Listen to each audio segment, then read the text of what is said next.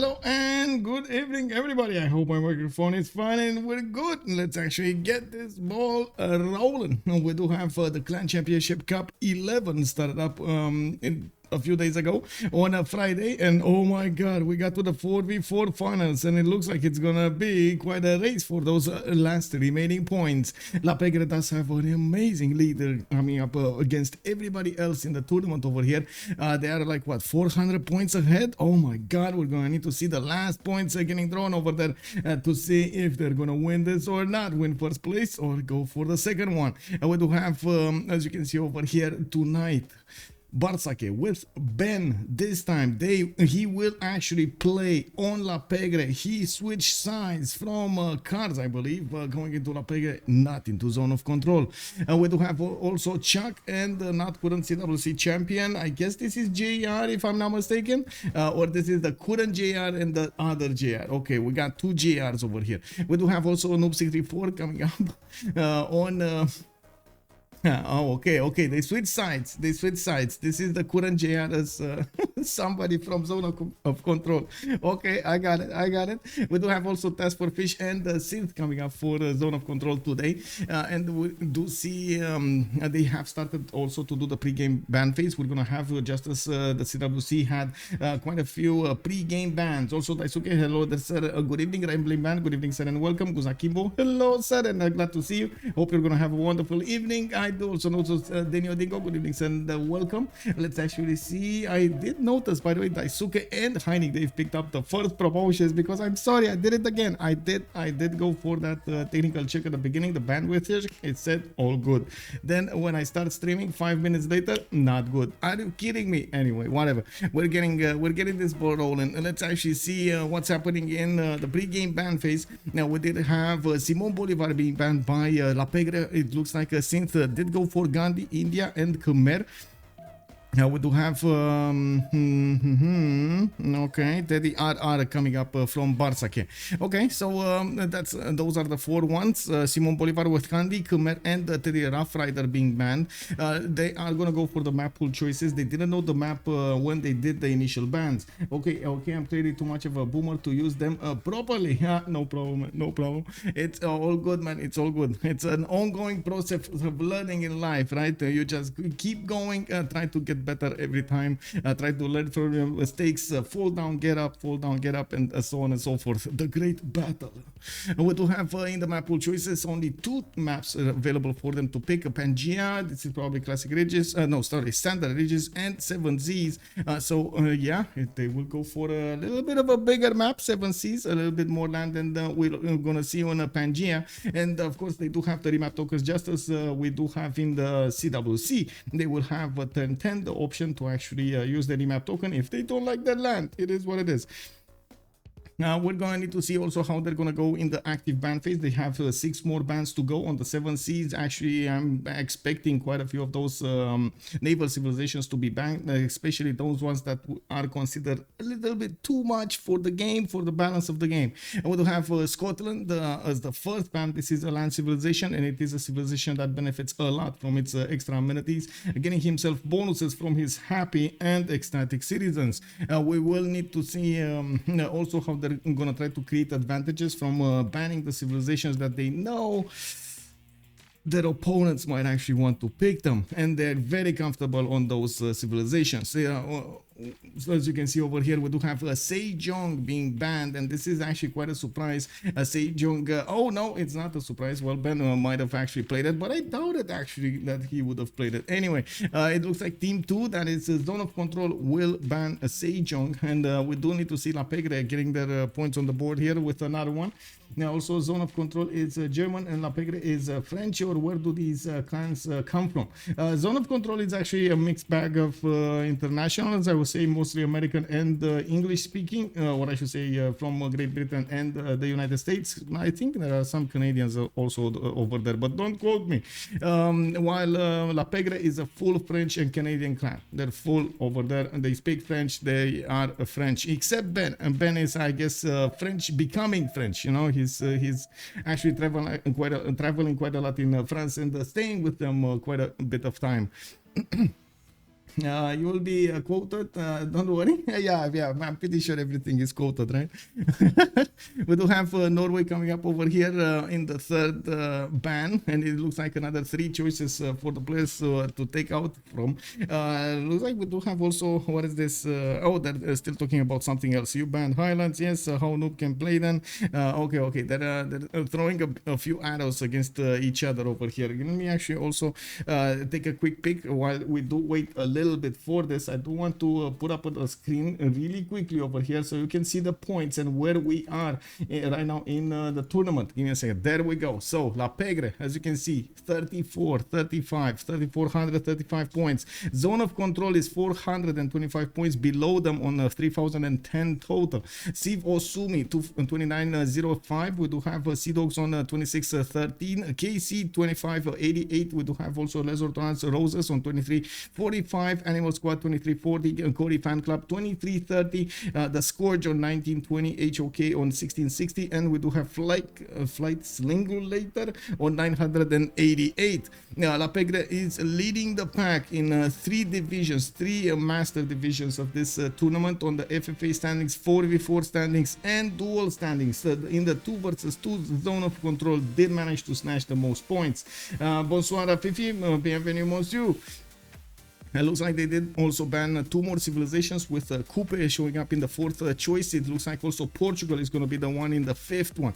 We do need to see what they will ban next, and it does seem like, of course, taking Norway, Coupe, and Portugal away from the board. I feel like they should take another one, and it looks like no, it's not going to be a naval one. It is going to be Mali. They will take out this biggest gold generator of them all. To be honest, actually, I've seen amazing numbers coming up from other civilizations as well. Not only Mali, but Mali was the one that still generates the most gold as quickest, I should say. Now we do go right now into the active pick phase, where the players will get to pick the civilizations in order 1, 2 to 1. We're gonna need to see Barsake actually set the tone for the game. If it's gonna be probably a war civilization, you can imagine.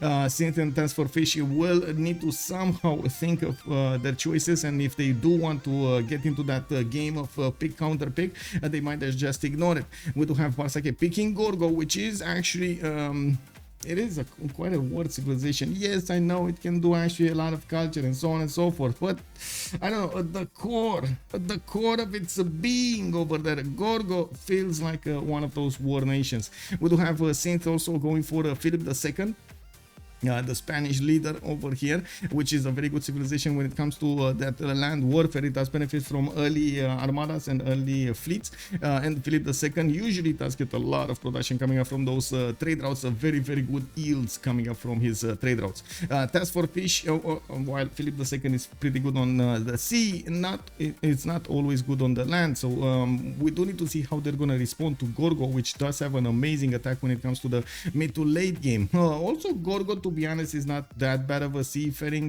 nation, but it only has an extra +2 on it, so it's not that amazing. So I'm pretty sure Barsake will probably want to stay away from the coast. There is also an advantage that the players a lot of the times do want to get for themselves, or I should say for their team. They do want to get those international trade routes working with ocean or something like a lake in between, so they can actually generate a lot of gold using those trade routes. So land we're gonna need to see what kind of land they're gonna benefit from, and it looks like we do have an answer to the war call that Barsake said at the beginning of the game, at the beginning of this pick. When he picked up Gorgo, he set the tone of the game. It will be aggressive. It looks like Synth with Philip II. Task for Fish is going to follow up with Theodora. We will see some Dromos running around the map, just freely trying to take out the opponent galleys. We're going to need to see how he's going to benefit from his holy sites and his hippodromes, and of course how much he's going to get to dominate his opponents. We do have last pick, a second pick from La Pegre, and the last pick for this first pick phase. It looks like it will be Ptolemy. They're actually going to go out on a limb over here here and play Ptolemaic on this map. Seven Seas does actually get quite a few rivers. We're going to need to see if it's going to be coastal or close to the coast, and we're going to need to see if it does get an amazing array of resources. Hello there, Alex 2005. Good evening, sir. Also, Age of Empires is incoming. Age of Steam. Oh. Yeah. It's not actually. They didn't go for the bait. They didn't want to go coastal over here. Yeah, looks like Age of Empire is going to be the one that's going to be taken out. You were right the first time. I think you're talking about picking though, but still, it looks like they went for the ban. They don't want it in the game. I'm sorry. It is what it is, you know. Oh my God, Groovy Feet showing up with 10 gifted subs. Thank you so much, Groovy. Hope you have a wonderful time. And oh my God, man, I miss actually having you on the stream. And we need to talk more, bro. We need to talk more. Thank you so much, man. I hope everything is good. And of course, oh, that thing. I hope you're getting that thing, man. I hope. We do have Cynthia coming up over here in the 8th ban. And it looks like... yeah, we're gonna have 2 more choices. We're gonna need to see what they're gonna want to go for, take out for this and get some advantages. Party parrot. What is a party parrot? I don't know what that is. Team 1 will need Phoenicia, so I guess it will be banned. You think that they need that much Phoenicia? I get with Ptolemaic and Gorgo on their side. It doesn't seem like. I mean, I guess if you don't want to counter the seas, you might need something like Age of Steam or well, ideally you do want the Age of Empire, but it looks like Phoenicia will be a good pick also. We're going to need to see also if they do want to go for something like Australia. It wouldn't be unheard of. I don't actually see somebody that feels comfortable enough with Australia. They could also go for other picks on the land, especially those seeming civilizations like Crete, for example, which is a pretty good civilization in most situations. Rome, for example, very strong pick on the land and on the seas. With its extra culture, it will get to mercenaries much faster than his opponents, and might actually get an advantage from that. So there are still civilizations on multiple sides of the isle over here that can do amazing stuff. Hey, White and Nerdy, hello there, sir. And yeah, good evening. Just lurking for now, Groovy. Oh my God, thank you so much, man. They can take a big Age of Steam. It's more for the money, money. I feel like a double gold naval Civ works really well for 7 Seas. I actually, we've seen a lot of the successful games exactly in that setup, but it looks like they might not go for this tonight. So on one side we do have Gorgo with Cleopatra that are full land civilizations. They don't really want to muddy themselves with caravels and other naval stuff. While on the other side we do have Philip II, which is going to be a good gold generator and at the same time a powerful nation when it comes to the seas. Thanks for Fish going for Theodora here is actually, because he's benefiting still from the Dromon from Byzantium, and we're going to need to see if he's going to get the opportunity to use those Dromons before his opponent will get to caravels, or he's going to need to do something on the land. Well, it depends a lot on the map, to be honest. It's a very hard question to answer. We do have JR, or the current JR actually. I don't know who this is, by the way. Is this Rage or somebody? Let me actually check. Let me click off this and let me check really quickly. Can I actually check really quickly who's on each side? I believe I can, but I just need to get to the correct channel. Oh my God, there are actually 8 of them in that channel. Okay, never mind. Anyway, it might be... I mean, a lot of people. We do have Dido being picked up here by Chuck. It looks like they're going to pick on their side. Okay, yeah. Amen. You called it. And it looks like they did go for Phoenicia. Looks like also Pericles is going to be picked up to get that culture. And we do have Noob634 that needs to finish the draft. Pericles here has been showing up... with some culture victories in the CWC, so definitely it's a hard nation to fight against. The double greases have been the meta actually like 2 years and a half ago, and at some point we even had to force the bot to split them up.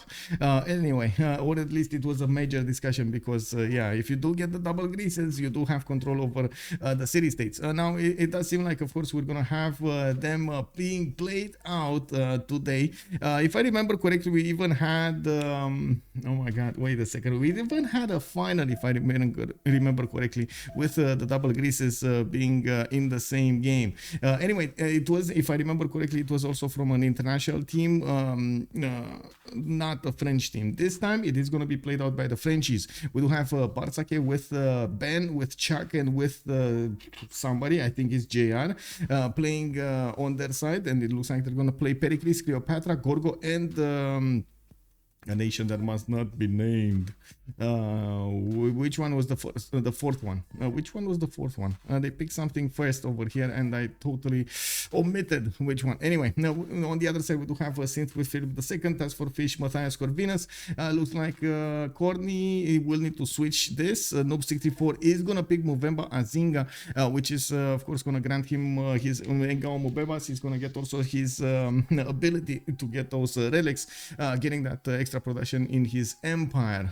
Who is it? Okay, and somebody needs to unlevy this, but anyway, we're gonna need to see. Fourth pick was Egypt. Oh, Egypt. Okay. So yeah, Dido, Cleopatra, Gorgo, and Pericles. Okay, so now we can get this lobby going. I believe I did check for 0ms actually before I started up the stream, but I'm gonna check again, and I'm gonna need to look at my numbers. I'm gonna also need to put up that prediction on the screen to see what's going on over here. Let's see. Prediction. Actually, I believe this is the wrong screen. This start prediction, who will win, and oh my god, not this one. Okay, this one. Okay, on one side we do have Zone of Control, on the other side we do have La Pegre, and 30 minutes submission period. Let's actually go for it. I think Pericles is for controlling the CS to counter Hungary. They hesitated with Varangian. I did notice they actually picked for a few milliseconds over here Varangian, but I don't think that was actually their initial choice. I think that was more like a misclick than anything else. But anyway, we're going to see. They are prioritizing at the moment the annuals. It looks like Chuck with Noob64 will be the top slots. Of course, both of them wanting those annuals.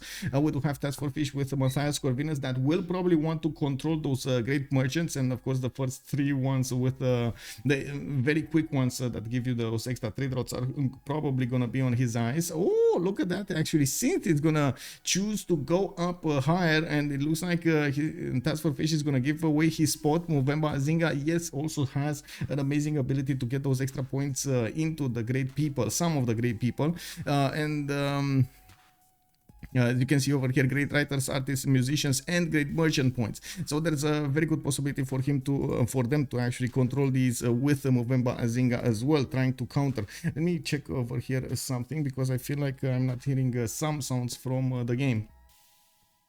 Or did I? Anyway, sometimes I'm alt tapped and I'm not hearing them properly. Anyway, Dingo already calling out the GG, well played. Oh my god, man. Oh, I gotta say, man, I showed my grandma actually the praying mantis that is running around my my desk over here. Oh my god, she freaked out. She freaked out.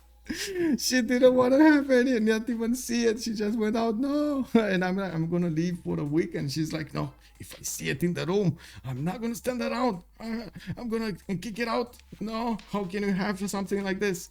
I mean, you know, it's like a synergy, you know, it works. He has safety and food, I get cleanup. It is what it is. Anyway, it is what it is. Anyway, let's actually see. No remap. Oh, right.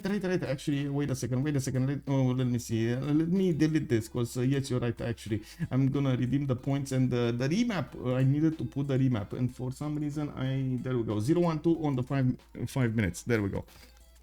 I don't know why I jumped the gun like that, but I did, so I'm sorry. We do have Hungary in the top left corner of the screen here.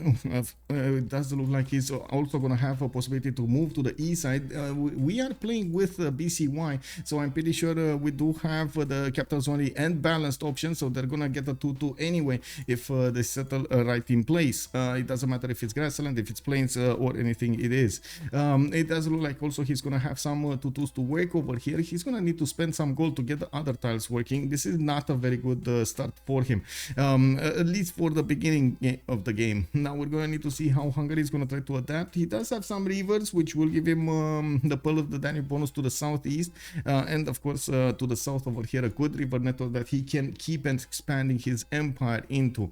He does have an opponent relatively close by to the south. It is going to be Phoenicia, Czech, and it looks like Czech is going to be protected by a mountain range to the north, which is going to be quite hard to actually punch by Hungary. I do have to point out Phoenicia does have a city-state to the west side that might get levied at some point. We're going to need to see how Phoenicia is going to try to place his cities. Maybe he is actually going to take over that city center with some biremes. We do have also a scout coming up in 3 turns from the city of Tyre. He does have his horses nearby. A pretty good second settle over here on the Pantanal to the east side, where he's going to get some fresh water from the lake and those extra science and the culture tiles. Not a lot of production on those tiles, I gotta say. That's I guess the only weakness, but it does make up with the other stuff. I do also notice we do have on the east side Ben, which is going to be an ally of Phoenicia. And we do have Ben with his 3-2 bananas, and by the looks of it, he's also going to have coastal settle. Not ideal actually for Gorgo, but if he doesn't have an opponent, well, he's not going to care that much. We do have him with some land to settle to the south and to the west side, but this is not a lot of land. This is maybe 6 cities, 7 cities, so it is going to be a hard game for Ben to try to figure out exactly where to settle otherwise. He does have some options, for example, crossing the water and going to the north, but that's going to put him right in the face of Byzantium, and I'm pretty sure he's not going to prefer that. On the east side, he's going to have Barsake, and I'm pretty sure trade routes are actually going to be the name of the game here, not settling cities right in the face of each other. We'll need to see how, and first of all, if they actually want to keep this map. Second of all, if he's actually going to do something about that problem. Dido very short on land. I don't know if he can get a culture victory with this land. Gorgo, yes, Gorgo, yes, that is so true. He needs a number of cities. Now we do have Byzantium here with Corny. Looks like Corny is gonna get the benefits of Dead Sea, which does give you fresh water. We do have him with the opportunity to settle some coastal cities if he actually wants to confront Gorgo on the seas and try as much as possible to cut off those trade routes that are actually gonna start making their way between Egypt and Gorgo at some point. I'm pretty sure they're actually gonna get that going. Dido will probably want to get into the action as well. We do have Corny here with his scout coming up in 2. Looks like, of course, he got his 2-2 base, another 2-2 tile, and then he's going to need to grow into the other tiles or try to use some gold to expand. We do have him with a decent amount of land over here, southwest, north, and the east side. Can put quite a few cities, not all of them with fresh water. Some of them will need to be ocean based next to the shores over there, which is, to be honest, not always ideal, but it does work, especially if you have safety on those seas. That's what you need. Now we do need to take a look at Egypt here. This is Ptolemaic, right? We do have Barsake with Ptolemaic. Yeah, Racket Dead coming up here. I gotta say, this is one of the fewest resources rich Egypt that I've seen in a long time here. We got his 3-1 base underneath the city settle, and of course that's a rice tile. I do see him benefiting from a 2-3 deer tile, a horse, and good adjacency for his campuses in the north. But his, well, I mean, his other resources on the floodplains are actually in the south over here. Mazes, wheat tiles. No, he doesn't have, I guess, a rice tile. He had one underneath his settle, and anyway, we're going to need to see how he's going to develop this. I'm pretty sure it's still a good tempo. Is still going to be a good tempo for Egypt. I'm just saying, I've seen much better. Also, Byzantium can go on the seas against Gorgo, and I do see, and Sansu is moving me over there with those emojis that he's sharing. Oh my god, man, they're very nice, very nice. Kyosum also good enough. Show the other stats. I'm showing the other stats. I'm actually talking about each and everybody and letting enough time for you to take a look at them. We do have Synth coming up here with Setter coming up in 5 turns. She does have a 2-3-1 ivory tile, and I do see she's actually gonna get some dice to the southwest to get that free faith generated. We do have her with a decent amount of land, and actually there is a possibility for Synth to create a economic trade zone over here on this inner sea. It is not going to be contested by anybody, and it's easy to actually settle cities on either side between Byzantium and Congo. Well, they don't know yet. They don't know yet. It will take some time for them to actually discover about it, and we're going to need to see when the moment of the remap will happen, if they're gonna take this into account or not. It would be amazing actually to have some extra, you know, sounds from their discussions over there. Let's take a look at the next over here. Okay, we do have Madrid coming up with a decent amount of fresh water. He does have a continent split to the North America. To the south it is gonna be Kumari Kandam. Has a tobacco tile to the southwest. Oh, that's not settleable. It's this sugar tile that's gonna be settleable. Unfortunately, not a lot of tutus around that city center. Now we do have him also with a decent amount of coast to go for. He is gonna have to the northeast Greece over here, which is well, it is gonna be a bit painful for Greece, to be honest, but I'm pretty sure Noob 64 wasn't really looking for a fight from the beginning, and I'm pretty sure Athens over here doesn't really have where to run. They did meet each other, and there is a connection on the seas that they could benefit from to go against each other. Spain will probably have supremacy against Pericles on the seas. It's definitely much better for Spain to actually benefit from its civilization bonuses than it is for Pericles to benefit from any bonus on the seas from his civilization bonuses. Byzantium can go on the seas against Gorgo. They remap this. Gorgo no land in Egypt, very few floodplains on the first city, that is. Yeah. Now let's see if they actually want to remap this. And well, on one side, I do want to take a look at the final one, Pericles here, and on the other side, I do actually want to take a look, bounce a little bit around the map. Greece coming up here with Settler moving to the south. Looks like he is aware of what's going on to the west side here. Looks like also Spain is trying to figure out exactly where the loyalty lies. It will be just a few more seconds, or I should say one more turn until he's... Oh, he went the other way. He went the other way, and he might actually not see the loyalty pressure between them. Anyway, on the other side, we do have definitely Greece seeing the loyalty pressure, knowing where Spain is. He does need to figure out if it's open territory here, and I do see he's trying to figure that out, trying to see exactly wrap around the coast and see where the demarcation line is. Is Spain gonna have the opportunity to come against him on the seas or not? He knows there's gonna be an open territory over here, an open pathway for those boats to come through. Now, looking at Gorgo here, this is one of the saddest moments. I gotta say, this is not enough land to develop a major empire. Phoenicia can keep on settling to the west side over here. Might actually need to come into the fight with Spain. I think, yeah, their opponents. So Phoenicia might be the answer to Spain over here and Pericles' dilemma. And both teams wanted to remap so fast. This is unbelievable. Look at this. Oh my god, this is just... wow, unbelievable. Dido is on the same sea. And so whatever happens next, this is it. Whatever happens next, this is gonna be the map that's gonna be played out. We're starting the loading screen right now, pausing the game. Ben is clicking the buttons, and we're gonna have to go in and see what the players are gonna benefit from. What kind of new land they're gonna have. Potential trade routes, potential war, potential cooperation between them. They voted quickly. Yes, I think that was one of the quickest votes we've ever seen from both teams. Sometimes, like a lot of the times, actually, it happens that one team actually votes really quickly, and the other team takes its time for it, you know, just to get some arguments pro and against, if you want the map or you don't want the map, and what would be the side effects of wanting the map, you know. But anyway, it looks like they set their mind up way before that remap vote started. Everybody pressed on the yes button, and it is what it is. We're actually gonna, let me actually finish the prediction over here. Choose outcome. We got one remap. It is one remap, because, you know, one remap. They both use their token in the first vote. That guarantees one remap, so I get the points. Alex 2005. Yeah, I can even see him behind the screen over here. Yes. You know, he's getting that going. Yeah, let's go. Okay, so let's see what's going on over here. We do have the map loaded in, and it looks like Congo on the west side. We do have Synth with a settler, and we're going to need to talk a little bit more in detail, since now we're actually going to have this map. We know this is going to be the map where we can talk about the strategics. We can talk about their early moves as we go on. It looks like Synth will probably gonna stay in place, because I don't see a big reason for it to move, unless actually you want to get the 3-2 bananas much closer, and you do want to risk it for the biscuit. I do have to say, well, horses over here might be a problem. They take out a +4, but it is what it is.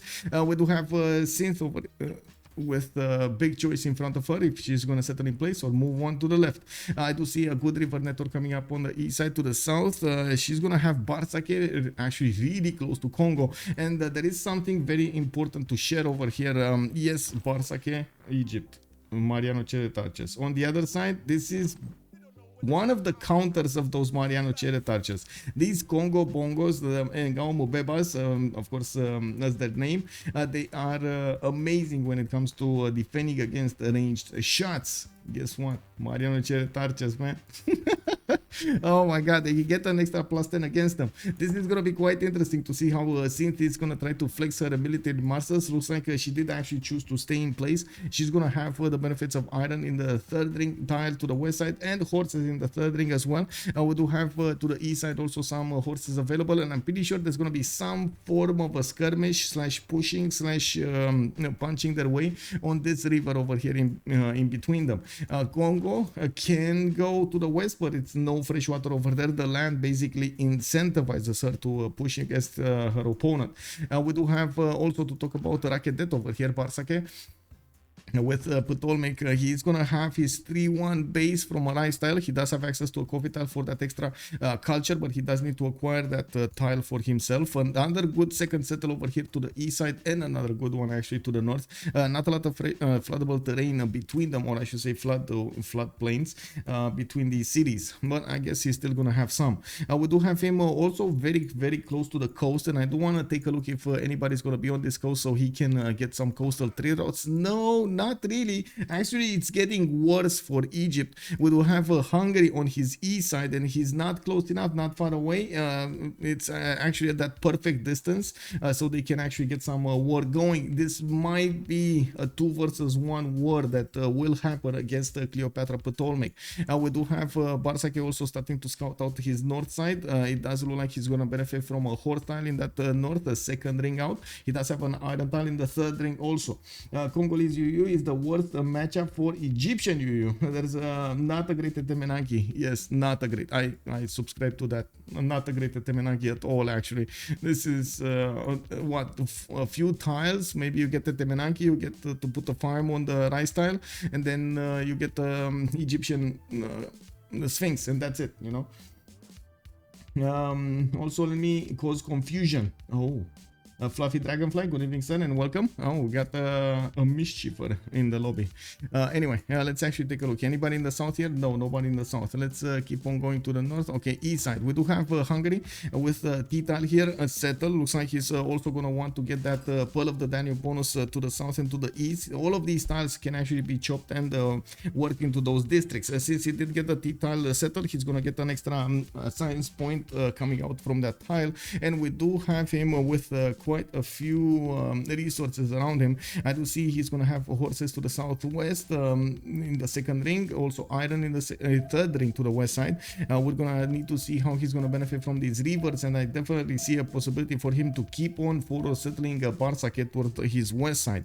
Has some mountains here, not amazing mountains, but still he's going to have some benefits of the geothermal and of course the mountain adjacency towards his campuses, and with the extra production that he's going to get into commercials, I'm pretty sure he's going to start up with commercials here. The major question mark that I have is he gonna start up with also an encampment or not, as in go for 2 or 3 commercials and then put down an encampment with a government plaza.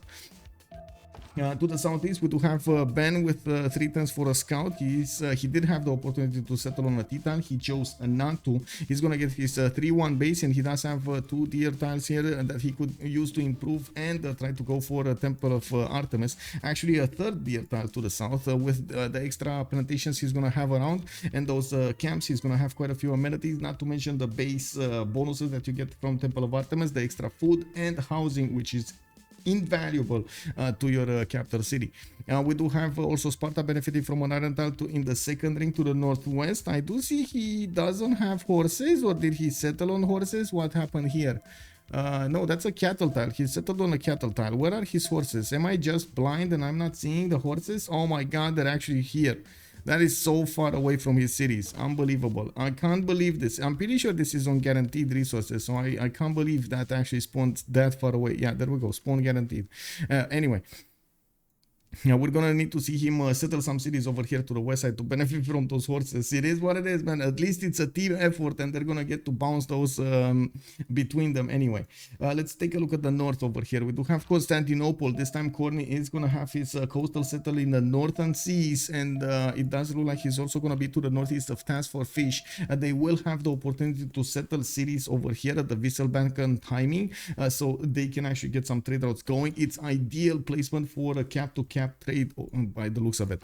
It looks like also Corny is starting up to benefit from culture tile. The amber to the northwest is going to be a 2-1. He also has horses in the third ring to the northwest, and I do see his iron is going to be to the south on the peninsula. He has in the third ring, quite expensive to benefit from.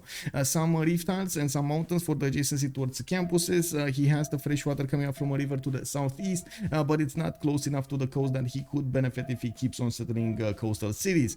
Could get actually a pretty good settle over here on the cocoa tile. I wouldn't mind that extra gold and extra amenity. Benefit from the amber from across the seas. Get the harbor going, and of course try to get some. Oh my god, these are 4 amenities in one city. 1, 2, 3, 4. 4 amenities in one city. This is amazing. Anyway, we do have him also with some possible settles to the northeast and the east side through the mountains. Not a lot of them, like maybe 2 or 3. And he's gonna have an opponent to the southeast in the form of Phoenicia. Chuck over here, it might actually feel the force of Corny coming against him. We're going to need to see how active Byzantium will be, and of course what kind of defense Phoenicia is going to put up. Phoenicia late game is actually quite dangerous, especially with its production capabilities and the trade routes. It is quite a nasty nation if it does get its setup going, and that's the secret, right? Getting that setup going.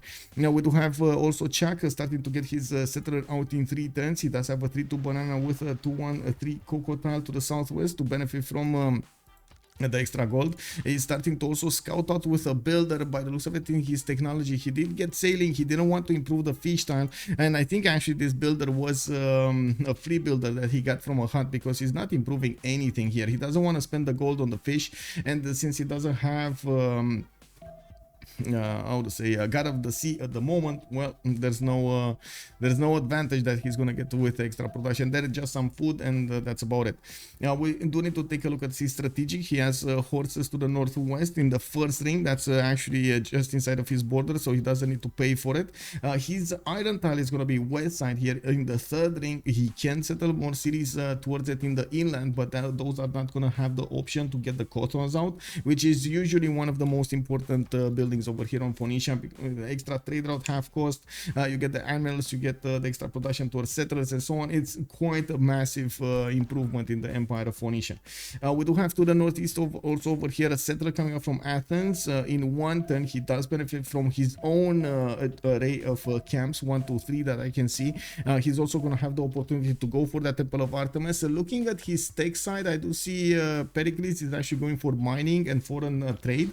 I don't see him going for archery yet, so I guess we're going to need to see if he's actually going to get it. You see, you do need the archery over here for Temple of Artemis. He does only have 3 science and 2 culture. We're still turn 10. It's still at the beginning of the game. The players are just finding their footing in the game, trying to expand their vision, trying to get as much knowledge about their land as possible, and trying as much as they can to predict what they will need to do in the game, how they will set up their cities, how they will try to use the resources to their advantage, what is the proximity between them and their opponents, and so on. What is this? Huh? Yeah, never mind. Okay, never mind. They just figured it out. Anyway, can you put up again, please? Wait, what? The older prediction, who gonna win? It seems to be deleted. Yes, sir. Yes, sir. I'm gonna put it up again. I deleted and okay, check. Who will win? Zone of Control or La Pegre. Usually I put this prediction up after I do talk at least once about each of the civilizations in the game. We're about to get to that point, so it's fine. Thank you so much for reminding me, by the way. Thank you. Let's actually see what we have over here. Kyosom was also calling out the God spawn for zone of control. This, yes, indeed. Gazing Giraffe. Good evening, sir. Is this the final game? This is the final game. This is just one game. This is it. They have to get this going. This is a tournament that has been going on for like more than like what 60 plus hours now, and we're coming up on the last leg of the tournament. We had 3 days of almost non-stop Civilization 6 games with 11 clans fighting for each point coming up from those games. Let me take a look quickly at the Iron and the Horse. A Horse on the east of Athens in the second ring. It looks like he's going to be forced to move to the north because Spain is coming closer. We do have also an Iron tile to the southeast of the city of Athens over here, and we're going to need to see when he's going to buy it or settle a city next to it. We just need Spain to take a look at here. Noob is also going to be quite close to Pericles, and it looks like he's going to go to the north. He does have a magical array of geothermal fissures, and well, this is a +6, guys. +6 campus, 2 geothermals and a reef tile, +6 campus, and another +4 and another +3 over here, another +4. Amazing science generation for Noob 64. No wonder that he actually wants to go to the north and settle another city as close as possible as he can to that particular campus spot. We do have also Noob benefiting from a 2-3 deer tile at the beginning of the game here. He does have the horse in the second ring on the east side. His iron tile is also going to be third ring, and might actually get the opportunity to settle on Gobustan on the east side. It's not that far away. It also has a reef tile there to increase the adjacency towards campuses, and of course that extra production and extra culture is always welcome on a nation. He could just directly settle the ivory, for example, and get that amenity as well. Now let's take a look also on every other nation. I believe this is probably going to be the first skirmish that we're going to have. 2 versus 1 will develop between Congo on the west side, Egypt in the middle, which is going to be their opponent, and then Hungary coming up from the east side. At the moment, actually, Alpha, or I should say Task for Fish, did want to go to the east side and settle another city over there. Instead of going to the west, I believe he did actually discover the territory here on his west side, so he knows how the land looks like. He knows his possible spawns. I don't think he knew about the first one. His warrior went right here, and he didn't know about the river to the north, so he could actually send a settler there. It is also kind of dangerous with the volcano next to it, but I guess, you know, at some point you kind of need to take these risks and you know, work around them. We do have Cleopatra already started God of code of laws, and he's getting his extra culture coming up from these tiles. I do see he is why don't I see the tiles over here? These are coffee tiles. Yes. Okay, now we got 2 coffee tiles, some extra culture coming up from Raketet, from underneath the city center. I believe that's a rice tile if I'm not mistaken. 5 science with 5 culture at the moment, getting those trade routes going and getting the third settler. No pantheon from what I've seen yet. I do want to bounce a little bit around the spawns to see if there will actually be pantheon being picked up. It's turn 14. Somebody, nobody picked up a 10 faith hat or something interesting. Anyway, Byzantium did improve his first sources to the northwest. An amazing investment, by the way, at the beginning of the game. It does kind of say what his plans are. We do have he's probably going to be thinking of a bit of mischief over here. Now we do have Trebizond settled to the southeast on the geothermal, not on the Coco tile. He does have a holy site placed next to the mountains, a +3, and of course another +2 over here between that other holy site and the Constantinople, or at least when this is going to finish. It only has like 3 more turns to finish, or 4 more turns to finish. The city will grow, will work more tiles, and will get that production going. Looks like Ben also did put the first Etemenanki. Oh, wait a second, that's actually Gorgo. That's Gorgo putting Etemenanki now. Okay, and it looks like he's defending against Hungary. He's gonna try to snatch it away from Cleopatra, and to have aren't they in the same team? What is this, a race for that? Well, I guess to be honest, it's not amazing land on the Cleopatra anyway to actually get that, right? We do have him with only like 3 tiles, 4 tiles that he can benefit from, and that's about it. He's instead gonna get a campus in his capital city, okay, and his second city over here. Only +1s though. That's not that big, I gotta say. Let's actually take a look at Gorgo's spawn. We do have him with these cotons over here next to the city of Knossos. He has a lot of march tiles to benefit from that extra production. I wouldn't be surprised if he's actually gonna get his Lady of the Region Marshes instead of Cleopatra. I feel Cleopatra might actually benefit a lot more from another pantheon other than that one, especially with the amount of plantations that he's gonna have around. I think the plantation pantheon, goddess of festivals, will probably be the most the best one. We do have to take a look here. Okay, still nothing happening. Spain is gonna move another city. He did settle Zaragoza, put down that +6 campus over here next to Zaragoza, and I do see on his northwest side he's being pushed back. The warrior of Spain needs to keep on moving to the south, so he makes way for these Greek units to get the settle on the spot they want.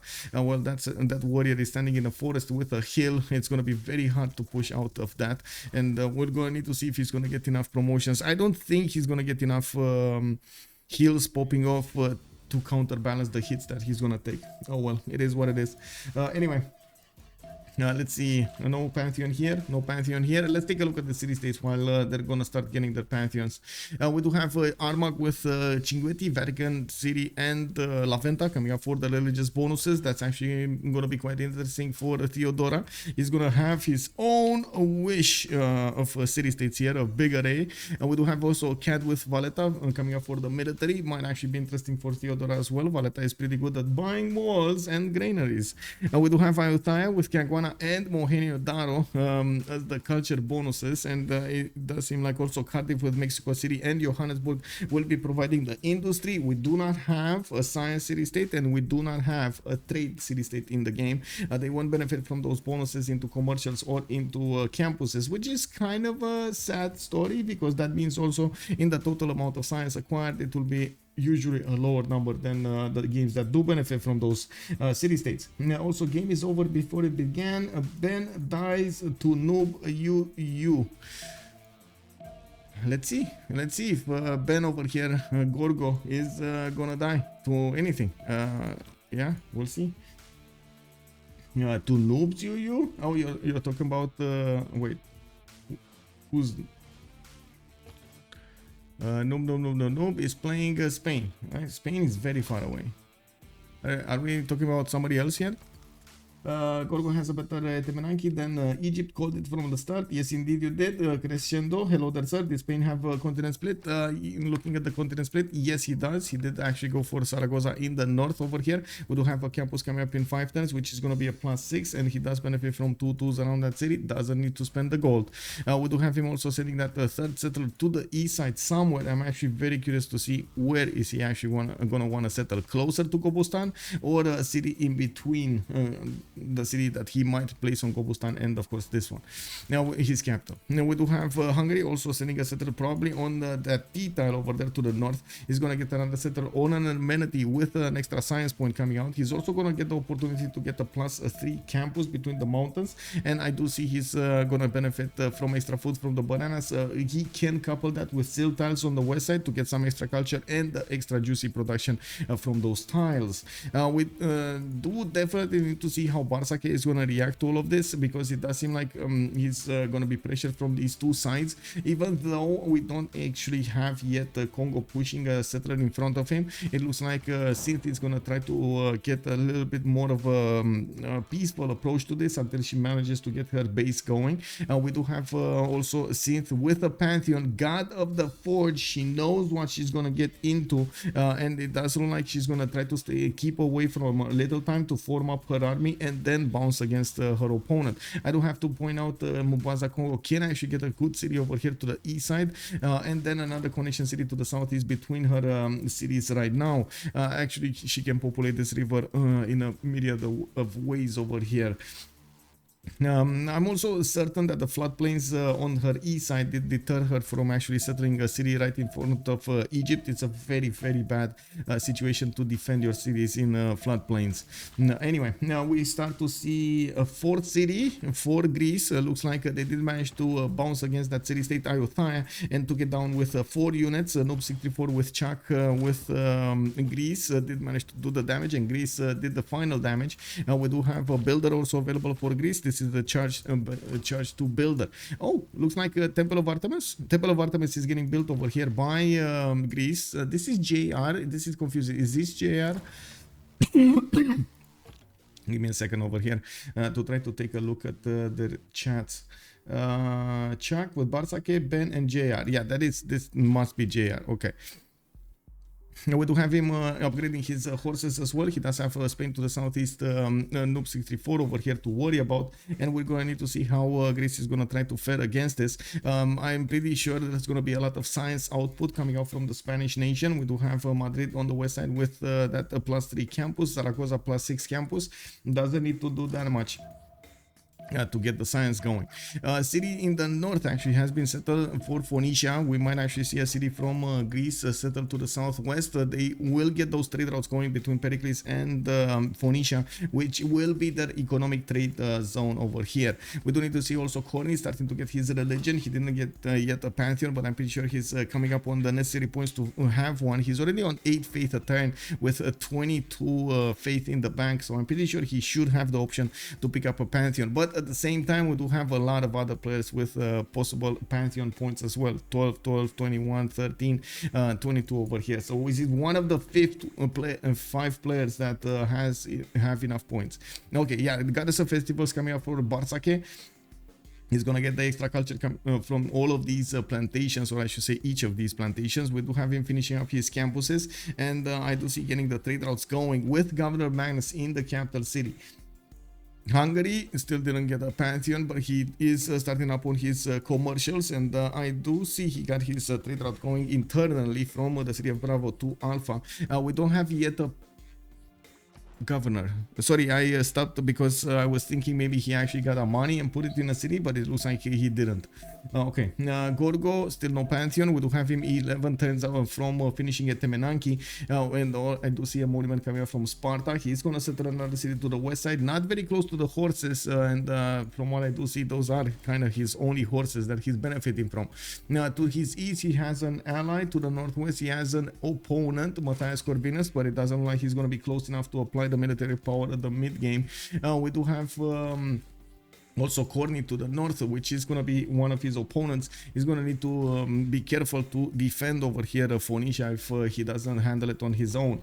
There we go. We got Earth Goddess picked up by Corny. He's going to get his Moksha establishing in 1 turn over there in the city of Constantinople with another wave of settlers coming out. I do see he's going to have, he's going to want actually to have 5 cities really quickly. He just got a settler from Trebizond, and it's going to, well, he's going to need to actually move it somewhere. I'm curious if he's going to go southwest or southeast directly in the face of Chuck of Phoenicia. We do have him from Constantinople with a possible settle to the north, where he could acquire more luxuries, especially this Mercury tile over there, and of course the whale tile. Now we do need to take a look at Phoenicia. He chose God of the Sea, so he's going to get that extra production from his coastal resources, and already started improving a few of them, getting his coastals down, so he gets the production going for his settlers, and of course some boats if he needs to. I'm pretty sure he doesn't need to, but you know, you can be that sure. We do have Magnus establishing in the city of Tyre, and I do see at the moment he didn't actually improve any other tile than the coastal resources. We're probably going to need to see him get some amenities improved here and start to get the gold going from his plantations, not to mention strategic resources. He didn't actually improve his horse tile or of course an iron tile.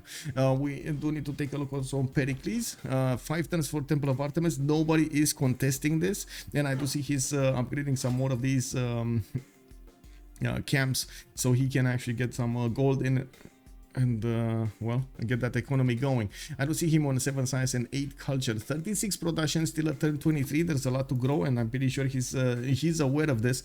We do also have him staying away from the coast, which is a bit surprising since he's on the same seas as Phoenicia, and they could trade. We're gonna need to see if he's gonna try to get a connection city over here, or how they will try to get that setup going. There is time. Usually the players don't really want to connect their economies with international trade routes before they get Visa Balkan card, so they can actually benefit from the +2 production and +2 food that is shared with the cities, as in you get double points.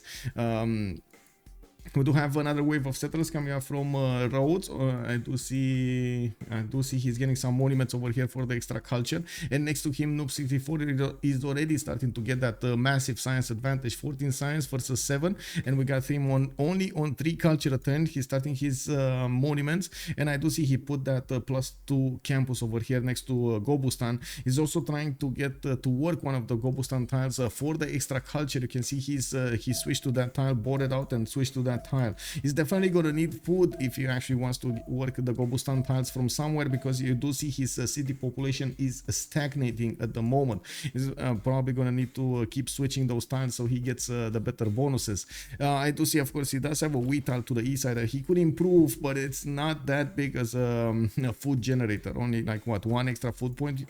He's going to get the trader. He's definitely going to use Madrid as a destination, and I wouldn't be surprised if he's actually going to try to plug in Magnus over there in the city of Madrid. 4 turns for Temple of Artemis. Now we did see this. Oh, a religion has been established. We do have, or is in the process of being established. We do have over here Byzantium moving his settler to the southeast, directly in the face of Phoenicia, and at the same time needing to choose his religious bonuses with the 2 holy sites he has over here. He is going to get them in the both cities. Work ethic, shrines and temples will provide the production equal to their intrinsic faith output, and the +2 faith for each city following this religion. Not bad, not bad. Getting that faith in, getting the production in, but I gotta say I'm a bit surprised of a work ethic choice instead of something else like horror music. Now we do have settlers, more settlers coming out from Hungary. After he did settle that one in the north, he did actually not want to settle it on the T tile. He went 1 tile further into the north on the flat plain. To have him working on his commercials, and I gotta say this isn't anything impressive actually at the moment on the great merchant screen. We do have on one side Hungary managing to finish 2 commercials. We do have here Congo that actually started up on an encampment, not a commercial. She's gonna want to get this war going from an early stage against her opponent over here, Barsac. I gotta say there's quite a bit of land to cover, and those Ngao Mobebas do seem fast, but there still is a lot of land to cover. We're going to need to see where this settler is going to go. There is a 4th settler coming up from Mbaza, Congo. And oh my God, thank you so much, anonymous gifter. We got Sunaf, we got Leirelu, we got Harvitos, we got Kevster, we got Phil Mathar, 255 joining us. Thank you so much, anonymous gifter, and of course, welcome everybody. Salty Capybara, good Alban ma'am, how are you doing? Cleo and Dido, La Pegre went for early humans history. Exactly, right? They are missing Rome from this equation. We do have these Cothons finishing. I do want to take a look at Greece. It looks like he did choose to go for Goddess of the Hunt, getting that extra food and gold on these camps. I do see the truffle tile has been improved for that extra amenity, and he's going to use Pingala in his capital city. No districts yet, although I'm pretty sure Pericles does want to start up with his Acropolises over here, getting the half cost into each of these. I do see also City Patron Goddess has been chosen by Noob64 to the southeast of Greece. And another one, oh my God, Armada Siracusa, thank you so much, sir. Another 5. We got Waynes, we got Kiosum, we got Billboard Units, Anguso Slave, we got Goody. Oh my God, welcome everybody. Welcome. Thank you so much, Armada Siracusa. I mean, all the Civ6 Sumeria, that would be the ultimate ancient gameplay, and you've seen the muscles on Sumeria. Have you noticed the muscles on Sumeria, Salty Capybara, or is that not in the picture? Oh, okay, we do have a settler coming up from Alpha. It looks like Magnus in 3 turns getting in there. I do see a 5th one coming up from Bravo here on the east side. Looks like also Greece is going to want to get a few more cities. He's at the moment relatively protected from Spain to the west because of these mountains, and I do see at the moment neither of them are actually getting war units to do something, anything, even just defending. We do have Egypt with his campuses. A 3rd campus actually got put down in the north with Gas of Festivals. He's going to need to improve his plantations over here, not only to get the extra gold, but also the extra culture that's going to come out from those tiles. You can see it appearing over here on the banana to the south of Swenet. Moksha getting established in his second city. I do see archers are starting to come out, and we're gonna need to see, wait a second over here, Egypt, Ptolemy. I mean, he does benefit, wait, hello? He does benefit from Mariano Cheret archers. Why is he getting archers instead of Mariano Cheret archers? Come on, man, you gotta get that tech. You gotta get the tech. Anyway, we got Congo upgrading her iron tile to the west of Mbanza, Congo. She's also starting to get the encampment training projects, so she's working the Great General. I do see she's also the only one getting a Great General at the moment. It's gonna be a bit hard to actually try as much as possible to get the war going, and at the same time Sim. We're going to need to see how Synth is going to make do with both of these coming up for her as a challenge. We do have a God of the Forge, of course, as a Pantheon, which is going to give her an advantage into building her units. Of course, we're going to probably need to see what her Government Plaza choice is going to be, if she's going to want to go for something like World of Throne, or she's going to want something like Audience Chamber or Ancestral Hall. Doesn't have a lot of cities, so I wouldn't actually say Ancestral Hall is a viable option. Let's actually see. We do have Hungary. God of War and Plunder on Hungary. Okay, so this is God of War and Plunder, so he can actually get these merchants. He already has 4 great merchant points a turn from these commercials. I do see another one got built up in the north, and he didn't actually follow up immediately after the commercials to start building up his markets. He's gonna slowly get his Government Plaza to the south of Alpha. He's also gonna get in the city of Bravo another settler, and in Charlie a builder. He does have quite a few amenities that he could improve in this city center. A truffle tile, for example, a silk tile, and the tea tile. He already has the tea tile, but he definitely would want the truffle and this silk tile, so he increases the happiness of his people. We do have Bravo also benefiting from some cocoa tiles here that he should definitely improve. Looking at what's going on over here, I do have to point out, of course, Pericles is the ally of Chuck. They're gonna have this line in the sand being drawn over here between the 3 of them. Chuck with Gorgo, or I should say, Pericles with Gorgo, and then it looks like to the southwest, in between them, there's gonna be Chuck. That's okay. That's why I was getting confused. There is Gorgo over here, then Phoenicia over here in the middle, and then we do have Pericles in the northeast with unfortunately Barsake very far away from them in the western part of the map. There will be an opportunity for Byzantium to actually get some units against Phoenicia. Byzantium here, I do have to point something out. Byzantium, as you can see, does only have as a common special unit the Dromon. Theodora does not benefit from the Tagma. The Tagma is a specialty of the other Byzantium, the original Byzantium. Zumi crossbowman attack. Okay, Chariot archers are basically crossbowman. Why isn't he getting? That's a very good question. Also, Salty is king. Who would have noticed the muscles of the Gilga, bro? An absolute unit and the biggest bro of all of the civs. Yeah, man. Yeah, he did. He works out. I gotta say, he works out. You know. Now we do have settlers coming up from Zaragoza, and I do see Madrid. Noob 64 again is taking this a little bit more passively. He's trying to get his expansions going, and then trying to use his advantages against his opponent at the later stage. We do have still 3 more turns until they're gonna need to switch their Golden Age options, and I gotta say, Gorgo didn't meet the threshold yet. He does have Temenaki coming up next time, and I'm pretty sure he's gonna get those 3 points in there, putting him at what, 18 out of 19. He's just gonna need 1 more point, which he might actually come out of one of his technologies over here. Horseback riding in 5. Oh, that's a bit too late. He didn't actually get a pasture going, so I'm pretty sure he's gonna be boosted by Barsake.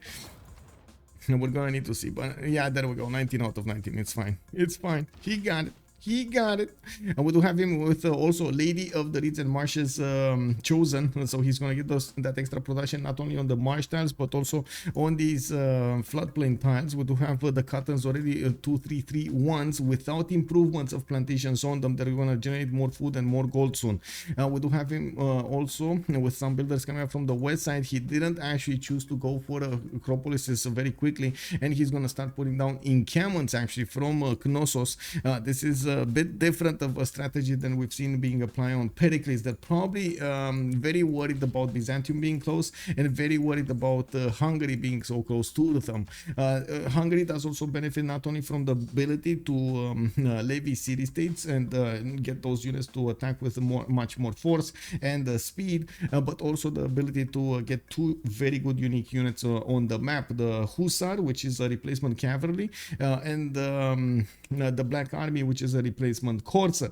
Both of these units do get some synergy with the city-states. The Hussar actually gets a +2 per each city-state soothed, and the Black Army gets extra damage, I believe, from the units around it that are levied from a city-state. I'm still quite sure Congo is going to be the first one that's going to deal the shots over here. Looks like she's getting prepared to pump out those Ngaumubebas on a mass production line. I do see her setting a city to the east side here, and she's gonna try to keep on settling in the face of Egypt. I'm a bit surprised she didn't want to actually get this city, this exact city over here, so she can actually cross the river much easier and get maybe to attack the city of Shedet. I'm also curious about her visibility over her opponent. Okay, she does have some visibility over what's happening over here, how the land looks like, what kind of resources she can pillage, what kind of improvements is Egypt doing, and so on. Whoa, man, getting spammed by Tinder. 2023. Anyway, now we do have more holy sites coming up from Byzantium. I do see a 5th city, and the 6th one is gonna start moving from him. This is the pre-monumentality golden age. This is amazing that he already has 2, 4, 6 cities that are soon gonna be settled, and he's actually gonna have more faith generated, and the ability to use that faith into builders to improve each and every one of these cities, not wasting the faith on new settlers. We do have him already with 219 faith acquired. This is the last turn before the golden age, and I do see him benefiting from Moksha in the capital city, getting more of shrines, more of these holy sites, so he can generate more faith with all of those. With work ethic, he's also going to have a massive boost of production with 6 possible production coming out from each of these holy sites. We're going to need to see how he's going to specialize his religion, so he gets a few more bonuses. I do see Egypt did actually deploy a few units to the east of Sunet to actually see what's going on here, if Hungary is actually going to put a city right in his face, and I think that's exactly what's going to happen. Task for Fish will get this city to the west side here through the forest, and will further settle the cities of Egypt. We do have the same thing happening from the west side. Sindh is coming in with a settler, and I'm very curious how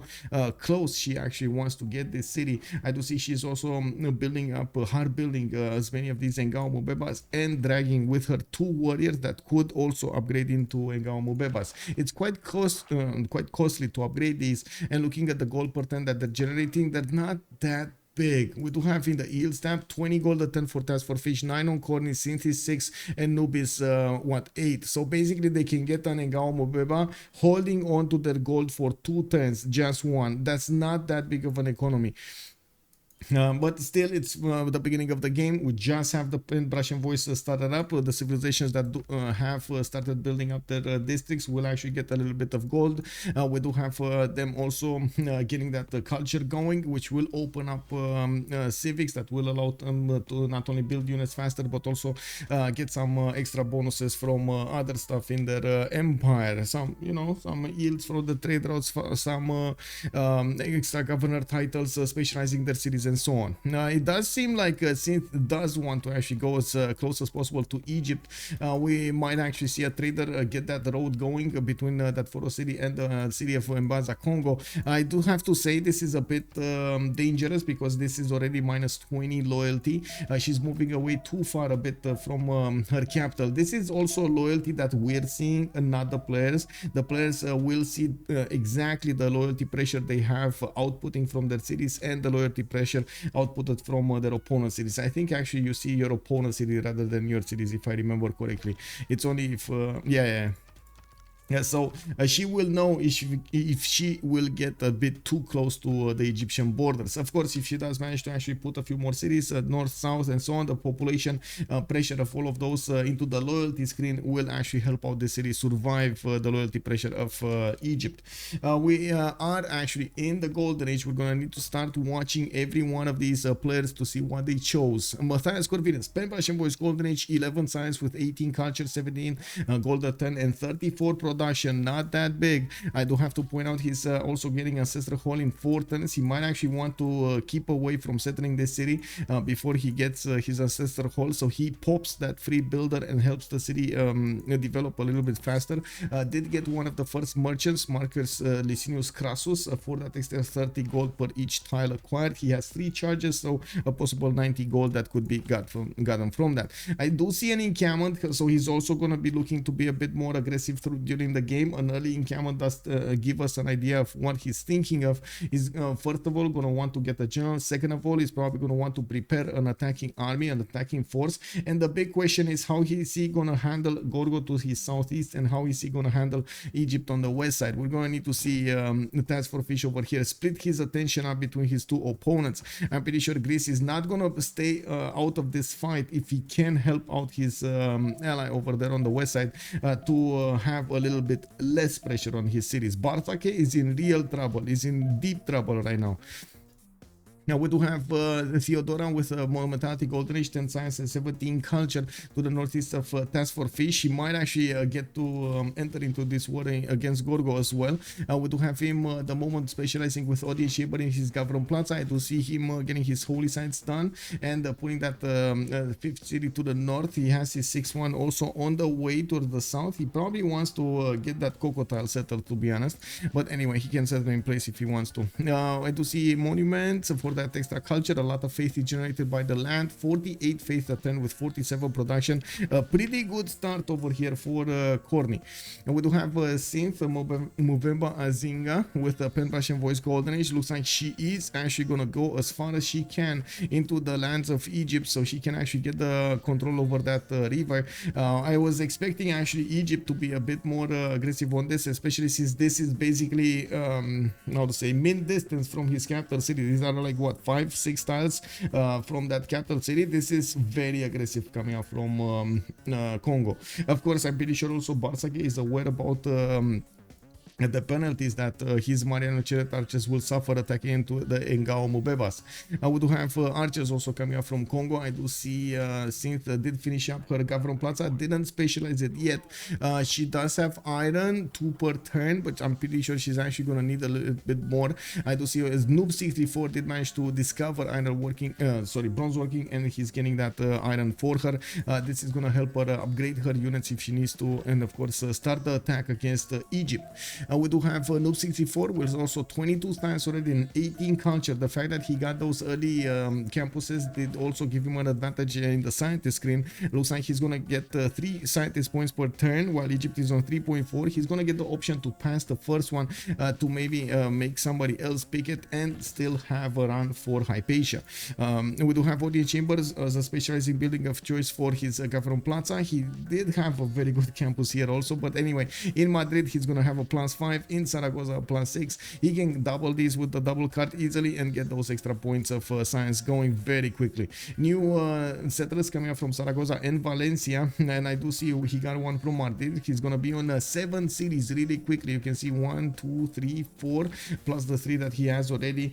He's also gonna settle a city to the south, so he can start trading with wait, no, he's not. Oh my god, I thought he's actually gonna start trading with Phoenicia, but no, they're opponents. Noob634 is actually gonna want to take a fight with Chuck on the seas. Check this out. Oh my god, I love this. He's also gonna have Pio Taki to the south. A lot of land to cover to get there, but it might be worth it, especially since Phoenicia over here might get bullied by Byzantium. Another opponent for Phoenicia might help buckle the war, tilt the war towards their advantage. We do have also Pericles with a pen brush and voice golden age, 23 science and 34 culture, right next to Spain. He's gonna have a lot of corporalis coming out and giving him the great writer points, and including these artist and musician points. He's already on three. He's already on three. Yeah, three, just as the same as the other Greece. While he's building up a few more acropolises, he did finish Temple of Artemis, and now the city of Athens is benefiting from happy citizen bonuses, an extra 10% across the board in the yields of that city center. He also needs to improve some more of his amenities and of course get the cities out. He got lucky with taking over Ayutthaya just with the help of his allies, and I do see he's very worried about Spain as well. He's sending a few units so he can actually control the Spanish incursion against his cities if need be. Now we do have also Gorgo to talk about. Pen brush and voice golden age coming up from Gorgo. Mycenae got settled on the east side, has quite a bit of floodplains to work, and did manage to get the Temenaki finished. I do see he finished also his encampment in that city of Knossos, and that city is 18.6 production. I doubt that it's actually going to be more productive than Sparta, is it? Oh, it is actually 16.5 in Sparta. Interesting. He actually overcome the bonuses of the palace with the second settle. We do have him building up his horses, and I do see he's trimming some more settlers over here. It looks like he's gonna want to escort his upcoming settlers with his horses, or tries to get some more units. Has some land to the south to settle, but his probably main bet will be to settle right in the face of Hungary, so he helps out Barsake over here survive the onslaught. Now we do have Barsake with 15 science and 33 culture. He got his army on the west side, and it looks like it's being composed out of multiple horses. We do have him also getting Zangheng as a scientist, and I do see Hypatia didn't get picked up. No, not yet. Not yet. He did also manage to get the general, which is amazing. He will get that extra +5 on his units, just as Congo will get her extra +5 from Hannibal Barca on the Ngao Mubeba. So we do not have yet an advantage for these Ngao Mubebas to attack into the Egyptian units, and we're going to need to see how Congo is going to try to create those advantages for herself. At the moment, we do have Barsake with only 15 science with 33 culture, and not that far away from Synth 11 science, but I'm pretty sure Synth is going to try to put some campuses over here, including on the stone tile, which is going to be an amazing +5 to get that science generated for her empire. It's just a matter of time until she manages to get the science up. Now we do have also Barsake, getting his multiple resources, improve the plantations to generate that extra culture boost. He's getting a force settler to the northeast, which is going to be very close to the Hungarian borders. At the moment, Hungary doesn't actually benefit from any kind of war units, and we might actually see Egypt try to get some shenanigans going against the eastern side, against Hungary. First of all, he's more concerned about what Congo's going to do against him, and I'm pretty sure they are watching the score screen here with Barsake benefiting from 254 military. We do have Synth already on 306 military. Dito the Cat, good evening sir and welcome. I saw it at a different competition, but since I saw all these names during the CWC, I thought it was strange. Thanks for the explanation. Yeah, basically this is the CCC. This is a little bit of a different finals, but it's basically the same rule set for them. They are fighting for a different thing. They're fighting for the points for their teams, for their clans, so their clans can actually win. It's not only these 4 players over here. It's a lot hanging on this. They have, I don't know, like 50 members or something like that. The last one, by the way, we do need to take a look at Chuck. He does have 3 inquiry golden age, and I do see him benefiting at the moment from 22 science and 12 culture. He does have his multiple costons coming out, and I do notice Byzantium over here did get a few horses out a little bit faster than Phoenicia. We do have some archers that will get onto the front line, and Phoenicia is scrambling to get the spearmen out. He's 1 turn away from horse by riding, and I do have to mention he doesn't actually have builders that will help him chop those horses from the city of Tyre. He does have one here which only will benefit from 1 single chop, and the land between Sidon and of course the north will be filled with rainforest and the hills. It will take a long time to get the horses to defend the city of Ziz. We will probably see the wall declaration being sent if it wasn't sent already, and I'm pretty sure Byzantium over here will deal the first damage against Phoenicia. There's also an encampment being placed down from Ansira to the southeast, and that he's gonna get to use to attack the city of Ziz if he doesn't take it over fast enough. We do have Pingala also establishing in that city center. Another 2 horses showing up on the front line. Multiple temples coming up for him. I do have to point out Corny already is on 65 production, while to the southeast Chuck is on 53. We do have an early advantage for Chuck when it comes to that science, but we're going to need to see, of course, when Byzantium is going to get his next population level and will have the extra districts if he is going to go for something like science. A few campuses here and there, I'm pretty sure he's going to try to get. I do have to mention, of course, Byzantium is a well-known civilization for not really having an economy. He's probably going to rely on his allies anyway, and this is going to be a problem. While on one side we do have Pericles with 56 gold and Chuck with 39, on the other side we barely have Task for Fish on 30 gold, the 10 Synth on 11, and the Noob on 15. They're also starting to raise armies, and it will put more pressure on their gold per turn. Did Byzantium get Crusade already? No, he didn't. He didn't get Crusade. No Crusade yet. And this is a bit surprising because we've seen how fast the cities are converting. For example, already Ziz is converted. He could have gotten that extra +5 against his opponent. He doesn't have a general yet, and I don't think he's actually making points. Oh, he is. He's making 2.3 general points a turn. While I do see Greece did get the first project on the board. I do see also Hungary is going to try to get the first project on the board. So that would be all of the generals. If Hungary is going to get the general over here, Byzantium is not, because he doesn't have benefit from an encampment, so he can actually chop that bonus out. Gorgo shouldn't have had one. So yeah, the fact that Gorgo is denying Byzantium a general, it's very, very important for Phoenicia. Looks like they did spend the gold and put their money where their mouth is. Phoenicia did get a horse to defend his cities, and it does seem like slowly Byzantium is starting to gather to hit that horse. There's also a wonder that they might be fighting for E-kill, but you know, it is what it is. Oh, I see an apostle beginning bot over here. Is he actually gonna activate Crusade? Old Triangle, good evening, sir. It is the grand finals, 4v4s, the final points on the board in this tournament. We're going to need to see who's going to get them, if it's going to be Zone of Control or La Pegre. Zone of Control might actually have a chance if they do get the win here, but I'm pretty sure La Pegre, oh my god, man, they have such a lead in 3 of these disciplines. The 1 versus 1s, the what was it, the 4v4s and the FFAs, while only in the 2 versus 2s we did have a Zone of Control leading the way there. Is it the best of 3? No, this is the best of 1. This is it. This is basically the end of the tournament right here. This is it. We do have some horses coming up from Valencia. He's going to want to push out that Greek scout that did manage to pillage campus over there to the north. I do see Moksha established there, and he's getting a little bit pushed by JR. I do see JR doesn't really have dreams that he's gonna do anything about Zaragoza, but it did force Noob 64 to spend some gold in there. I do have to point out there's also quite a costly endeavor for Congo to get in to fight Egypt, and I do also want to point out this Mariano Chariot Archer's damage, 35 against the Ngao Mubeba 58. You need like 10 shots from this Mariano Chariot Archers to take out a single Ngao Mubeba, and that is considering that of course he's not gonna get the heal from the promotion, because I'm pretty sure he's gonna acquire enough to get the heal and get the first promotion. I wouldn't be surprised if the first promotion is actually gonna be never mind, it's actually Battlecry. He wants the extra damage against his opponent. I wanted to say that he might actually want to get an extra 10% for the totals if he sees more of these Mariano Charioters coming, and we do have already 3 of them showing up to defend. I'm pretty sure we're gonna see a few more.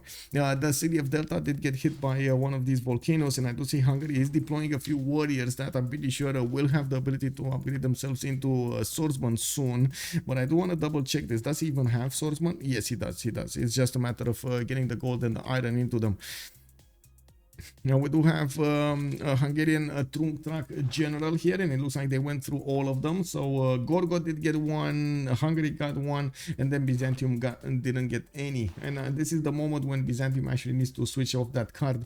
He's using it for nothing over here. He definitely would need something else if he actually wants to push. We do have him also getting Crusade. Byzantium did get the +5 on his units. He's still gonna have basically the general bonus without the extra movement. movement on these horses when he's stepping into the borders of Phoenicia. I do have to also say we do have one horse with a general coming up from Greece. This is a one-man army that might actually try to pillage some of the tiles of Byzantium to slow him down on his attack against Phoenicia. Dito the cat, I recently started watching competitive Civ. Has anyone any recommendations to learn about the different competitions? That's a good one. Actually, I should get a video out there for this. I gotta say, Dito the cat, I'm gonna get a video out for this. I was thinking of getting videos for every competition, but well, I did stop short because I got distracted by the CWC. But I'm gonna get going. I'm gonna get going. Let me have this vacation of 1 week, and then I'm gonna come back and get that going. Looks like Hungary pressing Gorgo in the south via the levy. Gorgo? Let's see. Myson is getting attacked, and it looks like he got walls. That's gonna slow down quite a bit this attack. We do have Task for Fish over here trying to do some shenanigans against Ben. Yeah, pretty good, pretty good. We do have also Congo coming up with her attack against Egypt. She can definitely do a lot of damage against these horses. The Ngaumu Bebas are very good when it comes to this. We do have more settlers coming up from her cities, and I do see she's gonna cover this land in between with another settler, new builders for the chops, and of course she's preparing that campus slot over here in Mubanza, Congo. She's gonna need to be careful to keep up with the science necessary to have the same technology as Barsake. We do have a Sith on 24 science, while Barsake is on 25. A bit of a difference in the gold generation between them, while Pericles over here is making some insane amount of gold. We don't have anybody on the other side on zone of control to make that gold up. It looks like also Spain did manage to push out his opponent. He's getting Stonehenge in the city of Madrid, and Cordoba did not get settled on the seas. He did actually settle it to the east of the Greek city over here, and of course we're going to need to see if there's going to be anything happening between them. I do see he's not going to take a chance, and he's going to get a horse there in the city of Cordoba. We do have him with Euclid, which makes me wonder, did Hypatia? Yes, he did actually get Hypatia as well for the free library, for the extra science he's going to get from those libraries. It looks like he might actually get pillaged over here on the library in Zaragoza, which will slow him a little bit. We do have Nubo on 31 science with 28 culture, while next to him Pericles is getting so big, 34 and 57. We do have multiple amphitheaters getting built over here. I do see Greece is starting to train a few horses and getting his moksha in the city of Eretria for more culture. He didn't have enough, you know. I just pop up on the stream and watch whatever is going on. There are also votes on YouTube. CWC is usually the highest level of gameplay. Yeah, basically I do have to say that I cover most of the competitions, so yeah, you're gonna find them on my YouTube. I do try to get like a archive plus some messages going on YouTube, so you're gonna find over there them being split up in different playlists according to the competition, qualifiers with the main competition as well. Yeah, what's Zaragoza campus adjacency? That's a +6. Fantastic. Good evening, sir. Yes, that is a +6. That is a +6. And it looks like he did get saved from pillaging. Noob64 did manage to get the first move over there on that scout and pushed it out. Greeks is actually going to put a city Tyrins right in the face of Zaragoza, where we do have horses coming out. I'm pretty sure Noob64 is going to need to pay a bit more attention to his army from now on. We do have Congo stopping for a little bit, getting her archers to train their shots against the Egyptian horses, and at the moment acquiring some promotions for her units. In the city of Mycenae, it looks like Mexico City did get de-levied. That means somebody did contest that city center. Let me actually take a look. It is okay. It is JR that put 5 of those envoy there, with Task for Fish benefiting only for 4 from 4. We do have another 2 settlers coming up from Greece, and I do see at the moment he's generating. Let me take a look over here. He's making 8 great writer points a turn. Oh, bonsoir tout le monde, bienvenue sur mon stream. Thank you so much, Lead. Merci beaucoup pour le raid, and of course, bienvenue. I do have to say, man, we do have the 4v4 finals coming up here. La Pegre going against Zone of Control. Amazing lead coming up for La Pegre in this CCC. It is one of the first times that we see such a big difference in their points. Amazing work, by the way, amazing work for La Pegre. Thank you so much for the follow also, Oyo32. Thank you so much, sir. Also, Commander King, good evening, good evening. I do notice Byzantium is starting to get his shots against Phoenicia. The city of Ziz has been converted to the religion of Byzantium, and of course he does get that +5 crusade on these units. He does need to have them in the borders of his opponent if he actually wants to benefit from it. The extra +5 without a general, though, it's well, it's still good. It's still good. Also, we do have Byzantium starting to get Oracle in the city of Trebizond. We're definitely going to need a lot more science from him. Just putting a campus from Sinop, and he has 3 turns away from getting another district in the city of Constantinople. Nicopolis did actually choose to go for a hippodrome, pre-building it, not actually finishing it, so he gets ready for the night timing. We do have Gorgo also not really getting an army. He's training a few units, but this is a scattered army, not really focusing on doing anything against Hungary.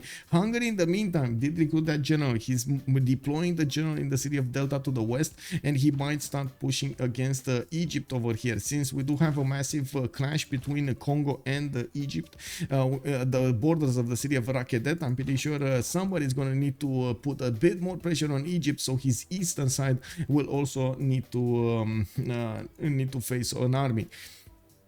Yeah, we do need to see also Byzantium get a few more units inside of his opponent borders to the west side. It looks like these Phoenician city did actually get an encampment going, and Phoenicia is starting to benefit from some swordsmen over there with quite a few archers getting to attack these horses.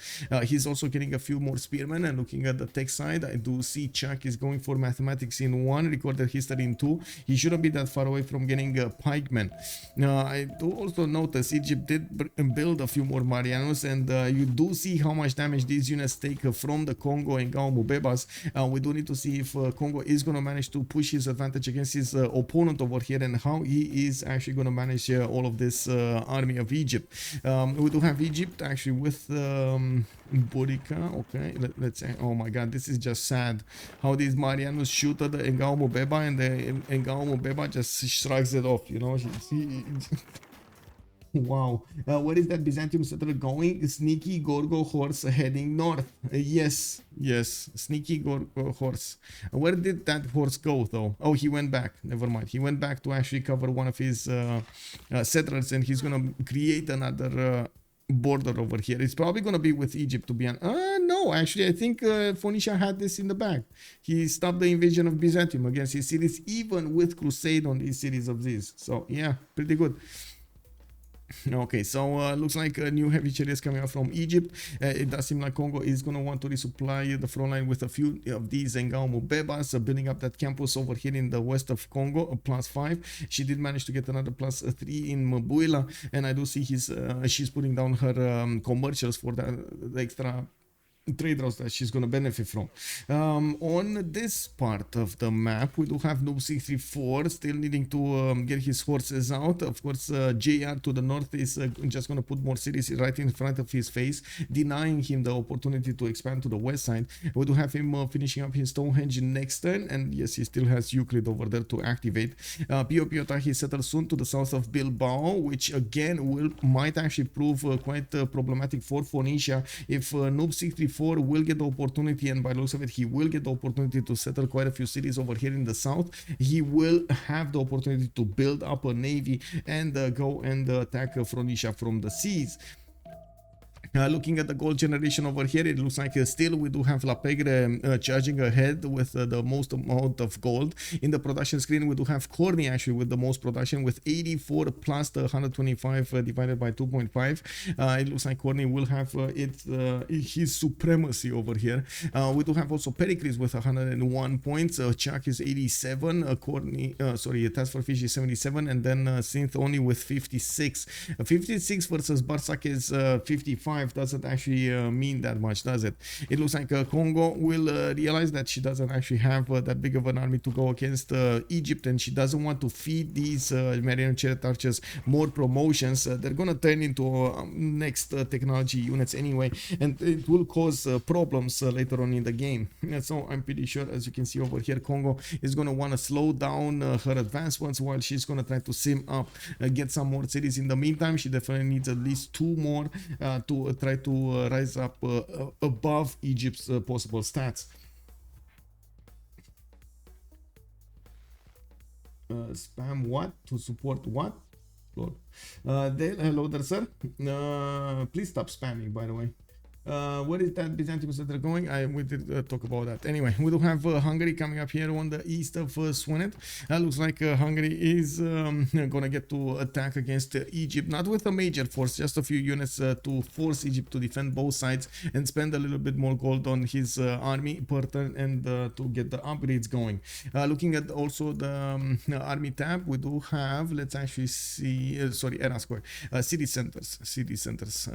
Pericles actually has the most cities in the game with 7 already settled. Noob 64, I think he had another one going, so he's gonna be on 7 as well, his next door neighbor, and he did manage to get his Stonehenge built. It's just a matter of time until he's gonna get his great prophet to activate. He doesn't have moksha in that city, so even if he does get the religion, he's probably gonna just sit in that city of Madrid. You do have hanging gardens built from Valencia, and I do see he's still not improving those tiles with the extra food, benefiting more from the food from the internal trader. Out of curiosity, why Movember Congo over Nzinga Congo? This is Nzinga Congo, sorry. This is Nzinga Congo. This is not Mubande. This is Nzinga. Did I mean, I'm pretty sure I said Movember. The other one is Mubande, not Movember. I know it's confusing for me too. It's Movember and Mubande. Yeah, Mobande. Oh, why Movember over Mobande? I believe Movember is just much better on this map than Mubande. I don't really believe in the bonuses they put into Mubande right now. It's a bit too late in the game to get those bonuses. But anyway, since he's gonna get machinery coming up in 2 turns, civil service in 1, and gonna get that extra +5 working, I do have to say there was a bit of a desynchronization between the warfare here. Task Force Fish did not push at the same time as Congo, and that would have been a primary time for him to actually go against Swenet and Memphis. I'm pretty sure he would have caught over here Barsake with his pants down, but because he didn't want to get the cities, he didn't want to get his early setup going. Unfortunately, the attack came a bit too late, and Egypt over here did have time to get enough units on the east side to prepare against the onslaught coming against him. We do have also builders coming up from multiple cities of Greece. We're coming up on that perfect timing of feudalism. He's gonna get to finish all of these with the extra +2 charges from the build card, from the feudalism card. A city from Byzantium did get settled in the north, in the south of his capital city, and we do have Greece actually creating another city over here to the south of Amasia. This is gonna be a triple threat over here for Corny. We're going to need to see him trying to smack down the cities of Phoenicia and then put up a fight against Greece to the south. We do need to take a look at the yields tab. Okay, Corny started losing gold over here, not good for him, and I do want to see if he's gonna get those campuses or not, because his science is kind of suffering right now. 26 and 40 without any gold. He needs so many of these districts, and of course he's now focusing on one thing rather than trying to be a bit more flexible. It does look like he's a man with a plan. We do have Spanish units fighting off the Greek units from the north. It does look like it's a small skirmish over here happening to the north of Zaragoza. Still no religion yet for Spain. And I do see he's about to settle the city on Piopiotaki, getting that extra culture going, and of course the ability to actually get boats on the Dido seas. Dido probably did see all of this. Yeah, he did actually scout most of this coast. He still has a part of him scouting the coast to the southeast, so he's gonna be aware of the location of the city of Toledo. He just needs to see it on the map and be careful. We do have another settler coming up from the city of Tyre and Sidon, and not to mention Utica, so he's gonna probably want to start expanding over here to the southwest and to the south. I do also notice Byzantium's catapult already started working on the city of Ziz's walls. There's a plains hill over there giving him the elevation needed to shoot over the rainforest of the truffle tile, and bam, take down the city of Ziz. We do need to see when he's actually going to follow up on this, because we do have Phoenician pikemen already starting to show up, and they're much stronger than the encampment defense and the horse put on the defense to the northwest. And we do need to see definitely a lot more military coming up from Corny, and he can't really afford it. That's the problem. He's actually recognizing the problem, and he's putting down a harbor so he can actually get a bit more gold. Sinop is going to get in 2/3 the necessary population to put a harbor, so I'm pretty sure he's going to try to make up for that. We do have also Congo with 1, 2, 3, 4, 5, 6 of these pre-built crossbows. The archers are deployed in the city of Nsundi, and I do see Synth did jump up to 30 science with 39 culture, finished up her campuses, and is working on her commercials right now. At the moment, Congo's units are not that big of a match for Egypt over here, and well, it's gonna take the next technologies to actually break Egypt in half. Now we do have another city to the south.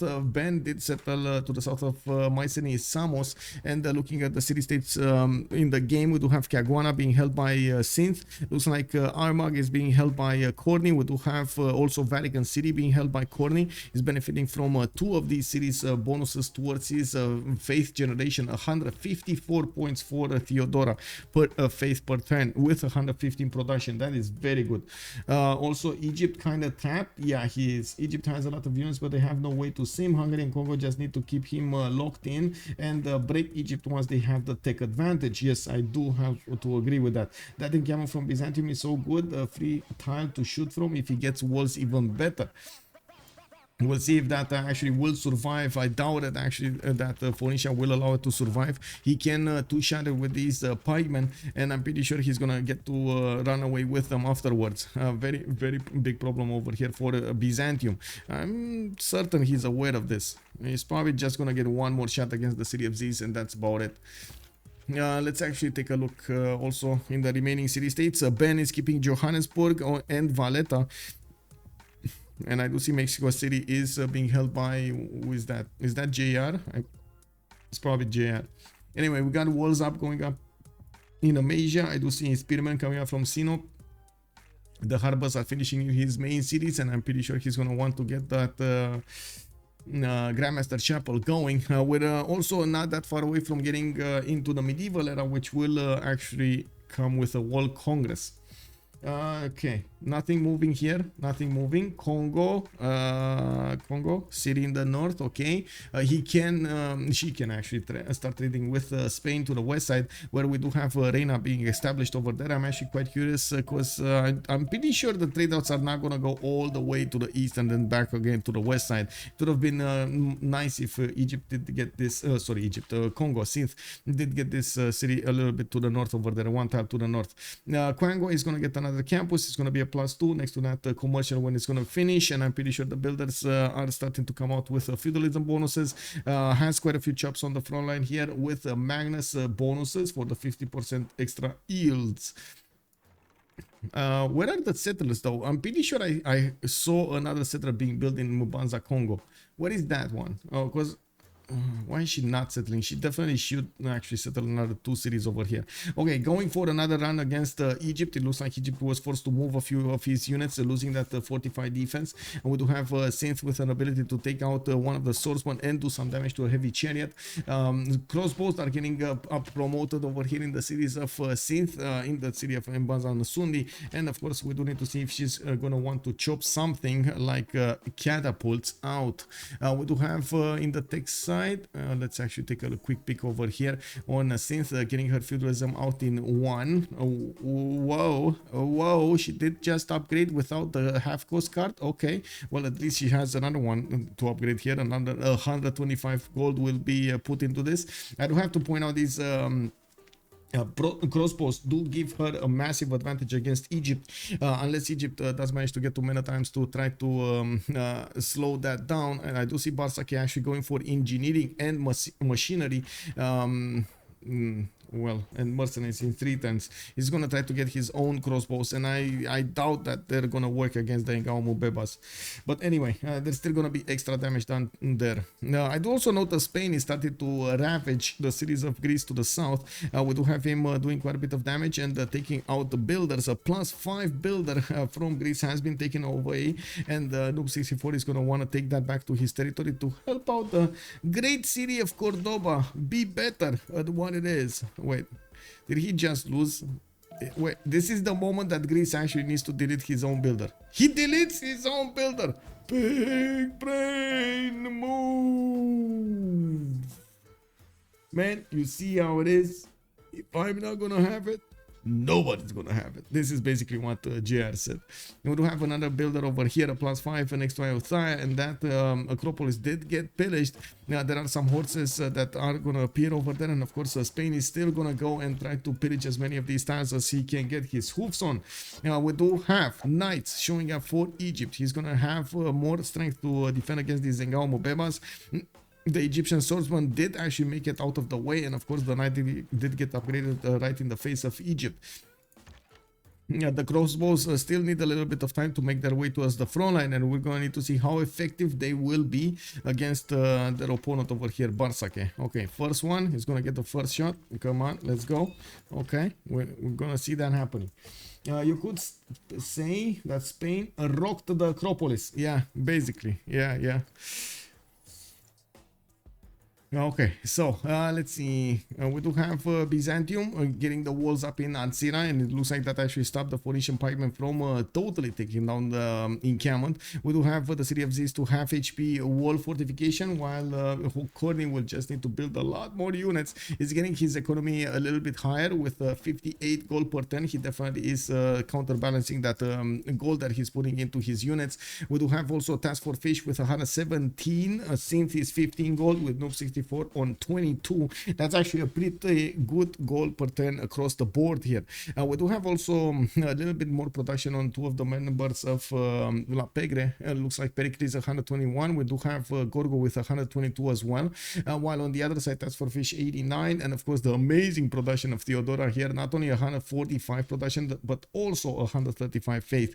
Very, very good outputs coming up from Corny here. He's starting to run out of possible cities, though. He's probably going to put another 2, and that's about it. Wait, is he actually gonna get a city in the north somewhere? Or is he? Oh my god, he's gonna get a city in the tundra. Why did he not settle here? Oh, okay. It is what it is. It is what it is. Does he even know about the east? Oh, he doesn't know. That's why he didn't settle. He doesn't know. Okay, well, I know there weren't that many tiles between the mountains, but still much better tiles than any tundra city that you're gonna place. Oh, we do have an attack from Hungary into Gorgo, and it looks like with his general, he's actually going to try to push the city of Corinth. That city does benefit from a horse inside of it, but it is very low HP. That actually doesn't allow the city to get more garrison defense strength. Hungary did manage to run away with one of his low horses, and I do see he's getting those extra 3 draws to work for his cities with Magnus promotion, with Magnus bonuses, multiple builders for the feudalism timing, and a new horse will be trained in the city of Bravo to finish the attack on Corinth. This is quite a blow over here against Ben. Most of Ben's attention was actually caught up over here to the south of Amasia. He did not expect the Fish to throw some units against him. To the west side, Fish did throw some units against Egypt and forced him to upgrade a few more over here on the eastern border. And I do see at the moment he's not following this up with new units. They're more concerned about getting the next part of the game going, getting their bonuses going, and trying to be relevant for the mid to late part of the game, not putting an all-in effort into this war. I do also want to point out, since over here did manage to overtake Barsake in the science considerably with 54 science versus Barsake's 35. We do have 47 culture, just as Barsake does have 50, and I gotta mention Barsake is benefiting from Goddess of Festivals and Moksha in one of his cities. He's getting a lot of culture, and his culture coming up from the how to say, improved resources. Very nice, very nice. What about the great persons? Let me actually take a look at the great persons here. Phoenicia about to get Ethel fled as a general. That's gonna be pretty good for him. Pikemen are gonna start getting the extra +5. Phoenicia is making 6 great terminal points a turn, Byzantium 1, and Spain is not making any. We do have in the scientist screen also 4.6, 5 over here. Greece is on 4, Congo is on 3. In the great merchant screen, Hungary is on 15 great merchant points a turn, Greece is on 2, Egypt on 1. We got Spain on 3.4 and Congo on 1.5. We still have some attacks from Congo in the last second attacks going against Egypt over here to try to break through the defensive line. She cannot do that much damage against the knights, but definitely can attack into the swordsman and the horses. She's trying to breach this gap as fast as possible, and it looks like one of the swordsmen did get taken down while these Engao Mubebas will get positioned to attack into another one.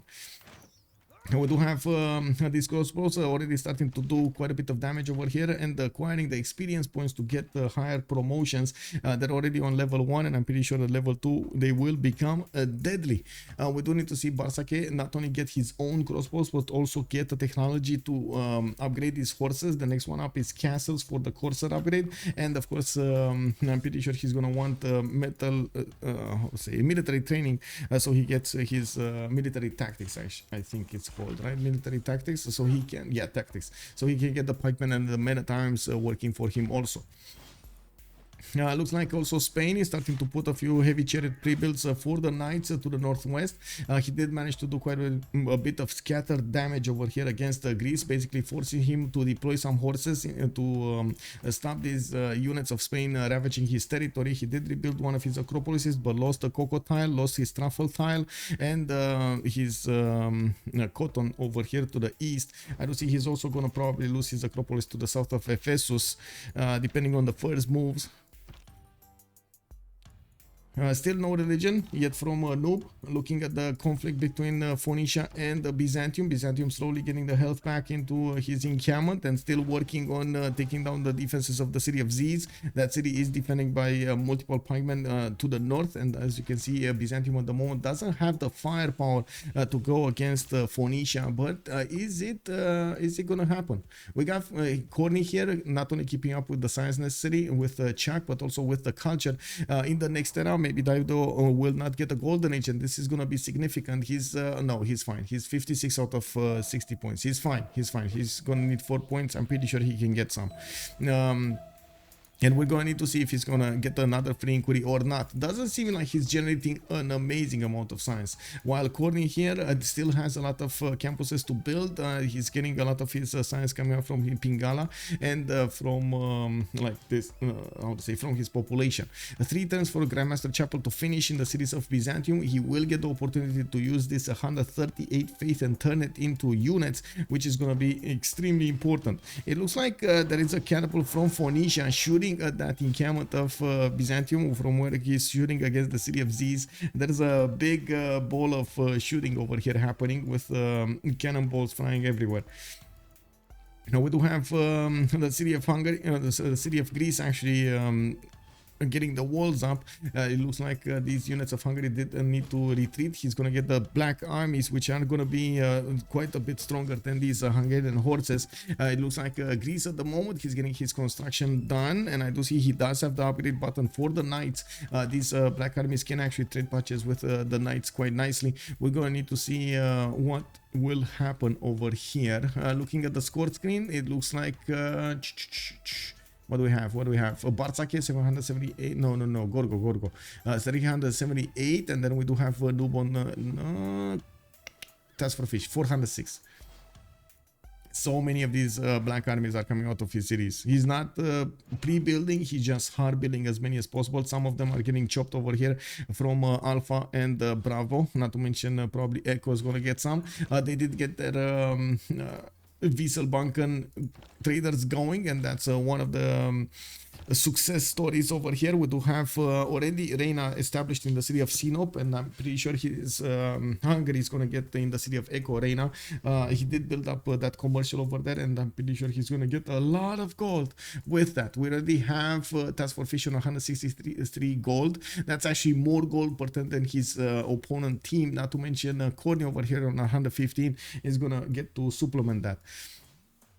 We do have libraries coming up from Gorgo. I do have to point out he's on 52 science with 93 culture. Definitely a lot more culture than Matthias Corvinus is outputting. And we're going to need to see if that extra culture per turn of Ben is actually going to get him some advantages. At the moment, being forced to actually split his army in between two sides, he might actually have a bit too much to handle here. We're going to need to see, because I'm pretty sure Phoenicia will also have a say into this war in the north. In the west side, Congo, okay, still not trading with Spain. We do have Congo pushing in. Looks like she's going to need to retreat a few units here, but definitely has a lot of damage to deal even against these knights.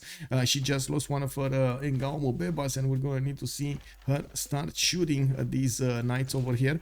This one is actually full movement. Oh, okay, I see. She's looking to actually take that now. Okay, that's a horse. I was thinking she might actually take the knight, but it looks like no. Okay, sure, yeah, whatever works, man. Whatever works. Alex 2005, that's such a great sneaky play by Fish. He can raise the city for little commitment, that is true, but he didn't manage to. Dido trying to deny Crusade, but that's going to be hard.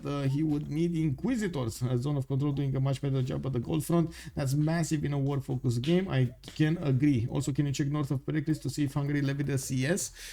He did levy Mohenjo-Daro, and we do have JR with a pickle in front of him, a big juicy pickle. He's gonna need to deal with the Fishian army over here, and I'm pretty sure Fish is gonna want to get his next upgrades. We do have Fish going for machinery too, and it looks like only no, I think actually just the swordsmen are gonna do this time. I'm also certain that Greece has a knight's upgrade, because I did see the extra garrison defense strength, but still a lot of gold can be had from these tiles over here. We got so many mines, and no road. There's no road pathway for those knights to get there fast enough. Anyway, now we do see also Spain is starting to push a little bit into Greece, forcing him to upgrade an army, getting a new heavy chariots in the meantime, and putting down an encampment. He's 100% going to need one of those generals. I'd also notice Phoenicia noticed about the city of Toledo and sent one of his birems there. There is a builder coming up from Toledo soon. That city is 40 strength. It's definitely stronger than the Phoenician birem can actually handle. We do have that encampment almost taken down here. It looks like the city of Ziz is going to have safety for a little while longer. Byzantium is going to get to shoot back against those pikemen. 4 turns until the next era. We're going to need to check out their era score.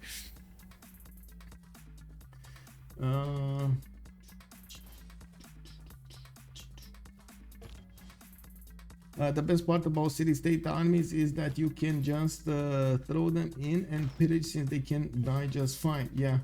CS is cannon fodder. I mean, yeah, just throw them in, man. Just throw them in. You invest a little bit and you get some back, and I'm pretty sure he's gonna get with 1 or 2 pillages everything he invested in that.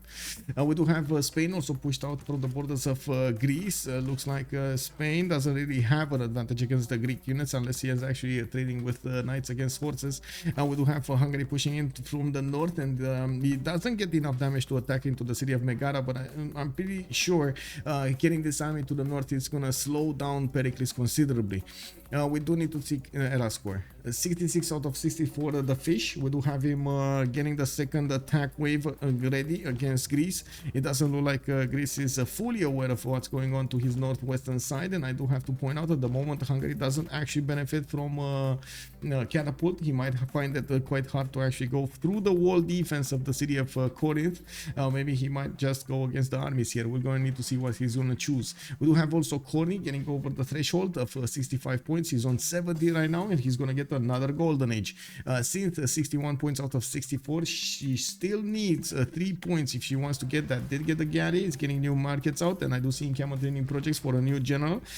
We do have Marco Polo in the next great merchant, and let me actually take a look if anyone else got picked up. Ifadland got picked up by Hungary, and we do have...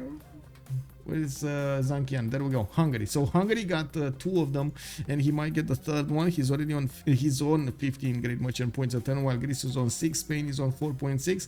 He just needs like 3 more turns, and bam, he's gonna get that. Now we do have Noob 64, 65 out of 66 points, just needs one more point and he's gonna get the golden age, and he should have it. He can always get his religion if he actually wants to get that 1 point.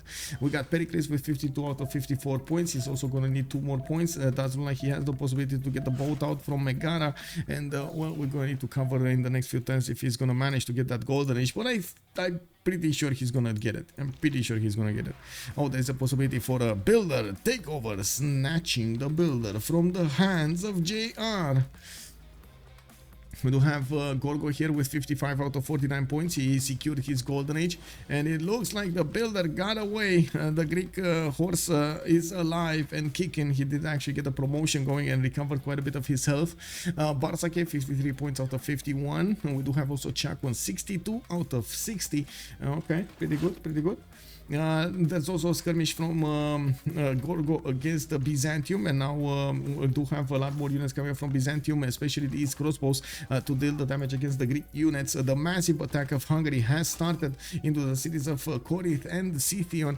We do have these black armies that do massive amounts of damage against the Greek horses, and this is the moment where they do need a lot of gold. They're gonna need to get that gold out for these upgrades so they can sustain the war. I do see a few more of these knights are coming out, and of course we're going to need to see when Byzantium is going to get his own knights to push with.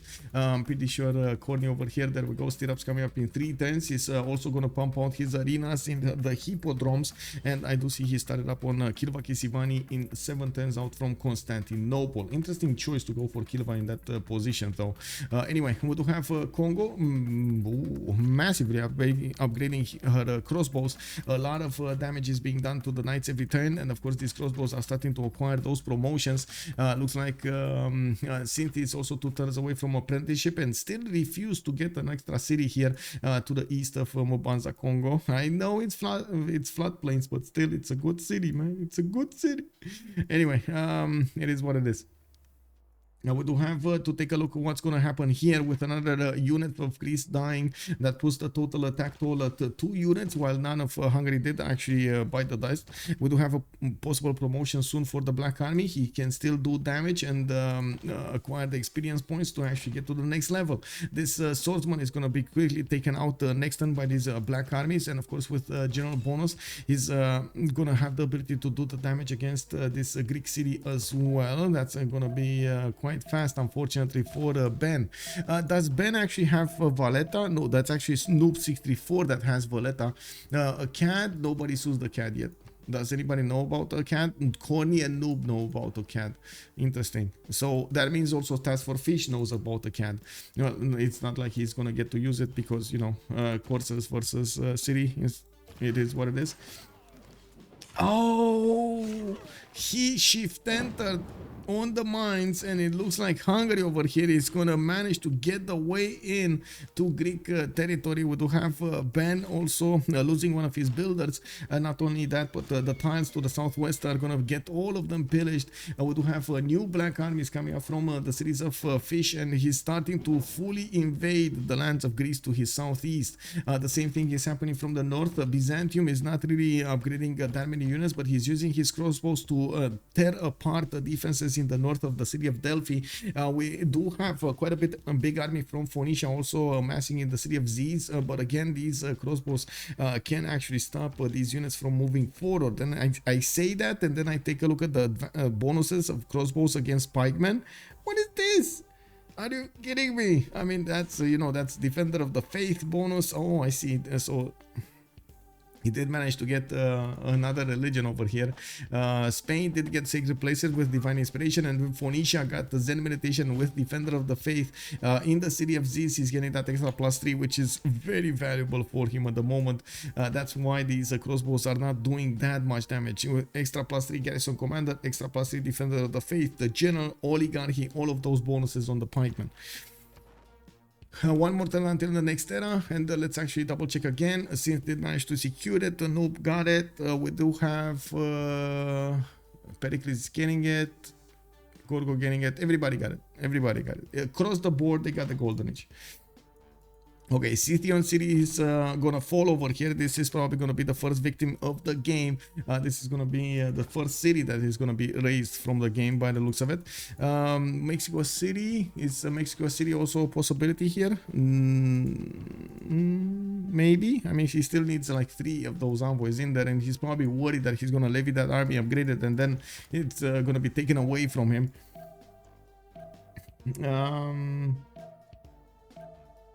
Fish is just so clean with his play. The pre-move, the small attacks to force defense while seeming definitely stands out even among amazing players. Yes. Does Corny have a military alliance? Everybody should have a military alliance, yes.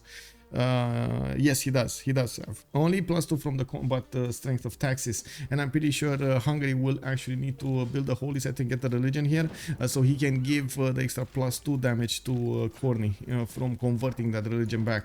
Anyway, I do want to take a look what's going on here. Fish is setting up his attack on the city of Scythian, where there is a horse coming up next turn. There's no builder anywhere to help him chop that, and it looks like he's starting his attack against that city center, about to take it down with the last attack of the Black Army. There are a few crossbows, but these are actually going to die quite fast to the Black Armies if they get close enough. And of course, yes, the Greek pikemen might be an answer to these Black Armies. But he does need to get a lot of them, and I do see the damage of the Black Armies is actually not that far away, especially after they get the Caparison promotion. Anyway, Byzantium coming up with a few catapults right in the face of the city of Delhi, where walls are getting built. We do have a victor establishing this northern city also, and that city has been converted to the religion of Byzantium. Byzantium does get his crusade belief on these units. He still doesn't have a general, and that's why his units are actually quite weak. Byzantium definitely needs a general. He's trying to get one. In Camel Training Project area from Mansira in 110. That won't be enough, actually. Won't be enough. Oh my god, the generals are gone. We did have Gorgo getting Timur and El Cid, while who did get the other ones? Wait, Timur, El Cid, and Ethelflaed. Phoenicia got one. Okay, Kek. This is also converted. Yes, this has been actually the first one that got converted. Yes. Okay, we got that going. Let's actually see over here. We do have okay, I guess Spain did not fully attack into Greece. In the north, we do have Hungarian levied units just moving. I don't know what they're doing. Did they get the levied and the levied again? Let me actually take a look, because Fish looks like, yeah, he and Chuck actually tried to contest this, and probably these units did start to move to the north over there. Now we do have possible pillage on these mines, and I'm pretty sure Fish is not gonna give up on moving these units. We're gonna also have a pause of 2 minutes, and we're gonna come back after the Congress to see what they did during the game.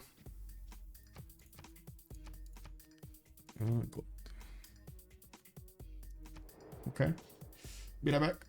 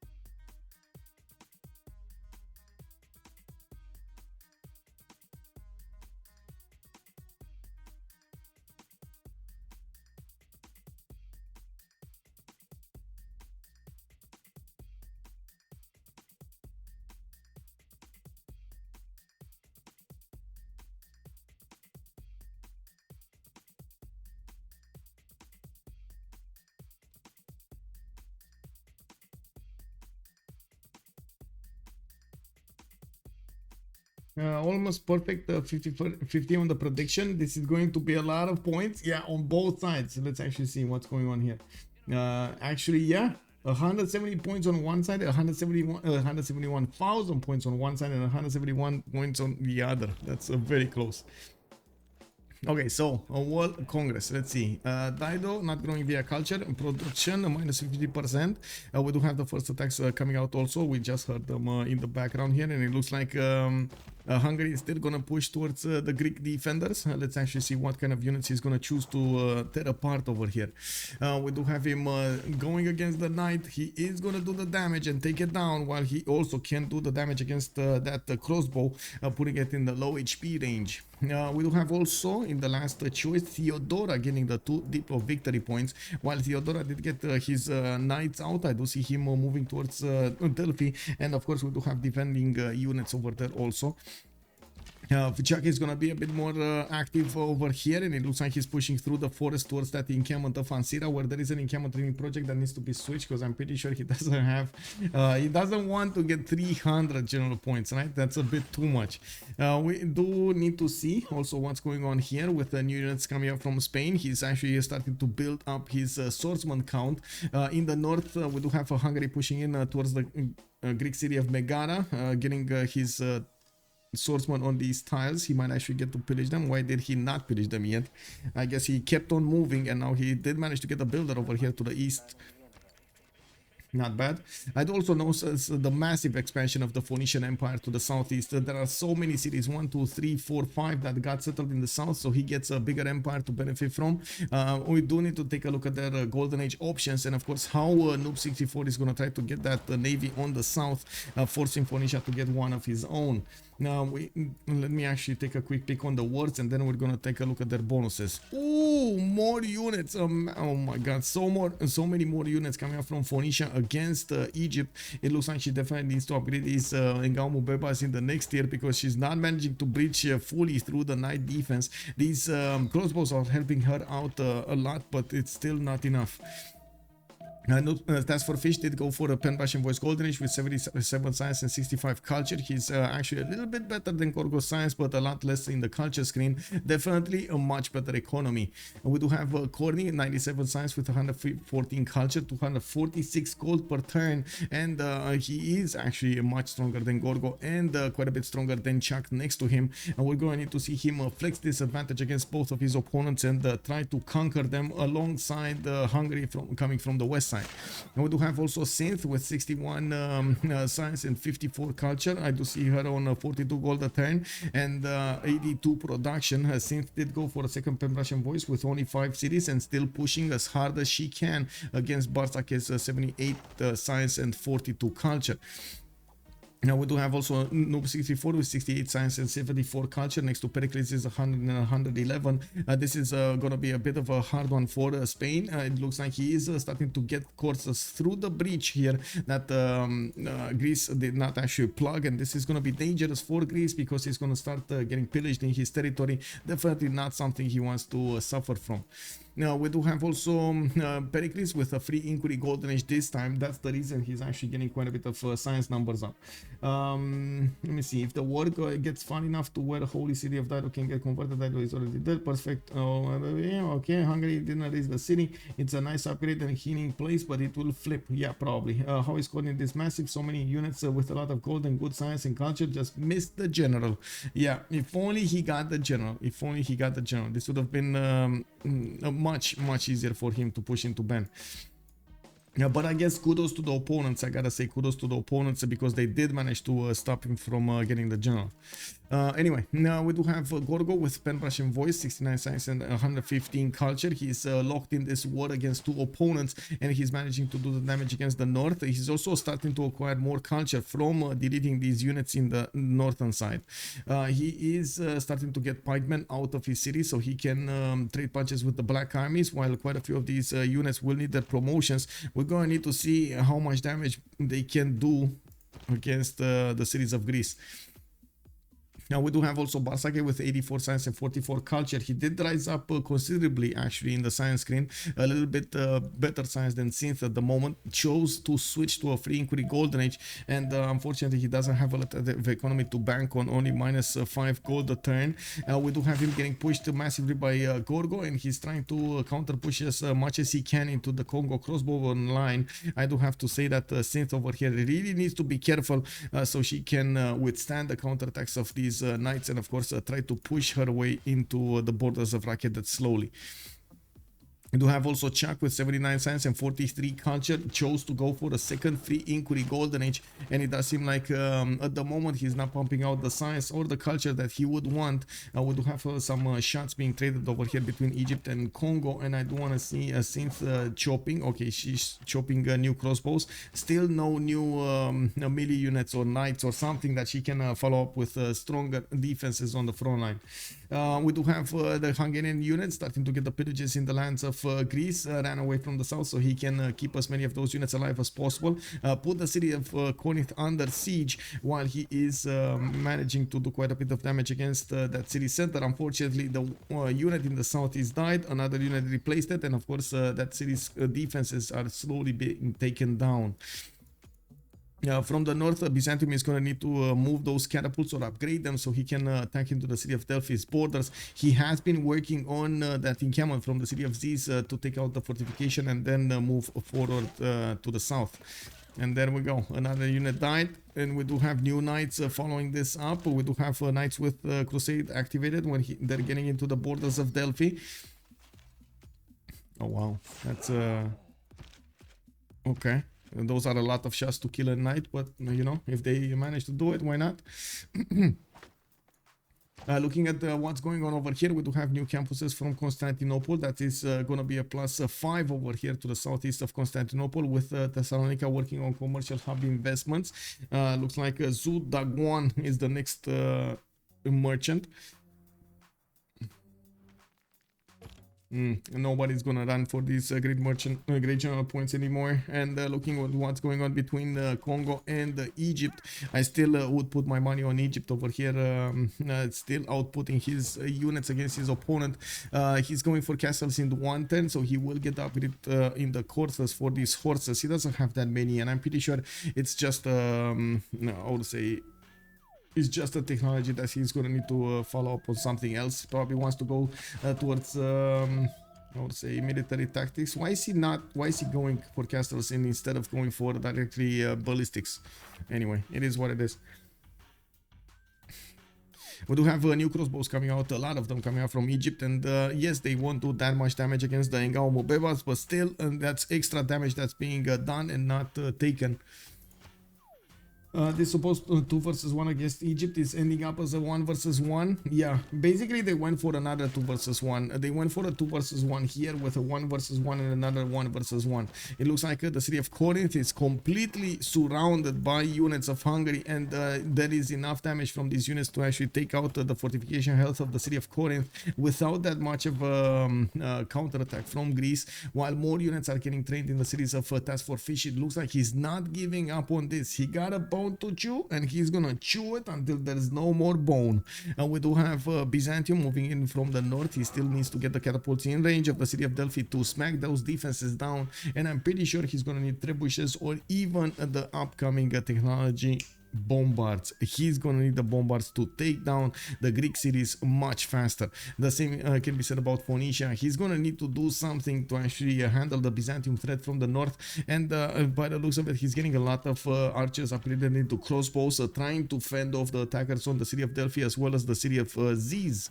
Getting his intelligence agency as the specializing building of choice in the city of Tyre. We do have, by the way, Byzantium benefiting from Grandmaster Chapel, which allows him to use that faith pattern of 151 into buying units. That's exactly what we're seeing happening over here. In this era, he didn't choose to go for monumentality because he wanted as many points as possible into this buying of units. Unfortunately for him, the only mistake I guess that was done was not getting a general. That was it. And that was a good move coming up from Greece over here to deny a general from his opponent. We do have Spain also getting an attack going against Pharsalos. He did use the opportunity created by these Hungarian attacks in the north to try to get some pillages in the middle of the lands of Greece, and it looks like he's punishing Greece for this oversight. Now we do have in the economy, definitely much better economy on zone of control with that inland economy they're getting. We do have Czech starting to get his coastal trade routes with the cities of Greece. Greece doing the same thing. 89 gold on Pericles. Czech is 121, not even coming close to the numbers of Task for Fish or Corny. I don't have to say Corny did try to make a run for Delphi, and Phoenicia pushed back with his pikemen from the east side using the crossbows to deal the initial damage. He's gonna take out probably that catapult if Corny is not fast enough to attack into the city of Delphi and take down the defense. Okay, that city of Corinth did get taken down. There's a massive army of Task for Fish moving in from the west. He's going to encounter these crossbows on the battlefield. Not going to be that easy to take down, but still not going to be that hard either. We do have Delphi getting a double attack by those catapults, and the city walls went down to 174. Sorry, 23 out of 75, I mean, fortification, while these Phoenician units are doing massive amounts of damage against the Byzantium knights. Okay, more of these Hungarian troops are attacking into the Greek defenders. More of them are coming from the main cities, and as you can see, Task for Fish is one-turning these black armies from multiple cities and sending them to the front line. He's soon to overwhelm the Greek defenders. We do have 130 production for Gorgo, while Task for Fish is on 140. Task for Fish has only one way to go, while Gorgo needs to resupply two front lines. What's happening on Spain, and how far away is Spain from getting his conquistadors? Are we actually gonna see conquistadors here, guys? Are we actually gonna see conquistadors from Noob 64? I doubt it, but I mean he does have a religion. He does have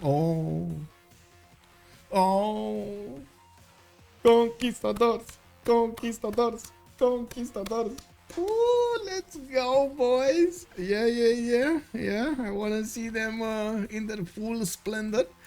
Is this gonna happen? What is Greece, by the way, on the Civic 3? Nationalism coming up in 3 turns, so he's gonna get to core up his knights. And I mean, I was expecting some crossbows showing up, but it looks like at the moment he chose faster units over those clunky crossbows.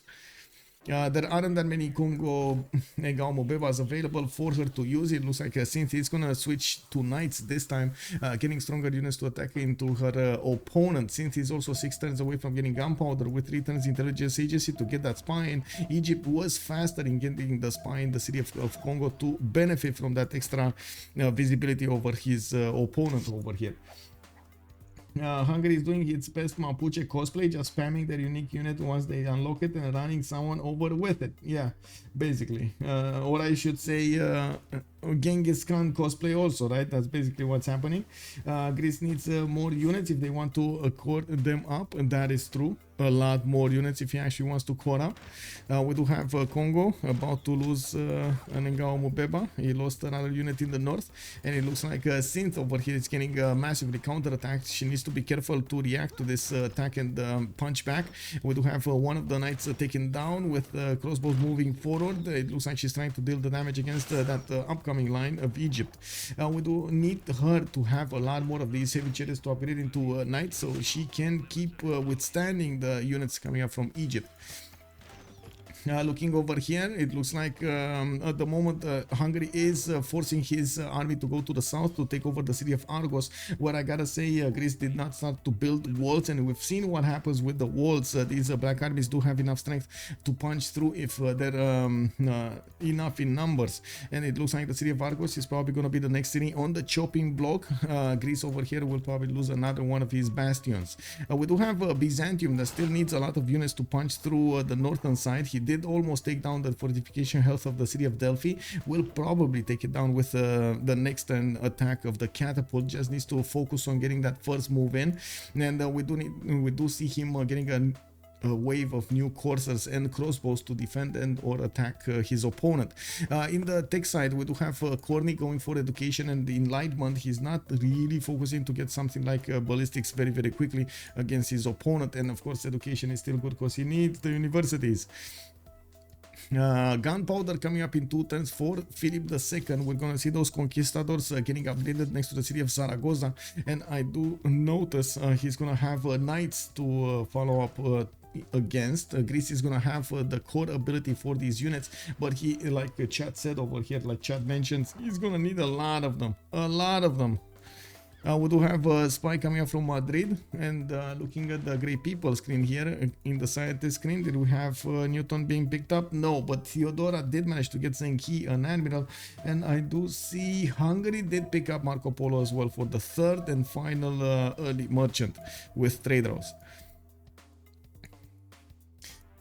Okay, let's see what's going on here. It's definitely a lot of fighting in the dirt here between Byzantium, Greece, and Phoenicia, with Hungary sprinkled in from the west side. Looks like Hungary is breaking Gorgo. He not only took 2 cities away from him, but it looks like he has massively superior numbers over the Greek defenders. It's just a matter of time until these units will get to enclose the city of Argos and tear it down, while he's also going to get into the major front line of Greece over here to the north that he's sharing with Byzantium. We do need to take a look at what's going on here. Definitely a lot less units on Congo, and it looks like if she is not breaking off this attack, she might actually lose the last remaining units that she has the benefit of defending and Sunni with.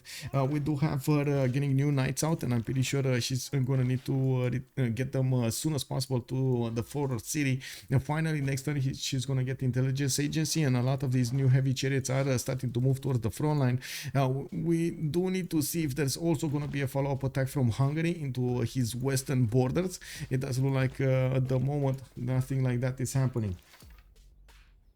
Let's actually take a look at what's going on over here. The Hungarian units are getting their hoofs on the mines and starting to pillage them one by one, getting that gold on their side. In the gold per turn, we still have a massive advantage here for zone of control, with La Pegre struggling to get over 200 gold per turn. We do have 2 members of zone of control getting that, and all of the other ones are actually positive gold anyway. New wave of universities coming out from Byzantium, also trying to get Forbidden City for that extra wildcard policy slot. We do have trebuchets getting promoted and upgraded here in Amasia, which are gonna deal the next level damage against the city of Delphi. On the coast, we do have actually Spain starting to pump out boats from that south city of Toledo. While I gotta say, Chuck at the moment is not considering this as a threat. He's gonna figure out that that one city of Noob 634 might be a bit too much for him to handle. I do have to say, Chuck has a big problem when it comes to his science output. He's only on 82 science. That's really not enough of science to go full top 3 and back to the middle 3 to get ballistics or try to get something like military science. So we're gonna need to see him focus on something. Looks like he's going for buttress in 1 turn, and he's soon gonna get cannibal technology. He doesn't have a lot of biomes to upgrade, and I'm pretty sure at this point Spain will have the advantage if he does manage to get to the a lot of fleets. Get a lot of fleets. Still has a lot of jobs to do in the city of Toledo, and there is a possibility for him to settle a few more cities to the east side. Looks like the gold per turn is starting to increase over here. Congo, unfortunately, is only sending these trade routes through the land. Okay, some initial moves coming in. We do have Hungary trying to take out one of the heavy chariots before it turns into a knight. That heavy chariot did suffer half of the damage, and of course that's quite an advantage. We do have the Black Army without any promotion, and he's probably just going to want to keep on attacking. The city of Argos can only be hit from 3 sides, and it doesn't look like at the moment Task for Fish is choosing. Oh no, he is. Okay, never mind. He's not wasting any time, and he's just, okay, I have enough units. I'm just going to resupply, recheck, and keep on attacking to the city of Argos until it breaks. Now we do have more units from Byzantium. Corny is going to get his gunpowder in 2 turns, and I do see his coursers are going to be a bit too low in the damage to deal the damage against the upcoming units of Greece. The Knights of Greece, for example, are very strong. 80 strength Knight over here. Oh my god, that extra intel and garrison commander making God's work over here. We do have him putting down industrial zones, and I do want to take a look at the industry from both of them. At the moment, Courtney is still the first one in the production, plus the faith. Oh my god, he has so much production. He's like what, 280 production right now. On the other one, we do have Task for Fish on 151, Synth is 100, we got Noob 64 172, we got Pericles 186, and oh my god, yes, the first conquistadors are coming out and the first cords are coming out. We do have Greece over here about to feel the conquistadors on his borders. I gotta point out Spain is not actually putting all of his effort into this. Not sure what's missing over here. It looks like yeah, it looks like he needs quite a few resources to get everything going. Anyway, he did upgrade another one. This is a full HP one. You can see he can attack from across the river, and this is even without the extra +5 he's gonna get next to the missionary. And yes, Mithrid Forge, Conquistador. We do need to see how much damage these units will do against their opponent over here, Greece. We do need to take a look at the yield step here forward in the production queues. In the production screen, we do have Greece also with 127 production. Task for Fish did get 151, a little bit better. It looks like also Barsac 122, and Chuck is on 153. Gotta say, Chuck over here, the southern cities are not gonna be that productive, but of course the north, yes. And it looks like Courtney is not going to waste any time, and it's going to try to go against the city of Delphi while it's low HP. Some counterattacks happening from Phoenicia while he did move away. City of Argos looks like he did manage to recover another one of his tiles with the pikemen, dealing the damage against one of the black armies, while they're trying to wrap around and go against the city of Sparta as well, trying to figure out if they can get some more pillages done. They're also taking out the scattered units, the lonely units that they find out from Greece, the ones that are out of position. City of Argos over here. Looks like it's still gonna stay alive, at least for like 3 turns or something. We do need to see the Byzantium catapults, the trebuchets, sorry, moving in and deal the final damage against the city of Delphi's walls, and of course keep banging on that garrison strength until it breaks. More conquistadors? No. These conquistadors are going to be very tough for Greece to handle. And yes, he does have the core ability, but he's going to need a lot more science. It looks like metal casting coming up in 3 turns. He's going to get that ability to upgrade some of his units if he does have anti-cav, but he doesn't actually. So this is a mute point. He's going to need ballistics for the cuirassiers, and he's going to need to be fast on this. The good thing is for him, he does have 150 science with 168 culture. He's next to Noob's 107 and 95, and I gotta say Spain over here will require a lot more if he wants to be competitive in the next part. Greece is a beast in the late part of the game. Now we do have also Egypt trying to flank around the north of Congo, Syria, and Sundi. While Synth is aware of this, she's also counterattacking with a few of these knights, trying to stop the English invasion. She did manage to get a lot of her crossbows back in the city of Mubanza and in Sundi, and got a lot of these heavy chariots on the front line. She's getting new warriors, also probably for musketmen, and we're gonna need to see how fast is she gonna manage to get them. Men at arms coming up next turn from military tactics, and Synth over here does benefit from only 77 science. That puts her right on par with Barsac. I'm very curious about what's happening here. Okay, Delphi got attacked again, and that city just gets smashed and smashed and smashed bit by bit. It looks like Courtney is sacrificing some of his courses to do this. They don't have promotions, and he needs to keep putting new ones on the front line if he wants to actually keep taking that city. The units of Phoenicia are doing also amazing to stop the Byzantium from attacking in the northeast. Okay, that's another courser dead. Another one flying off. I'm actually surprised Ben is letting him fly off. City of Argos is safe. Looks like Greece is gonna push out a little bit. I gotta say, Ben is gonna sacrifice his knight by doing this, because I'm certain Fish has so many of these units that he can just keep on sacrificing them and attacking his opponent. This pikeman core, though, it's almost invincible compared to the black armies. If the Black Army is attacking into it, it's wow, 79 defense and it's damaged. Okay, Trebuchet's moving in. They didn't get to shoot this turn. They don't have a general extra movement, but Courtney did manage to get the 2 tiles that he needs to attack into the city of Delphi next turn. These Trebuchets should make quick work of that defense. Okay, 2, 4, 6, 7 boats out. We got 1, 2, 3 from Dido. And I do see Dido at the moment he's repositioning them to the city of Bugarit. He doesn't know about Toledo. He doesn't know about this. What he does know is there is a major fight going on between Spain and Greece. And it looks like Spain at the moment is pushing his advantages. Okay. I don't see enough crossbows, nor do I see enough siege units to actually win the war. It is what it is, man. It is what it is. We got encampments coming up from Ayutthaya. Greece is definitely going to want to get more. Hippodromes coming up from Mansina. Industrial zone. What is this industrial zone?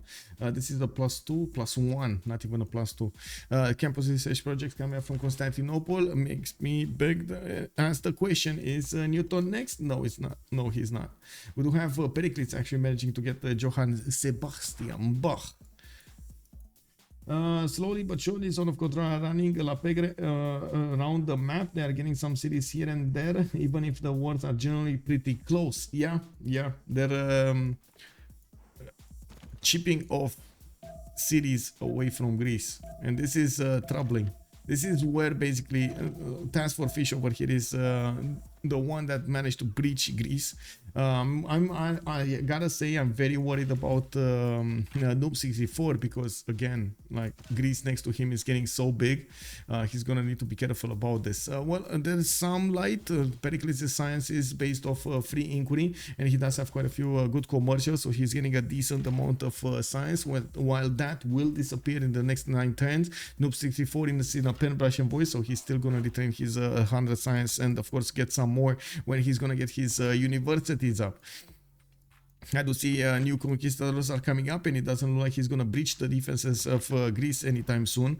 While in the south there is some skirmish going around, not much. We do have Phoenicia still needing to get a lot more boats. Looks like he's just getting a skeleton navy over here with only 3 of these biremes built in the city of Bugarit. Is definitely not going to be enough when we're going to see all of these Spanish galley fleets turn into caravels. Looks like, well, we're going to have only 3 of them. Oh my god, man. I was thinking like we're gonna have like, I don't know, 6 or something, you know, like get 12 galleys to turn into this, but it looks like he's just gonna have 3 + 1. It is what it is. The city of Delphi got attacked by the trebuchets. It's still alive. It's half fortification, but still alive. We do have new units from Byzantium able to get into the borders there. It's just gonna be needing to wait for next. He's just gonna need to wait for next turn. In the south, it looks like Fish is gonna retreat a little bit. He's 5 turns away from getting his military science to have the Hussar technology and getting nationalism in 8. It's gonna be quite important to see. If he's going to manage to keep the Sus on multiple city-states. We do have Fish not benefiting from a single Sus. So not getting any extra damage to the Hussar. That's a bit unfortunate. Anyway, he's pushing into Egypt from the east, and it does look like he's doing some damage against these units, but definitely not massive damage. We do not have a general from either side on this war, while Congo is trying to fend off Egypt. She's starting to upgrade her musketmen, which are definitely going to be stronger than the Egyptian knights. That's one of the advantages that having a lot of gold per turn does give you. Having this flexibility of upgrading your units whenever, wherever you want. I do have Congo finally getting another settler here, and I do see she's still working on her crossbows to send to the front line, dealing quite a bit of damage to the Egyptian defenders, or I should say attackers, because now Barsake is on the counter attack.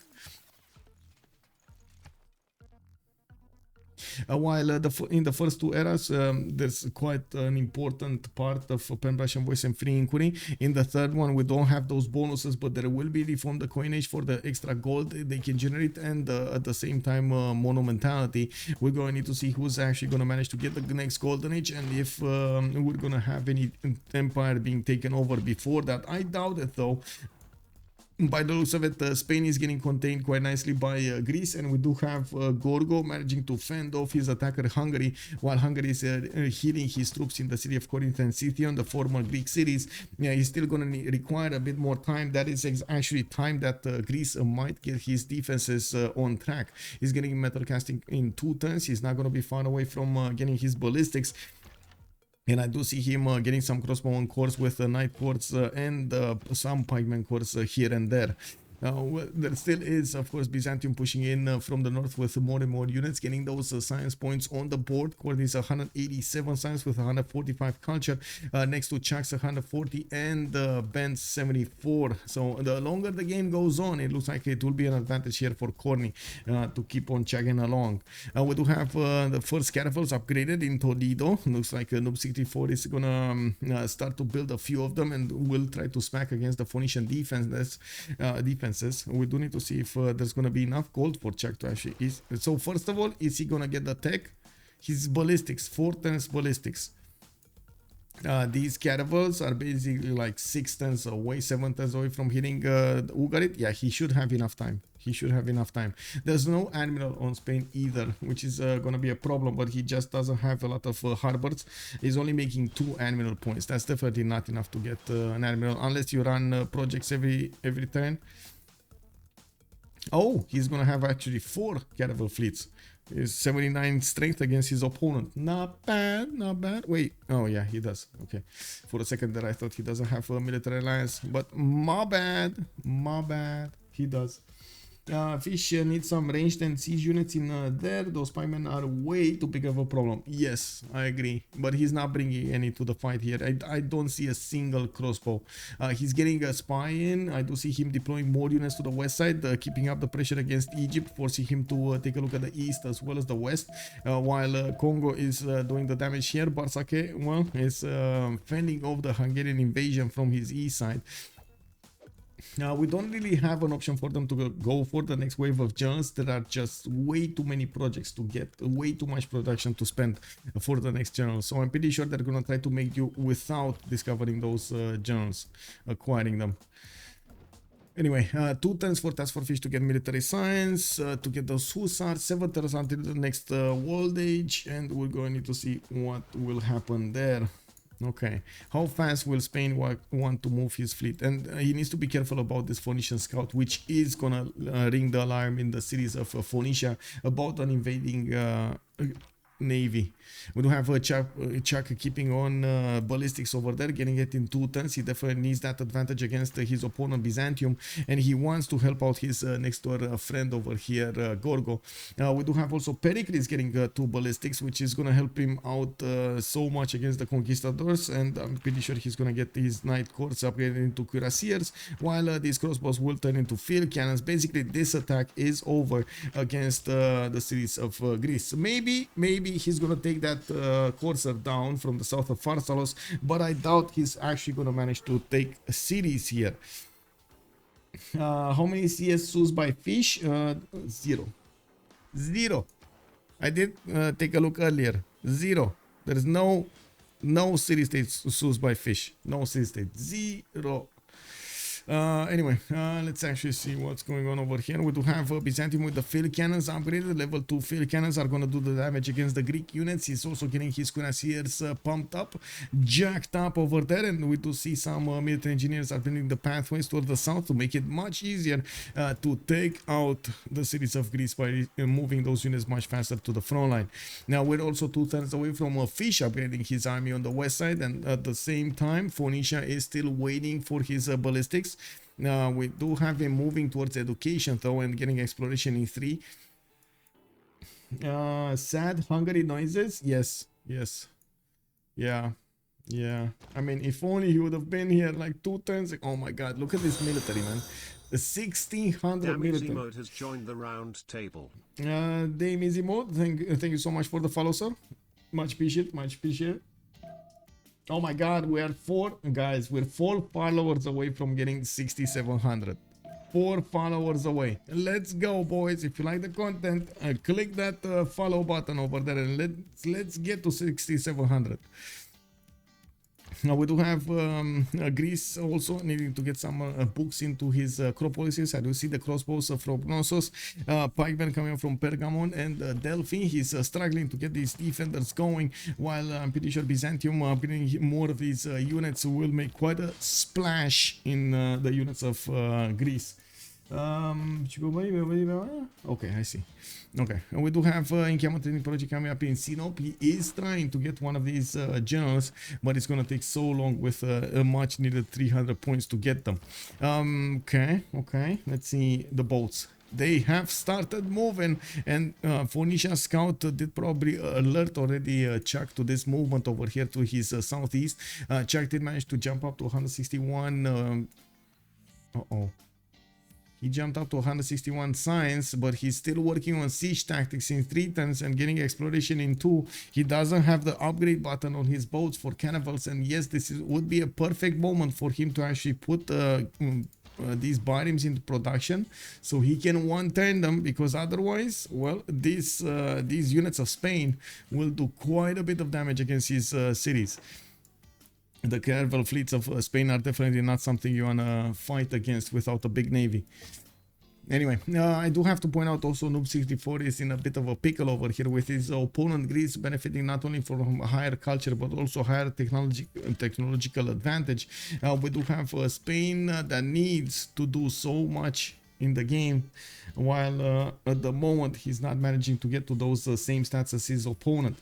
Okay, Congo did upgrade the majority of his Ngao Mubebas and Maritimes into Muskemen, and now she can actually keep on pushing against the Egyptian defenders with the crossbows behind her. She only has 83 science, but she's 4 turns away from getting ballistics, while I do see Barsaki going for his education and nationalism. We do not have yet ballistics on Egypt.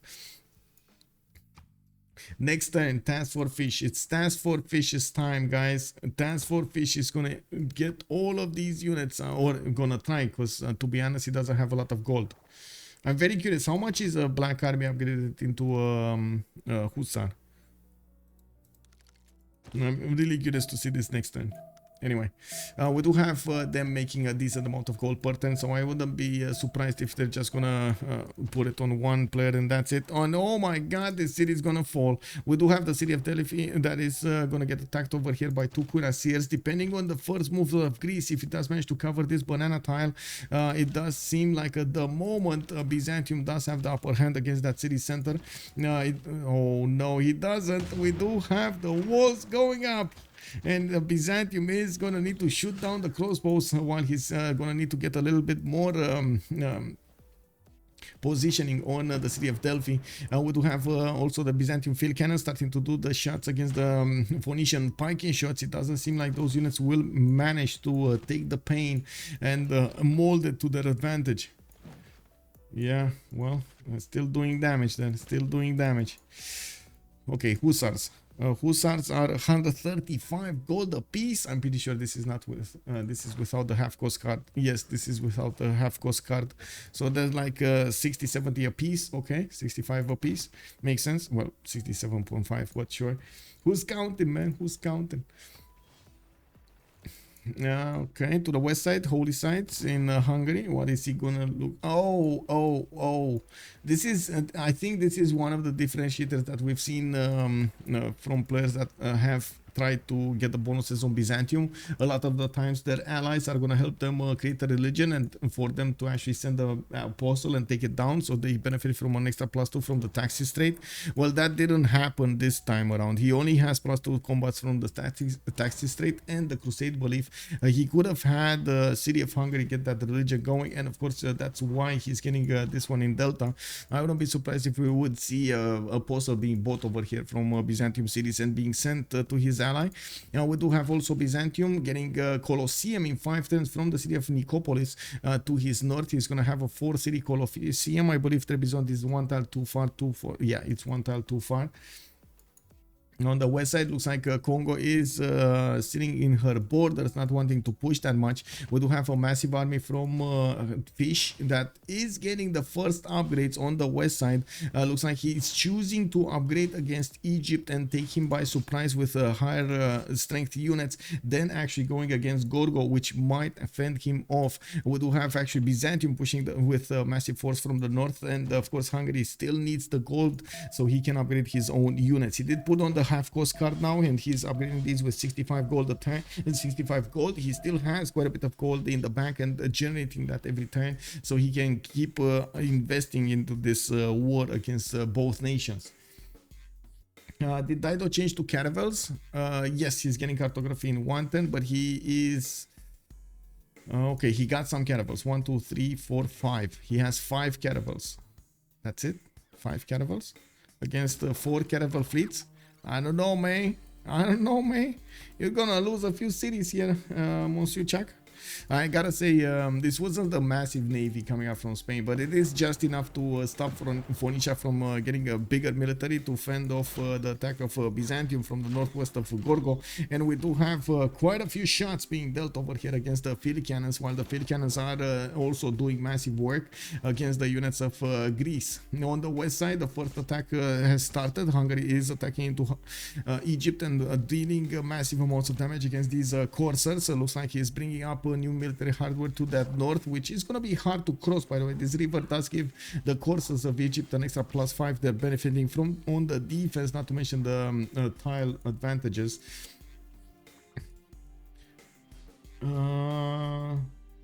Hello Minu, but here to make notes. Love the YouTube votes, your voice, it cool. I like thank you so much, man. Thank you so much, man. I hope you enjoy the content. Synth is also upgrading units, so it just makes more sense to focus on killing Egypt first.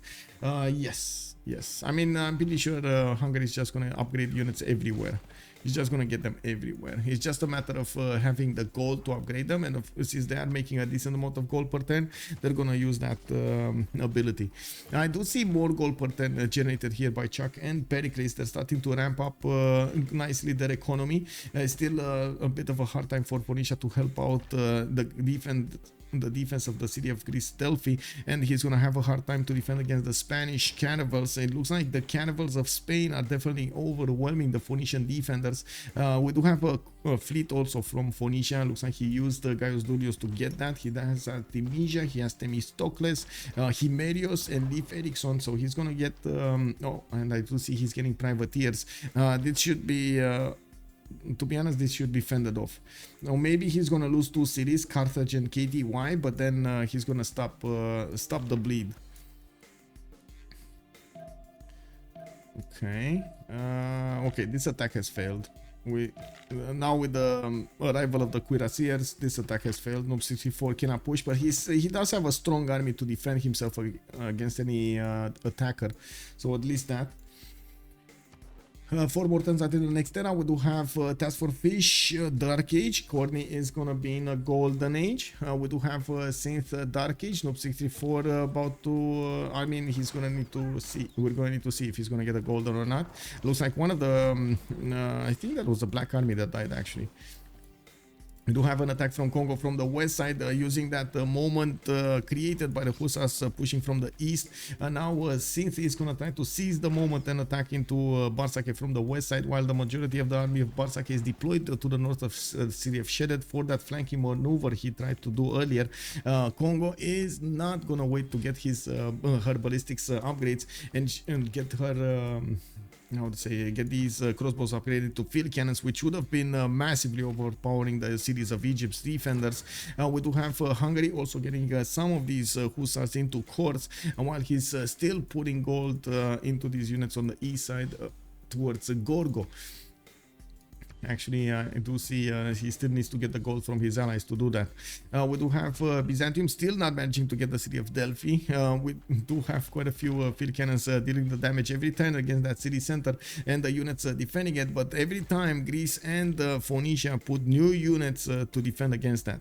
It looks like actually Phoenicia is not going to wait to get attacked. He's going to do the damage against his opponent, and that might actually cost him his caravel fleet. He does have 2 privateers that are also also hanging behind all of this attack.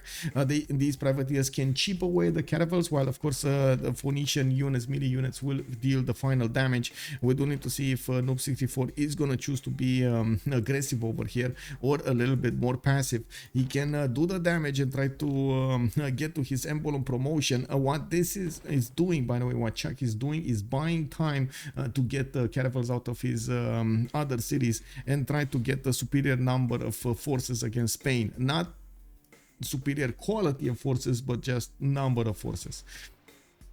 Now we do need to see also Chuck trying to counterbalance the lack of science in the next era. He does have a free inquiry golden age, and I do see the same thing happening here in Pericles' territory, right? Pericles did start to build up his university count, and we do have Spanish conquistador corps over here appearing, and they still don't do enough damage against the cuirassiers.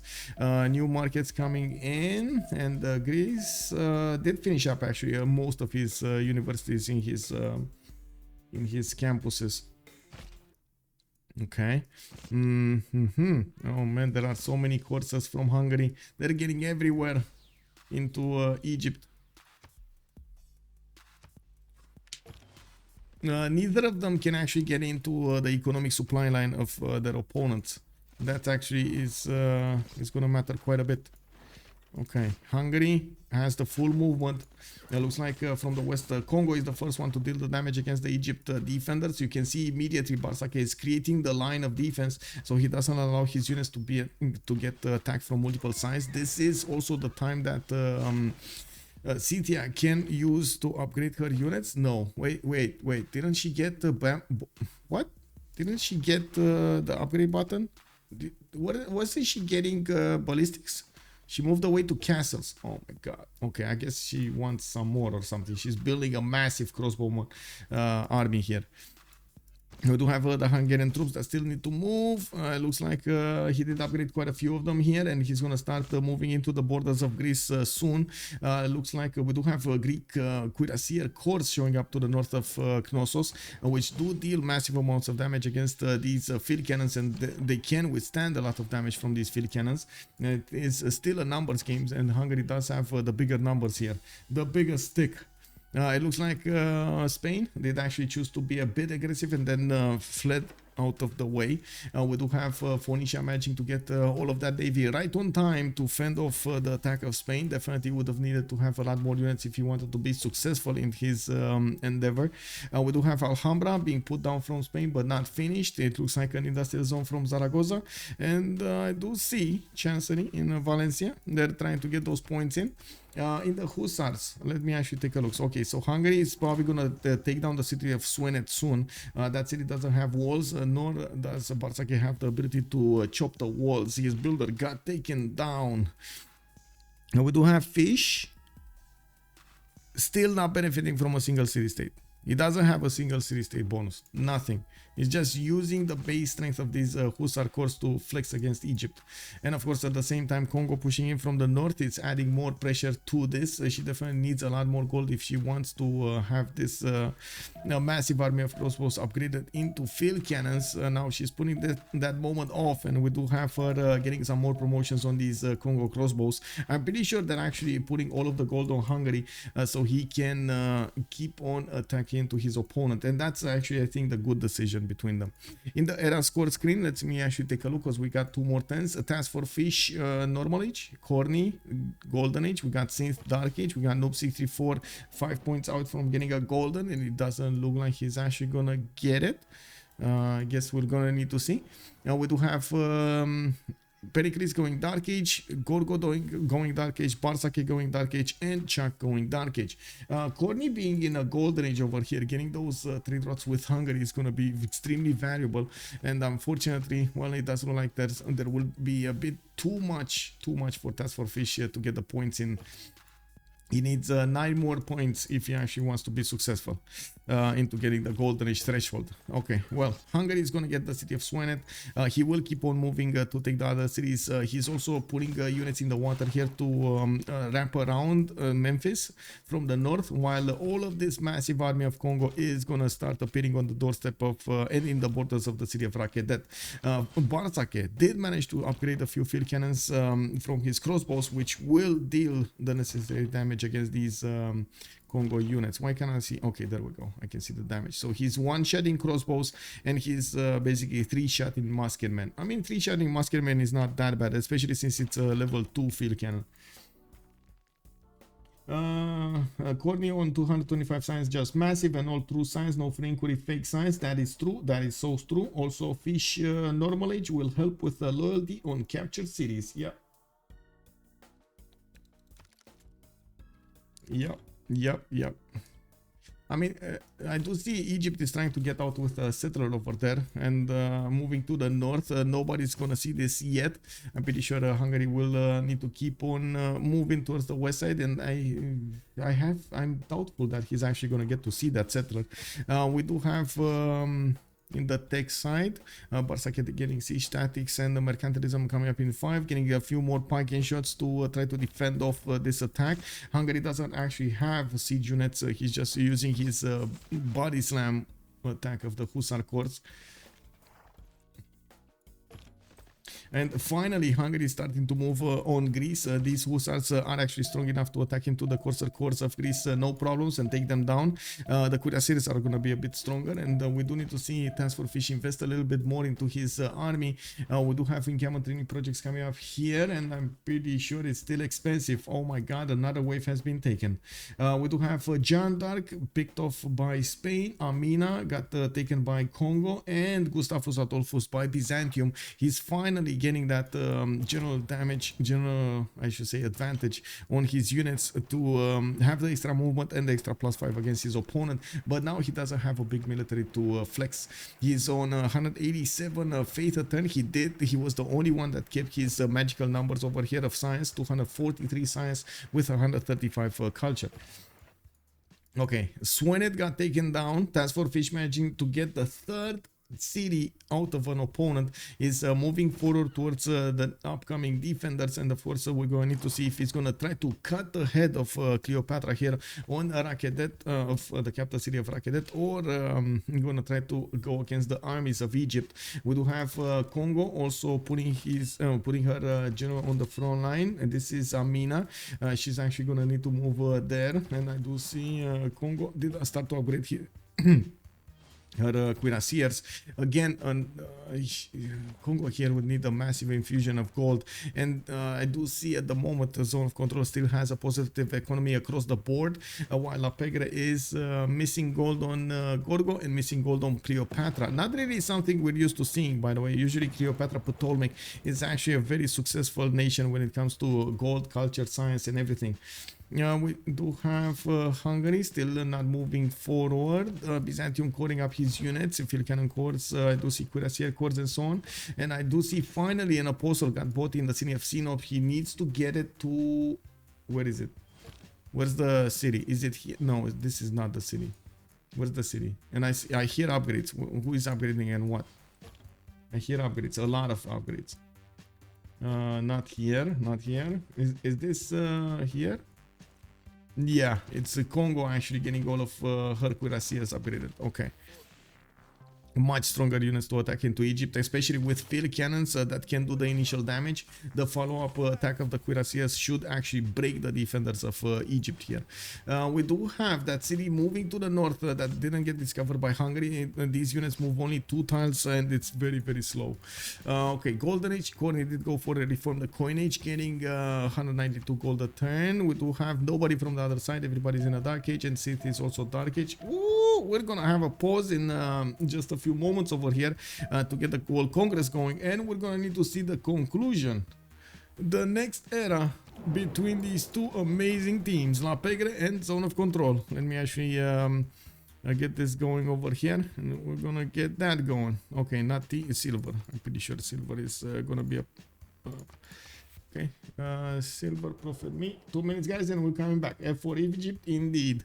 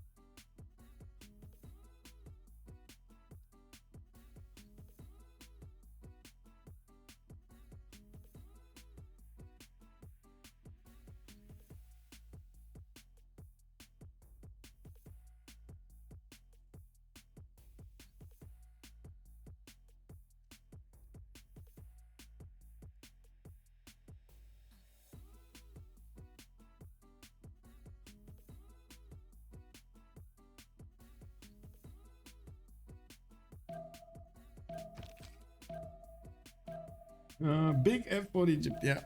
Big F for Egypt over here. Egypt did manage to get nationalism, and of course we're gonna need to see what happened in the World Congress here. Okay, Coco granting more amenities. We did have artists getting more points, and I do see Theodore is gonna get the extra 2 points there.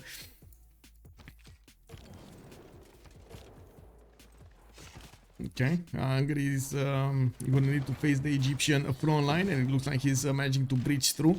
He's gonna get another attack on that courser. He's gonna take it down while he's taking down the field cannons of Egypt, which are the strongest units that can attack back into the Congo line and into his Hussar corps. We do have also Congo starting to push through with much more force right now that she did manage to get her field cannons and cuirassiers going. We do have also Hungary still not getting that settler to the north, but of course I'm pretty sure Egypt is not going to get far into that northwards. He's going to be found out, and the cuirassiers are going to have a quick way to get there. And we do have some hussars in the south of Greece trying to get in the borders, and Greece is plugging those chokes in. It doesn't seem like Hungary did improve some more of these units. Of course, with the limited of gold they benefited from, they went somewhere else. We do have actually Pericles here with an insane amount of gold. Where is he? Where did he actually get this gold? Pericles has 1600 gold. Okay, well, let's actually take a look. Did they get Newton? Yes, it was Theodora Byzantium that did manage to get, I said, Newton. Looks like also Spain on Ibn Khaldun, getting that extra bonus from his happiness. I'm not sure if he is happy. Yeah, he is happy. He's +3 over there. Oh, I see now. Greece is pillaging the tiles of Spain, and it does look like he's doing quite a bit of damage over here. Did he actually wait? Did he get to pillage? Because I don't see a single mine dropped. I don't see a single mine with. Anyway, he's probably stealing some gold or something. Did he get some pillages somewhere? I don't see them. Anyway. I do have the Spanish caravel fleets taken down by the Phoenician caravels. It looks like they're hunting the last one down, and they're trying to keep it as far away as possible from getting to Toledo. Now we do need to see if over here on the front line between Congo and Egypt, Egypt is gonna break, and if he's gonna get that safety settler, there's a lot of implications to Egypt dying. First of all, a military alliance wiped off clean. Somebody from La Pegre is not gonna benefit from an extra +5 defending or attacking against an opponent. That is massive, especially if you're talking about such a close proximity in the technology between them and in the Civ6. If one player dies from a team, also that's a one less player that can vote in the World Congress, and of course it's very important who's actually going to get the Diplo points going. Courtney did manage to roll 2 of these congresses on his side when it comes to the Diplo points. He's on 8 out of 20. He also has the opportunity to build Mahabodhi Temple if he wants to, and get that Statue of Liberty because he's on the coast. So there is a possibility for them, an option for them to go towards a diplomatic victory condition after they deal with Egypt over here. Of course, they're still gonna need to be careful how they do get advantages going for themselves when it comes to military, so they can keep their border safe and working. Shedet is being put under siege. I did see one Egyptian cuirassier corps is probably gonna die. I was looking at the field cannons here, or the crossbows, if they do have more movement, but they don't, and there still is a massive number of crossbows that need to be promoted into field cannons, so they can finish the job on Egypt.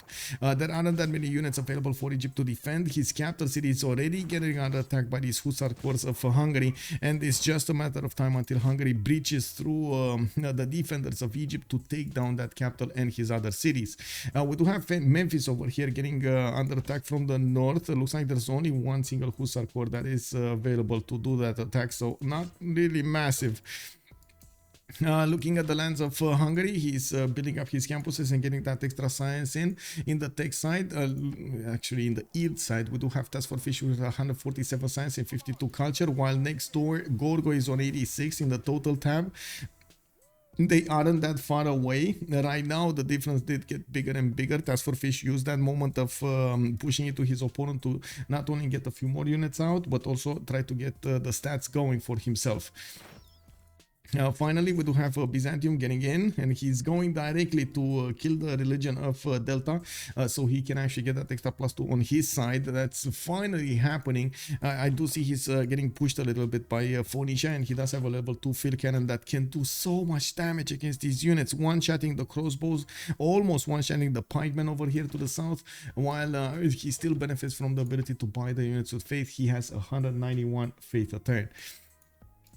Now we do have Spain coming up here with his conquistadors just sitting in place. Greece, after he got his field cannons, he's way too strong to handle. No more levies from Mohenjo-Daro, while we do have Spain pushing back the pillage squad of Greece, and there's only one single cav available for Greece to use here, and there are quite a few cavs coming out from the cities of Spain to plug that choke. He's also gonna get a cav in Toledo, and I gotta say these Phoenician privateers will chip away at the walls until it's down. That city is probably not gonna survive for long. Oh well, it is what it is. You know, he did force Phoenicia to upgrade a lot of boats, use his gold into that, so still. Oh my god, still Pericles benefits from 1600 gold. Unbelievable. Anyway, Byzantium taking out another unit and moving another field cannon level 2 in the front line. He's gonna start chewing through the defenders of Phoenicia quite quickly.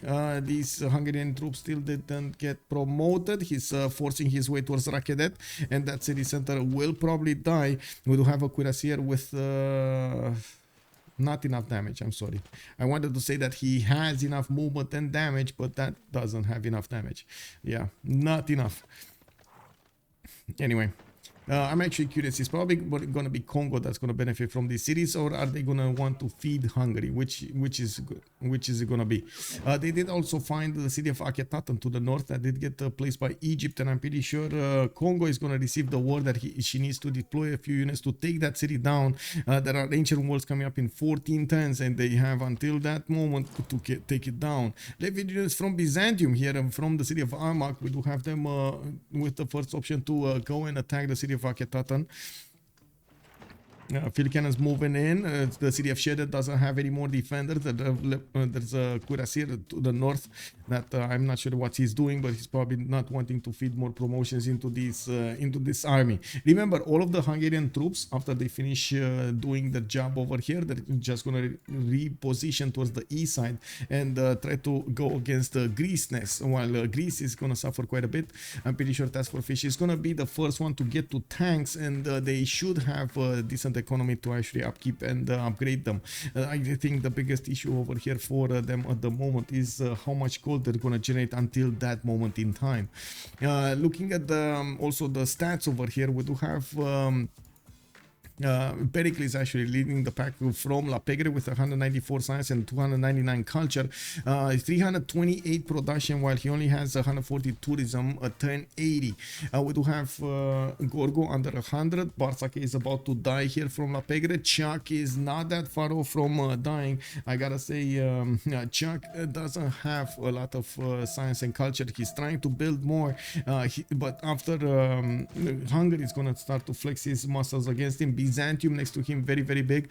He might actually buckle until the pressure after Greece dies. It's all so. This is a series of disasters that might actually happen for La Pegre in the next few turns, and I'm not so sure they can actually pull this back. The first disaster that will happen, they will lose a player, they will lose Barsak. Second disaster, Gorgo will feel the full force of both Hungary and Byzantium coming against them, while Pericles doesn't really have a way into attacking Philip II at the moment. He's going to need to get to a very late game, fascism with artilleries, with tanks, planes, bombers, to be able to actually push into Philip II fast enough and of course efficient. While yes, we do have two more cities available for Egypt. It does look like Akhetaten in the north is going to get attacked by Byzantium musketmen levied from the city of Armagh, and I do see Congo is sending quite a few of these cuirassiers and the crossbowman corps to finish the job on the mighty, the one and only Barsak. It does look like they're also gonna feed fish over here, these cities of Hungary. Hey, Hannibal! Hello there, sir, and thank you so much for the raid. Welcome, everybody. We're watching this game unfold in front of our eyes in the grand finals 4v4s of the CCC 11th edition. We do have Zone of Control actually getting the upper hand of about to take out a player from their opponents, La Pegre. La Pegre is fighting back with Pericles having a lot of points on their side. Chuck is doing his best to keep Byzantium at bay and keeping from taking cities away from Greece over here. He did also manage to push back the navy of Spain, which to be honest only got out from one city, so it wasn't that big of a navy, and it does look like he's doing quite a few pillages here. Okay, there we go. My sound disappeared over there for a few seconds. These privateers, as expected, they're starting to chew through the fortification health, and they're gonna take that city soon. They're just gonna make it right for the caravels to walk in and take it down. Walls are going up in Memphis. I'm pretty sure Hungary is gonna require a siege unit over here to take that city down. It's a very strong city with 76 defense, garrison strength defense. The city of Akhetaten is also gonna get attacked by these musketmen. They don't do that much damage. They only have 55 melee strength plus the bonuses, the other bonuses they're benefiting from, so it will take some time. But remember, these are levied units. You can just keep attacking until they die and take down the city of Akhetaten along with them. We do need to see what Fish is gonna do, if he's gonna start upgrading these units. I'm pretty sure they're starting to acquire the gold, and looking at the tech side here, he's going for refining in 4 turns. While he doesn't have steel walls, he's also gonna need steel and then combustion so he can actually get the tanks rolling. I do have to point out he doesn't have a mass amount of encampments. Only one single encampment has been built. The oil generation is just not going to be there to help him out field a big tank army, which is a bit surprising. We're going to need to see how he's going to fix that. We do have the opposite happening in Byzantium territory. We do have 1, 2, 3, 4 of these encampments being built, and I do see the military academies are being finished in them, so he can actually get the oil generation going. time. He did manage to get a few more units scored up in the south, and he stopped attacking to the city of Delphi for some time, especially since Phoenicia has been poking at the city of Ancira for a few good turns now.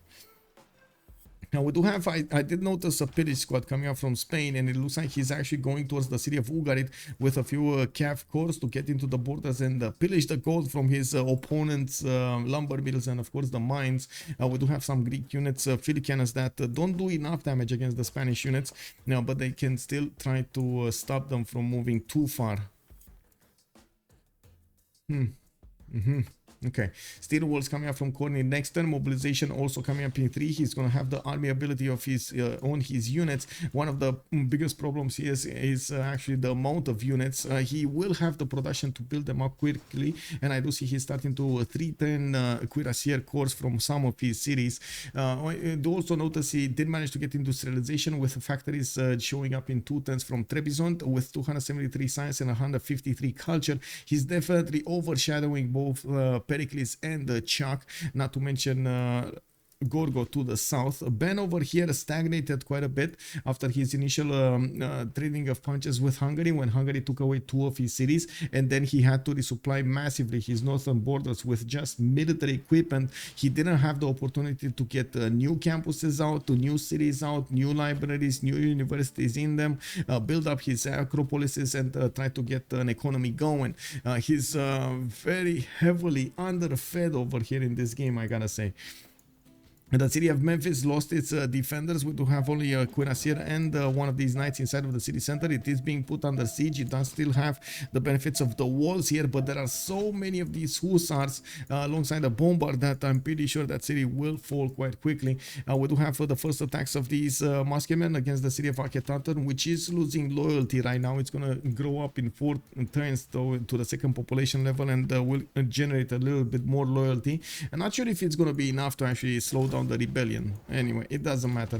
We do have the Congo cuirassiers getting in. These guys are going to be strong enough to attack into the city of Akhetaten and do the necessary damage against it. And as you can see, she's actually, I should say, Synth is managing to do the damage against that city center. No problems. I'm actually waiting for Corny to attack to see the damage of these muskets.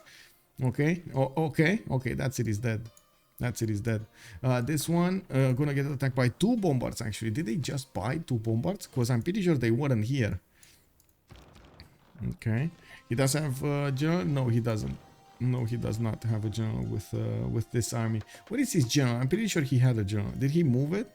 No. Oh, no, it's here. Trung Track. Oh, this only works on the black armies. Doesn't work on the wing hussars. Oh, on the hussars, I mean. That's probably why he didn't want to keep putting pressure on it. Okay, we do have quite a few cuirassiers getting built over here in the cities of Byzantium. Some cuirassier corps, some normal cuirassiers, and I do see he's finishing up his military academies and getting that production number higher.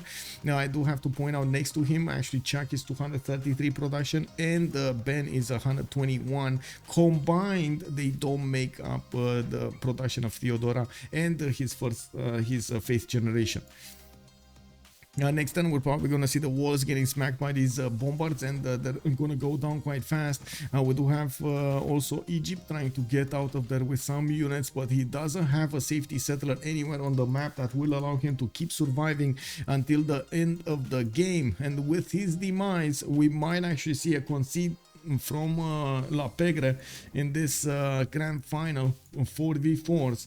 We do have Terracotta Army being built by Greece. I gotta say, Pericles over here, JR, I believe he's JR, is doing as much as he can to bring back this into his allies' advantages. But I fear it's not enough. Like, looking at what's going on here, what are the timings of and his possible options in the game, I fear it's not enough. Phoenicia is going to have a major problem with Byzantium benefiting from tank armies with Crusade on him. And we do need to see if Byzantium... Wait, he did get Gustavus Adolphus, but that's industrial, right? That's Renaissance industrial. It's not modern. Let's see if he's going to... Jose de San Martin is the first modern general here. And we're going to need to see who's gonna pick it. That's I guess my next question. Who is gonna get the general for the artilleries and for the tanks at the same time? Okay, some initial attacks probably gonna happen here. Hungary will need to do the damage against the last remaining stronghold of Egypt, while Akhetaten is gonna go down quite fast. There we go. And Byzantium did manage to take it over very far away from his lands. And it does seem like they are sharing the cities of Egypt over here. Byzantium, okay, the last walls over there gonna go down. Looks like he doesn't have patience and he's attacking to the walls as soon as possible. They do want to deal the damage and take out their opponent as soon as possible. They don't know if there's another settler somewhere that can actually get the city down. So as soon as he gets the city down, of course, the better. The sooner he gets the city down, the better.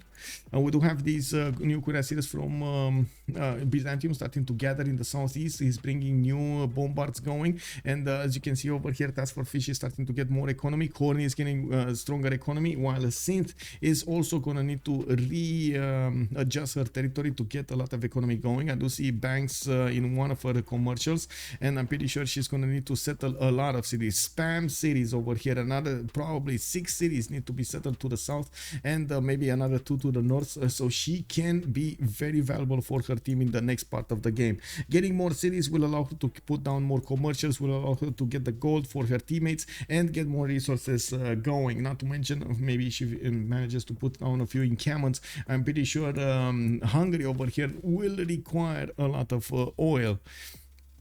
They can look at his oil per turn. Let me see, do we have oil per turn? No, as in, oh, he does have an oil tile over here. Okay, that's the only oil tile he benefits from. That's it. One. That's it. I don't see any other. I mean, sure, I can see aluminium, I see horses, I see iron, I see coal. I do not see any other oil tile. That's a bit unfortunate, but it is what it is. So 1 oil tile plus maybe a military academy, 5 oil per turn. That's it. Egypt City South. Wait, Egypt City South? Oh, thieves! Oh my god, you're so correct. Thank you for pointing this out. Unbelievable. Barsake is gonna live a little bit longer with the City of Thieves. We do have Congo sending a unit over there to the south. Looks like she doesn't know exactly about that city. Nobody knows about the city from a zone of control, but they know it must be somewhere, and we're gonna need to see them start searching for it.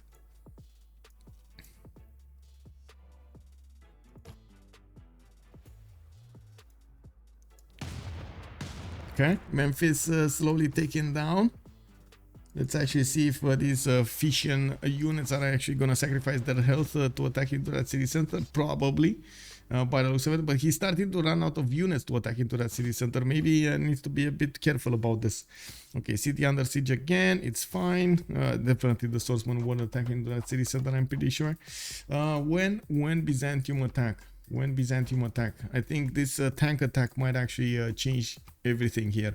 Now we do have Gorgo trying to get to rifling and get to steel walls. It looks like at the moment Hungary is not moving any of his units, but he's getting new equipment. He's getting his bombards going, and I do see some hussars while he's gonna finish the job over here. All of that military will need to position towards the east. Now where we do have artilleries from Byzantium that can actually take down the city of Delphi very, very quickly. Now we do have this cuirassier army that will require tank upgrades soon. We do have Corny actually moving a little bit away so he can pre-build a little bit more 3 turning cuirassier armies in the city of Constantinople. You can imagine when he is gonna upgrade these tanks armies against his opponent that is unfortunately suffering from crusade. He's probably gonna break that defense down. We do have the pillaging attack of Spain successfully taking down 2 of the lumber mills, and I do see he might actually follow this up with more mines to the northwest. I do see battleships coming up from Phoenicia. Interesting choice to actually go for battleships at this position. Of course, it will help him defend against these Scav corps quite well. Piota, his city of Spain did get raised to the ground. Noob 64 is gonna get steel walls in 2 turns, and that's gonna slow down any kind of Greek move that we're gonna have here. Greece doesn't actually get a lot more science, but he did manage to get 416 culture a turn. Probably already has mobilization, and of course we're going to need to see what is he gonna want to choose to do with it. I gotta say, in the production across the board, zone of control is just much better than La Pegre in their sim that they did. We do have a Chuck with 247 versus Corny's 419 plus 219 divided by 2.5.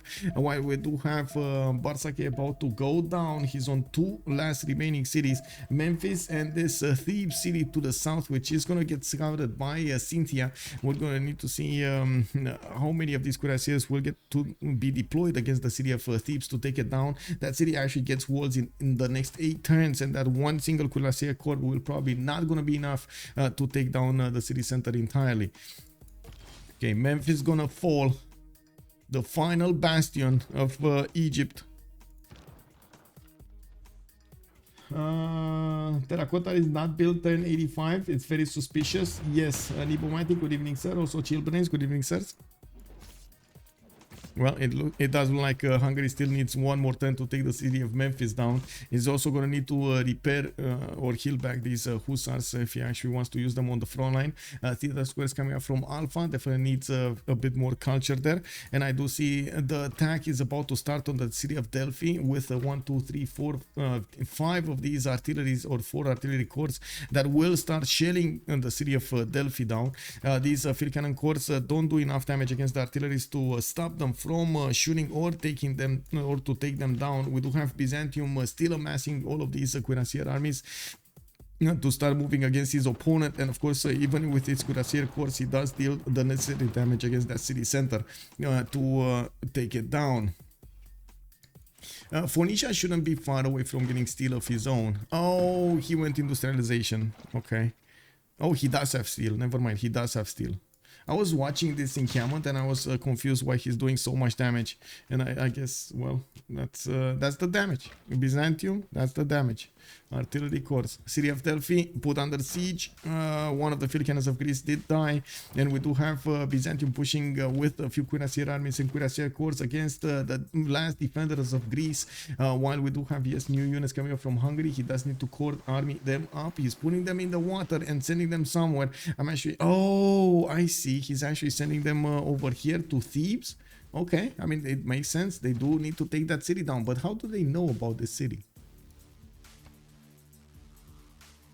I mean, I guess that's the only way they can get. And they probably saw the courser in the water. Oh, wait. There should be pressure here. Anyway. There should be pressure. Exactly. I was thinking exactly that. Kick. But chill brains, there is no pressure. What is this? There is no pressure here. You see, there's no miners coming up from that city center. What is happening here? Probably because still Memphis. And Sasso, bonsoir monsieur, bienvenue. The artillery is pretty much GG. That mine is calling it out. Good evening, sir. And yes, also thank you so much, Mastro Teku, for pointing that out, the city out to the south.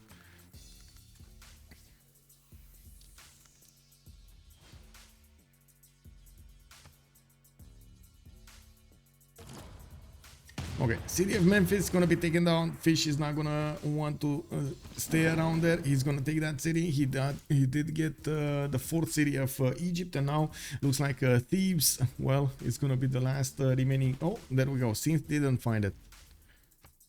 She's gonna find it now. Now loyalty. Okay, there we go. Now we can see the loyalty.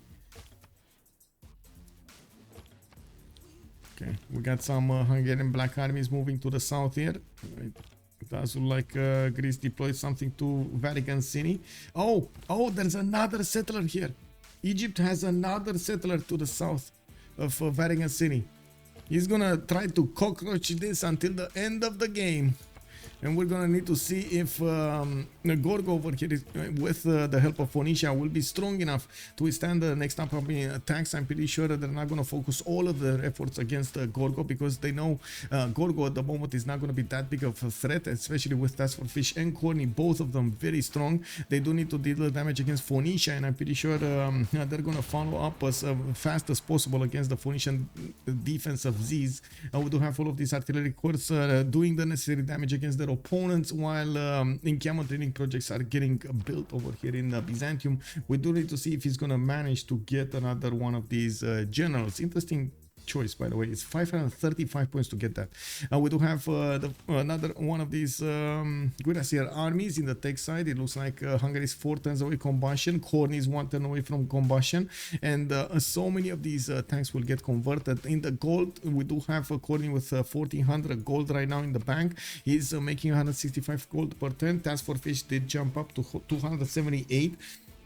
And he did not choose to actually upgrade this military to go against Greece anymore. We did have a few scattered units trying to go for some pillages, but that's about it. They got back into the borders and now they're sailing away. Oh man, she's not gonna see this, is she? Since is not gonna see the loyalty. Or is she gonna see the loyalty? She's definitely not seeing the city borders or the units of Egypt here. She missed them by a single tile. Oh well. Exactly. Stealth 100%, man. Or I guess you meant stealth 100 as in to the level 100 or something.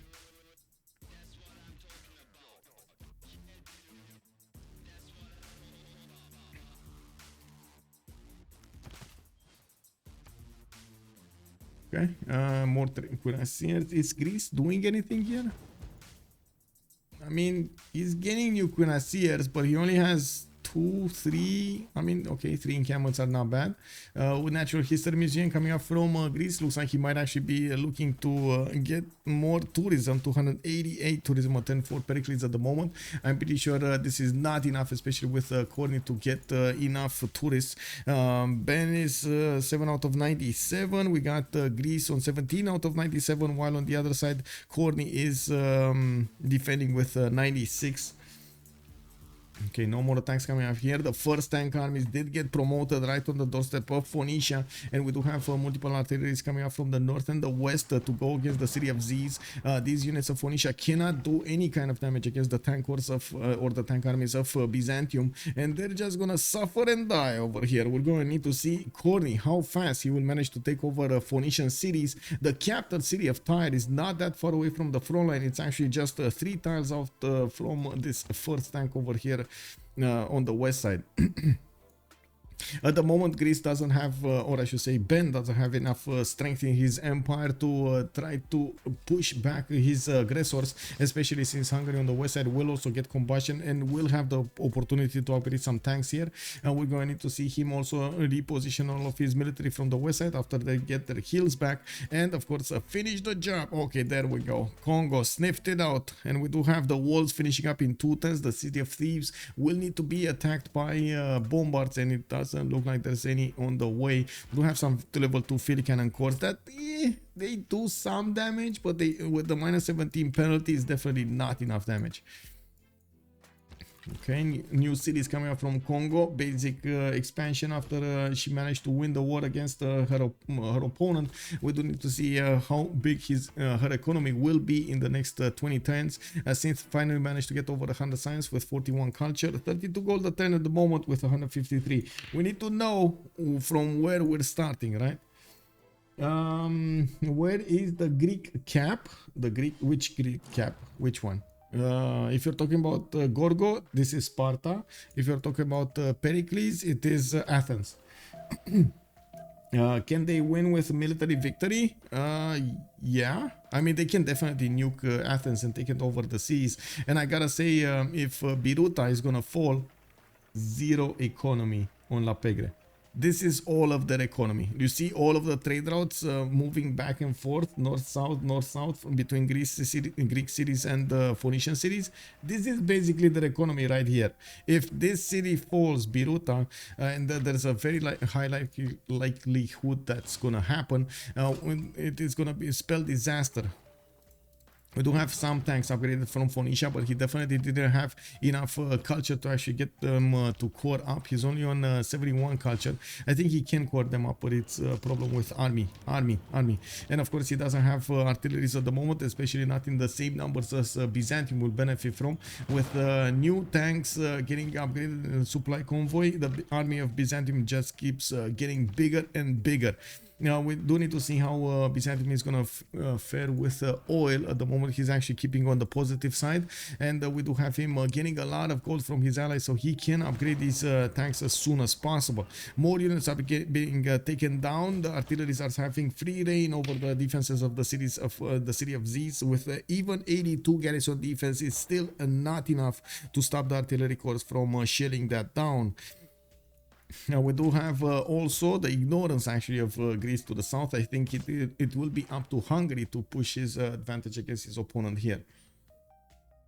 I don't know where Nansu is. Nansu! Insects, bro! Have you had your fill today or what up? Anyway, the praying mantis for some reason doesn't want to do his job. He took a break, man. Can you imagine him taking a break? Unbelievable. Anyway, let's actually see. Thebes. Does have Congo Cuirassier Corps. Gonna get the ancient walls next turn. We do have more Cuirassier Corps coming in. Or a major... Oh my god, look at this line of units coming up from Synth. She's gonna put everything she has on that city. I gotta say, this other city is gonna...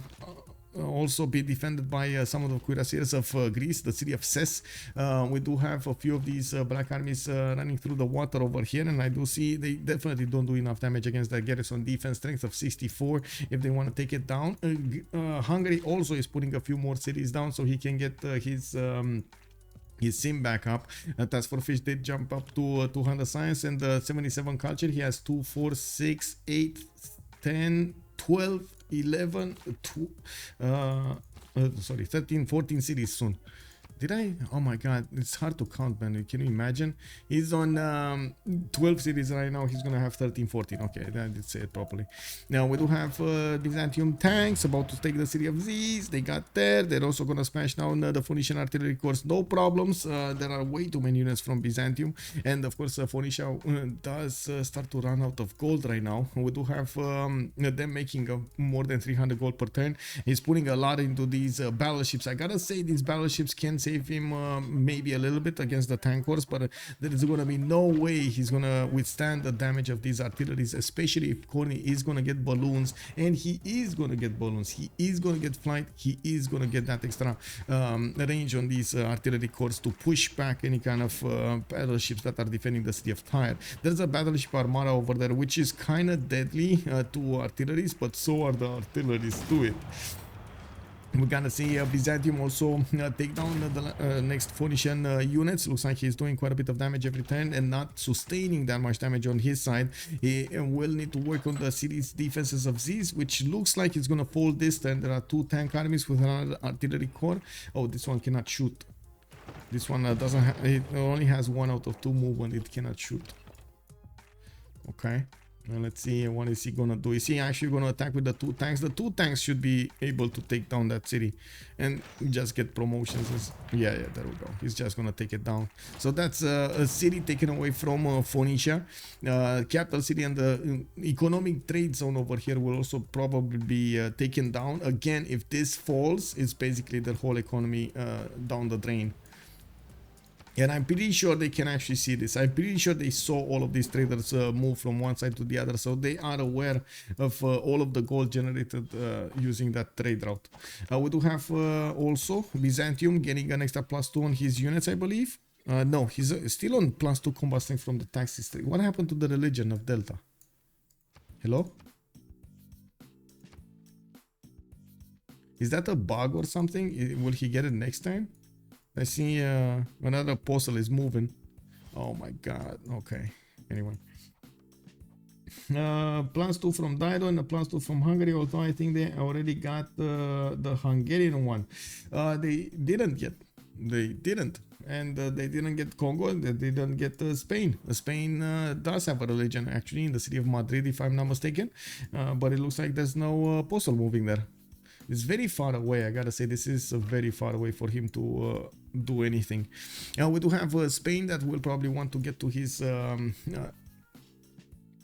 helicopters. I do see him pre-building quite a few of these helicopters, of course getting the calves and starting to push a little bit Greece again. He's doing the pillages on the Greek tiles, on the Greek mines, and of course getting the gold for his teammates to upgrade their units. We still don't have units coming up from Hungary. Looks like he repositioned a few of them to the city of Eger to the south, while they're still hunting down the last remaining cities of Egypt. One did get spotted, the other one did not, and of course walls are going up in both of them. It's going to be almost impossible for the Cuirassier Corps to take down the city's defenses, but I'm pretty sure if all of these field cannon corps get next to the city of Thebes, that city is still gonna go down. It's just a matter of time. Now I do also notice Hungary getting some cities on the islands over here, trying to expand his empire as big as possible, getting new hussars from his cities, and keeping up with his economy. 234 gold per 10. We do have Corneo on 139, and Noob did get a little bit higher on 100. While yes, Synth is not managing to get that much gold right now, I'm pretty sure she will start to get the gold when she's gonna finish her new series. Now she's putting she's putting quite a bit of production into the population of her cities, and repositioning her armies. Doesn't actually have anywhere to go anymore. We do have her moving to the south, and I guess bombards coming up from Hungary as well. Okay, I mean, if they don't finish that one, they're gonna finish with the other one.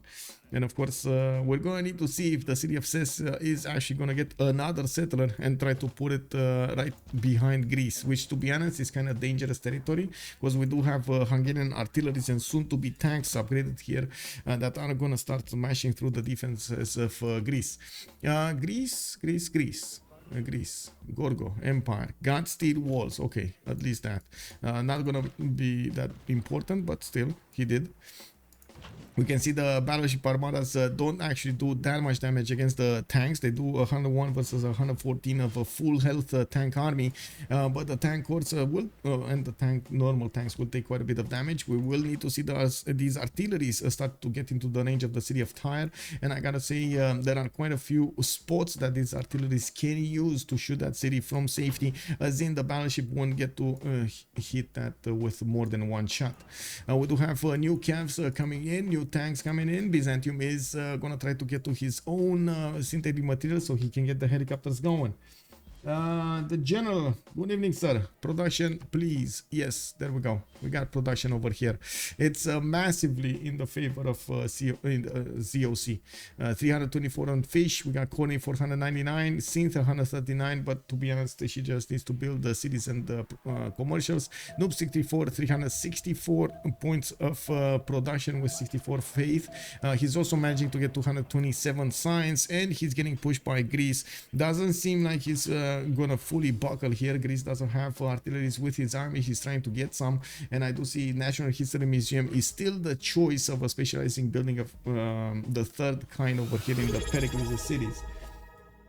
Hussars upgrade to helicopter. Thou shalt be knighted primer. Light's path. Ooh, Light's path. Thank you so much for the prime, sir. Thank you. We do have Spain over here that needs to finish some more units and send them to the front line. Zaragoza is under attack. He's getting a few battleships in the water to deal with the weaker units of Greece. And yes, he's going to give some pillages away. And we're going to need to see how fast he can actually get the units out to the north so he can stop this encroaching danger of Greece. Well, if that's actually going to stop, it does look like Phoenicia is in serious trouble. Not only his capital city is under threat by multiple Byzantium artillery corps with tank armies, but his also economic trade zone is gonna disappear over here, and if this disappears, the game basically is over. I gotta say Byzantium over here has the game in his hands right now. Corny is doing the job exactly what he needs to be doing to take out his opponent. Greece showing up with a few tank armies to make a show of strength over here against Byzantium. They do look like they're quite strong because he does have the extra +5 combat strength from fascism. He's gonna fight for his life over here on the city of Biruta, but I gotta say there aren't that many Greek tank armies to attack into the Byzantium units, and I'm pretty sure Byzantium with his artilleries will manage to deal the damage against Biruta. That's all they need to do. Not even keep the city. Just raise the city of Biruta down to the ground, and that's it. This is gonna be game over for economy here. And I gotta say, these Byzantium artillery corps are gonna, by the looks of it, position to start attacking the city of Biruta. Looking at the tech side, it doesn't look like Korni is gonna want to go to flight anytime soon. He's just gonna try to get to his synthetic materials for the helicopters to try to get into the borders of Greece. And I gotta say, if he does actually get to embark them and disembark them over here, it is gonna be quite disastrous for Pericles to fend those off.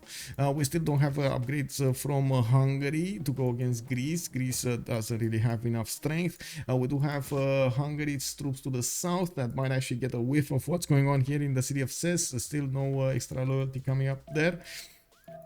City of Thieves did get found out. The Congo units are getting closer and closer to that city center, while of course the field cannons are going to need to start going there, and they do need to start shooting against that city defense of only 75. But remember, he does have 67 garrison defense, and it does add up quite a bit.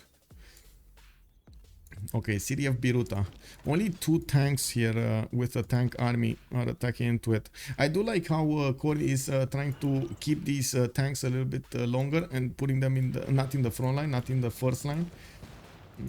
Artillery corps about to go down. Ooh, man, Korni wasn't up on the buttons over there and lost one of his artilleries. 2 of his artilleries to the concentrated power of these Phoenician battleships, and of course these field cannons inside of the city center.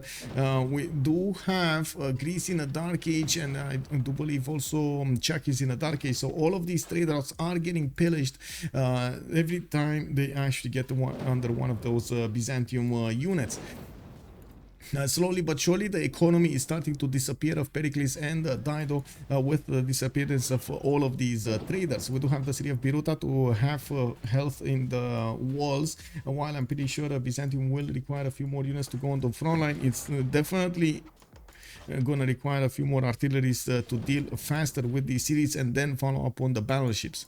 It does seem like also Greece did start to push into Spain from the north. It managed to take down 1 unit, probably by the looks of it did retreat a few units here, and this is where he stops. We do have 2 tank armies, 3 tank corps, I mean, coming up from Spain, getting a few new battleships here to attack into the Greek armies from the shores, and trying to build up his production numbers. Not bad actually, defense put up by Noob 634 with quite a major disadvantage against Pericles, especially since he doesn't get high culture to get to fascism quickly enough.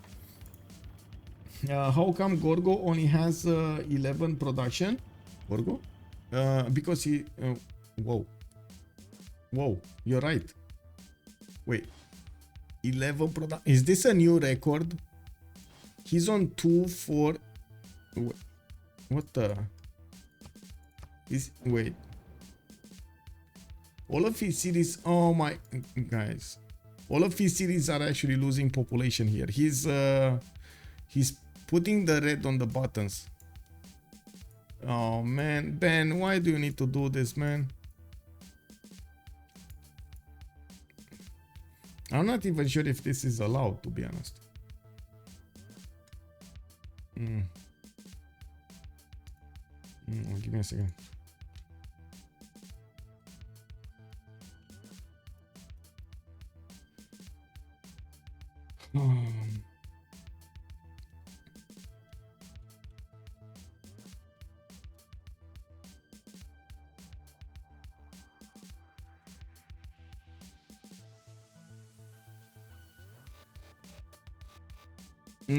Has to be a visual bug for Gorgo production.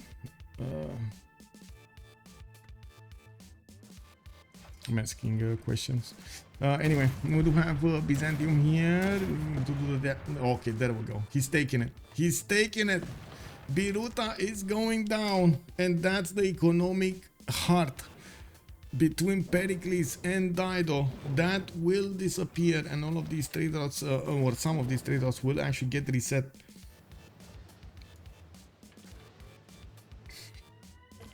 Linda, the times on the cities are similar. What? No, I'm pretty sure he's using, you know, there's a button in the bottom right that you can force your city to focus on something. You can also force your city to not get something, like not get production, not get food. And it looks like he forced his cities to not have food over here. Was they're losing the pop. He's losing pop in every city.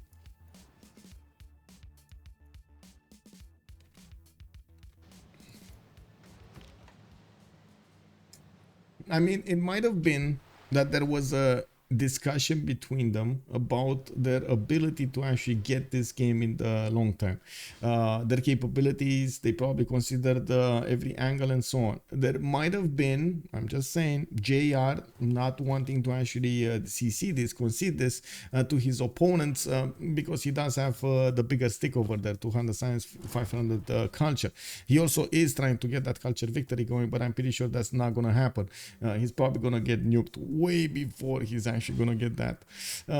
We do have him also being pushed over here from the west side, and even if he did try to push it to the east side, nothing happened. One of his allies is basically down. We do have Congo over here that is going to finish the job on Thieves, and then they will need to figure out where Ces is not that we're not that far away from actually having the Hungarian troops get next to that city center, and figure out that there's another city that they can take out in the south. Tanks will follow, helicopters will follow on that pathway over there to the south.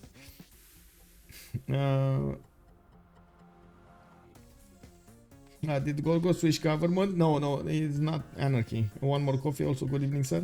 It's not anarchy. I don't know what it is. Oh, Cinguetti has been defeated. Where was Cinguetti? Oh, another city has been taken down. Where is Cinguetti? Oh, hello, Tanky.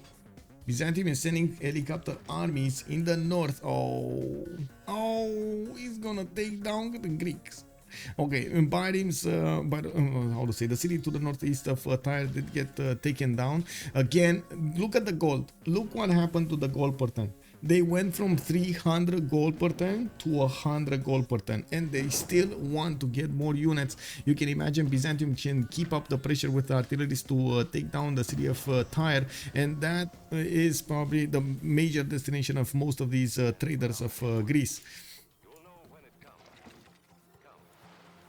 So many boats though, so many boats from Phoenicia doing the counterattacks against these tanks. They can't really touch the tanks, but the artilleries have been under fire over here. And Byzantium, because he didn't actually get his flight, he doesn't have the range to attack into these battleships properly with his artilleries. On the east, it looks like Spain did actually cover this land properly, even if Greek units do benefit from armies, do benefit from damage, from fascism. They do not manage to break the defenses of Spain.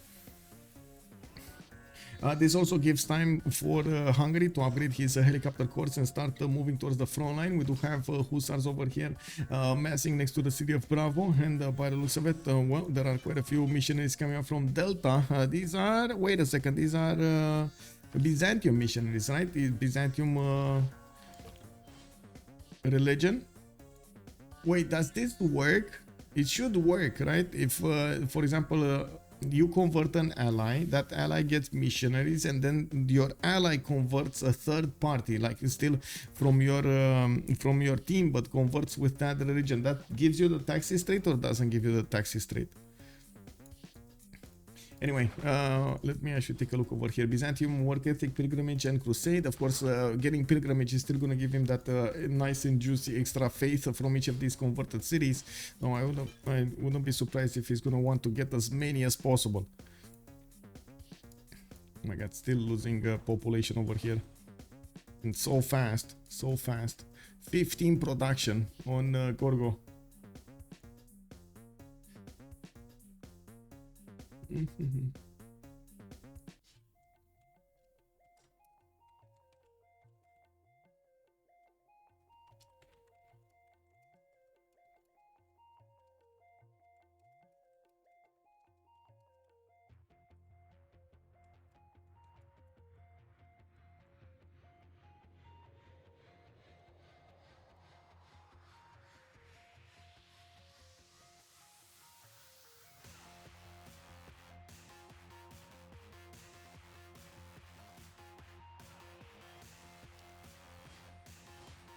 Okay.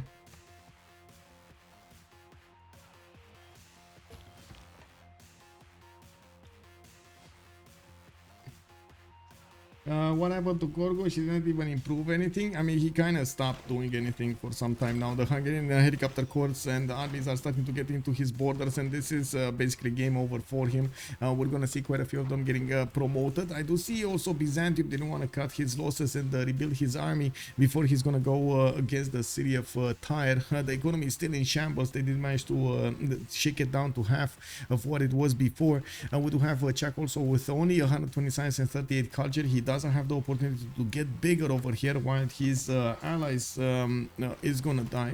His ally is gonna actually no allies. I said well because it's gonna be Gorgo dying, and it is definitely gonna be Egypt dying at some point. Thebes is about to be taken over. It looks like these multiple field cannons did manage to do the job against that city's defense, while we do have helicopters from Hungary upgraded in the city of Obura, moving towards the city of Ses. These helicopters will manage to deal the damage against the Greek cuirassiers, and of course Hungary does have a few hussars over there to handle some more damage. Also, Hungary in the meantime is going to start to get some more pillages out of the territory of Greece. It looks like Greece did not upgrade any of his mines. Well, I'm pretty sure he was aware that Hungary is probably going to pillage every mine that he can get his skids on. We do have aerodromes coming up from Amasia. It does look like finally Byzantium did get flight. I still didn't get a balloon, so he can actually help out these artilleries do the damage from 3 tiles out. It would be insanely important to get this going. Michael asked if converting your ally, then having your ally convert yet another city who has not found a religion gave taxes bonus. No. Who have founded the religion. So basically, you kill the religion through an ally, not through your own missionaries and apostles.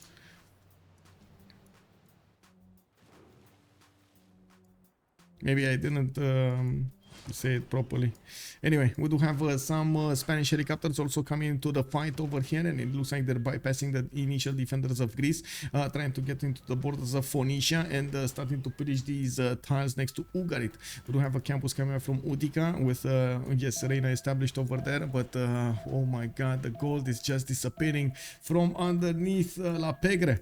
The city of Thebes walls did go down. We do have the Congo units about to finish the fight against the Egyptian new capital Thebes. The upcoming units of Hungary are going to go towards the city of Ses, where yes, there are ancient walls getting built up, but as we've seen over here on the city of Thebes, those will not hold for long.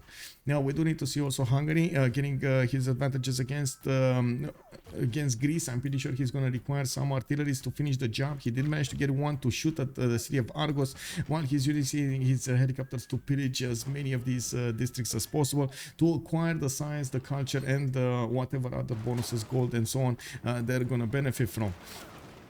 Now we do have more helicopters. It looks like the helicopters of Byzantium will get stopped from pushing into the lands of Greece, or at least some of them will get stopped. Where's that? Oh, there's one helicopter army over here. Okay, it's just standing over there. Okay. Well, let's see. Phoenicia doesn't really have to do anything with those units anyway. I gotta say Byzantium over here did manage to get to 335 science and 233 culture. He's keeping up his advantage, and he's not yet at fascism, but he's only 2 turns away from getting fascism. Getting that extra +5 against Phoenicia will be very, very important. I do have Gorgo getting out with the city of Mytilene in the coast over here, but there's still gonna be 1 player short if the city of Ses falls. Do we have? Oh, we got another one. Oh my god, instant what was it? Instant doubling over here of cities. The city of Neken is now alive. Okay, another city.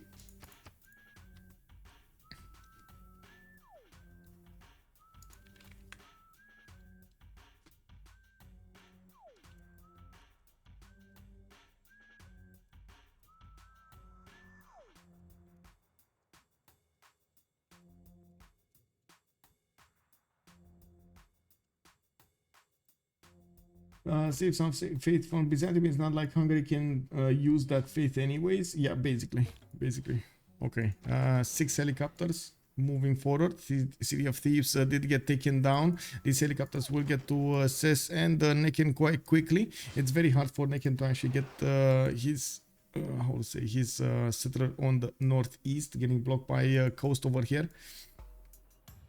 Looks like Hungary is also going to start breaking the cities of Greece slowly. It will require a lot more artillery if he actually wants to be efficient here. It's getting commercial hub investments by the looks of it, and well, it's relying almost entirely on Byzantium to push this war.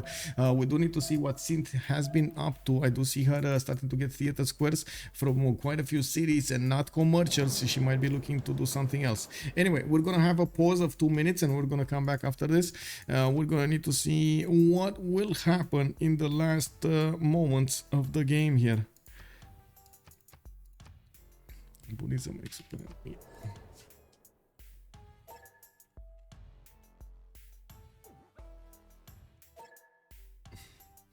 Be right back.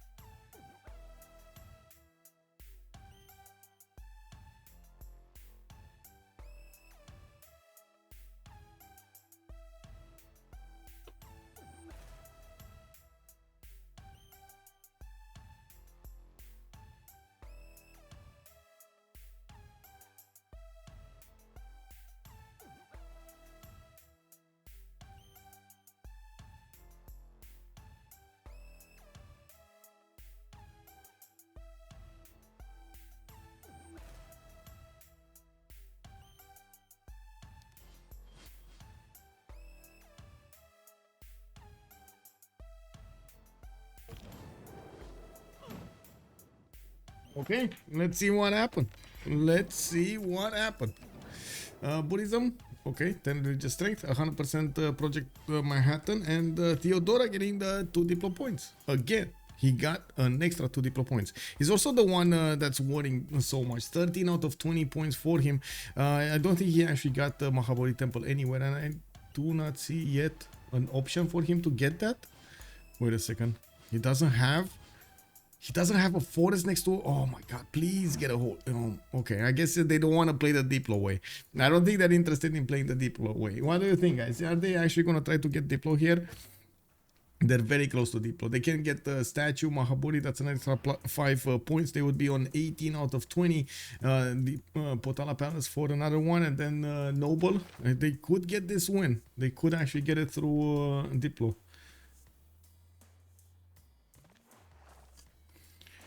I don't know how he was allowed to get to 13 out of 20 points, but I guess they had totally other priorities to get. Okay, tourism. What's happening in tourism? Pericles 34 out of 126. How much passive tourism does he benefit from? He's on 518 and looks like he's gonna get flight in 3. Environmentalism coming up in 3. This is gonna be a problem.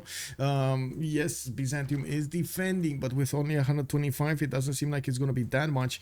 Sith is trying to get up her culture, but again, it's gonna be quite a bit of a problem for her to get so much so fast. You do see she's getting the theater squares as soon as possible from her cities. Has a lot to improve and has a lot to build. Of course, amphitheaters, get the projects going, get the writers, get the books inside of her amphitheaters, and follow up with art museums. Okay, first Hungarian helicopters are getting into the borders. We can see the damage against the Greek cuirassier armies. They can take them down. They have 7 turns to smack, or I guess 6 turns to smack against that medieval wall, so it doesn't get built. There's no third settler coming up from the city of Ces yet. Okay, looks like helicopters of Hungary are actually going towards the cities of Phoenicia, which are still defended by the battleships from the coast. They're still gonna get the skids on some of these mines over here, and I do see 2 of them ripe for the taking. 3 of them actually ripe for the taking. We do have some Byzantium tanks also starting to move to the south with the help of artillery corps. He's gonna start chewing through the remaining cities of his opponents and get more theater squares in the meantime, because why not? Did he? Yeah, he did get a theater square here in Delphi. Aerodromes finishing up. He's gonna get the fighters in the air. He's also gonna get his advanced flight in 2 turns. So yeah, fighters coming up soon. 1 pillaged mine. Where's the other one? Why is he not getting that one? Anyway, it is what it is. He's gonna want to get as much gold as possible from his opponent. I'm actually very curious if Pericles still has a chance in this game to get that culture victory. Yes, they might actually lose a player, which will slow him down considerably, especially since already the city of Ces is gonna be under pressure. We do have that city of Neken trying to get the ancient walls. It can only be attacked from 2 sides, from the left and to the right into that city center, and if it does get walls, even the helicopters will have a hard time pushing into that. Now we do need to see if Hungary is gonna position these bombards actually on the eastern side. I don't know why he's still keeping them here in the borders of Thebes, to be honest. They move quickly. Come on, get them on the east, get them moving. Okay, yield 526 production for Corny versus Pericles' 488, 235 faith a turn. He's getting his war department finished next turn, and of course he did manage to get the fascism with an extra +5 that he's benefiting from. His units are going to be much more efficient in defending these from these battleship fleets. We do have him redirecting his attack towards the cities of Greece here, moving towards the south with the majority of his army, while he's leaving a skeleton army to defend the city of Ziz. He's probably going to need to resupply new units to the front line to actually handle that. We do have a helicopter army trying to get on the eastern side. It doesn't look like he's going to have the time. He did manage to get in 1 tank, which is starting to pillage some of the Phoenician units. Or is he even having that ability? No, reform the coinage has activated. For Chuck is starting to get the gold going. 300 gold a turn coming up from Dino, and we do have Pericles on 193 of his own. Now it seems like they managed to successfully cover the gold expenses here. We do have Spain that also benefits from modern armor cores, which are not going to be as strong as the tanks, just the normal tank cores of Greece. Wow. Okay, I mean, that happened.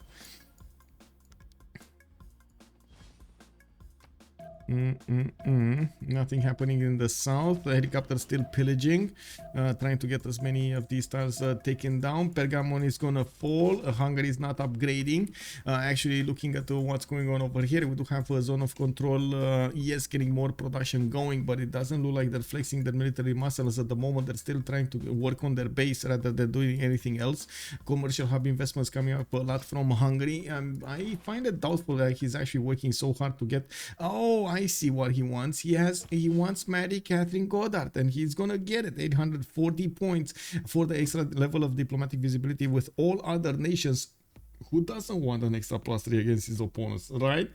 We do have Filippo Brunelleschi also as the great engineer, and it does look like nobody's actually that fast on it. To be honest, Byzantium over here might actually want to use it so he can get Statue of Liberty. Come on, man. I mean, you can do that. You can do that.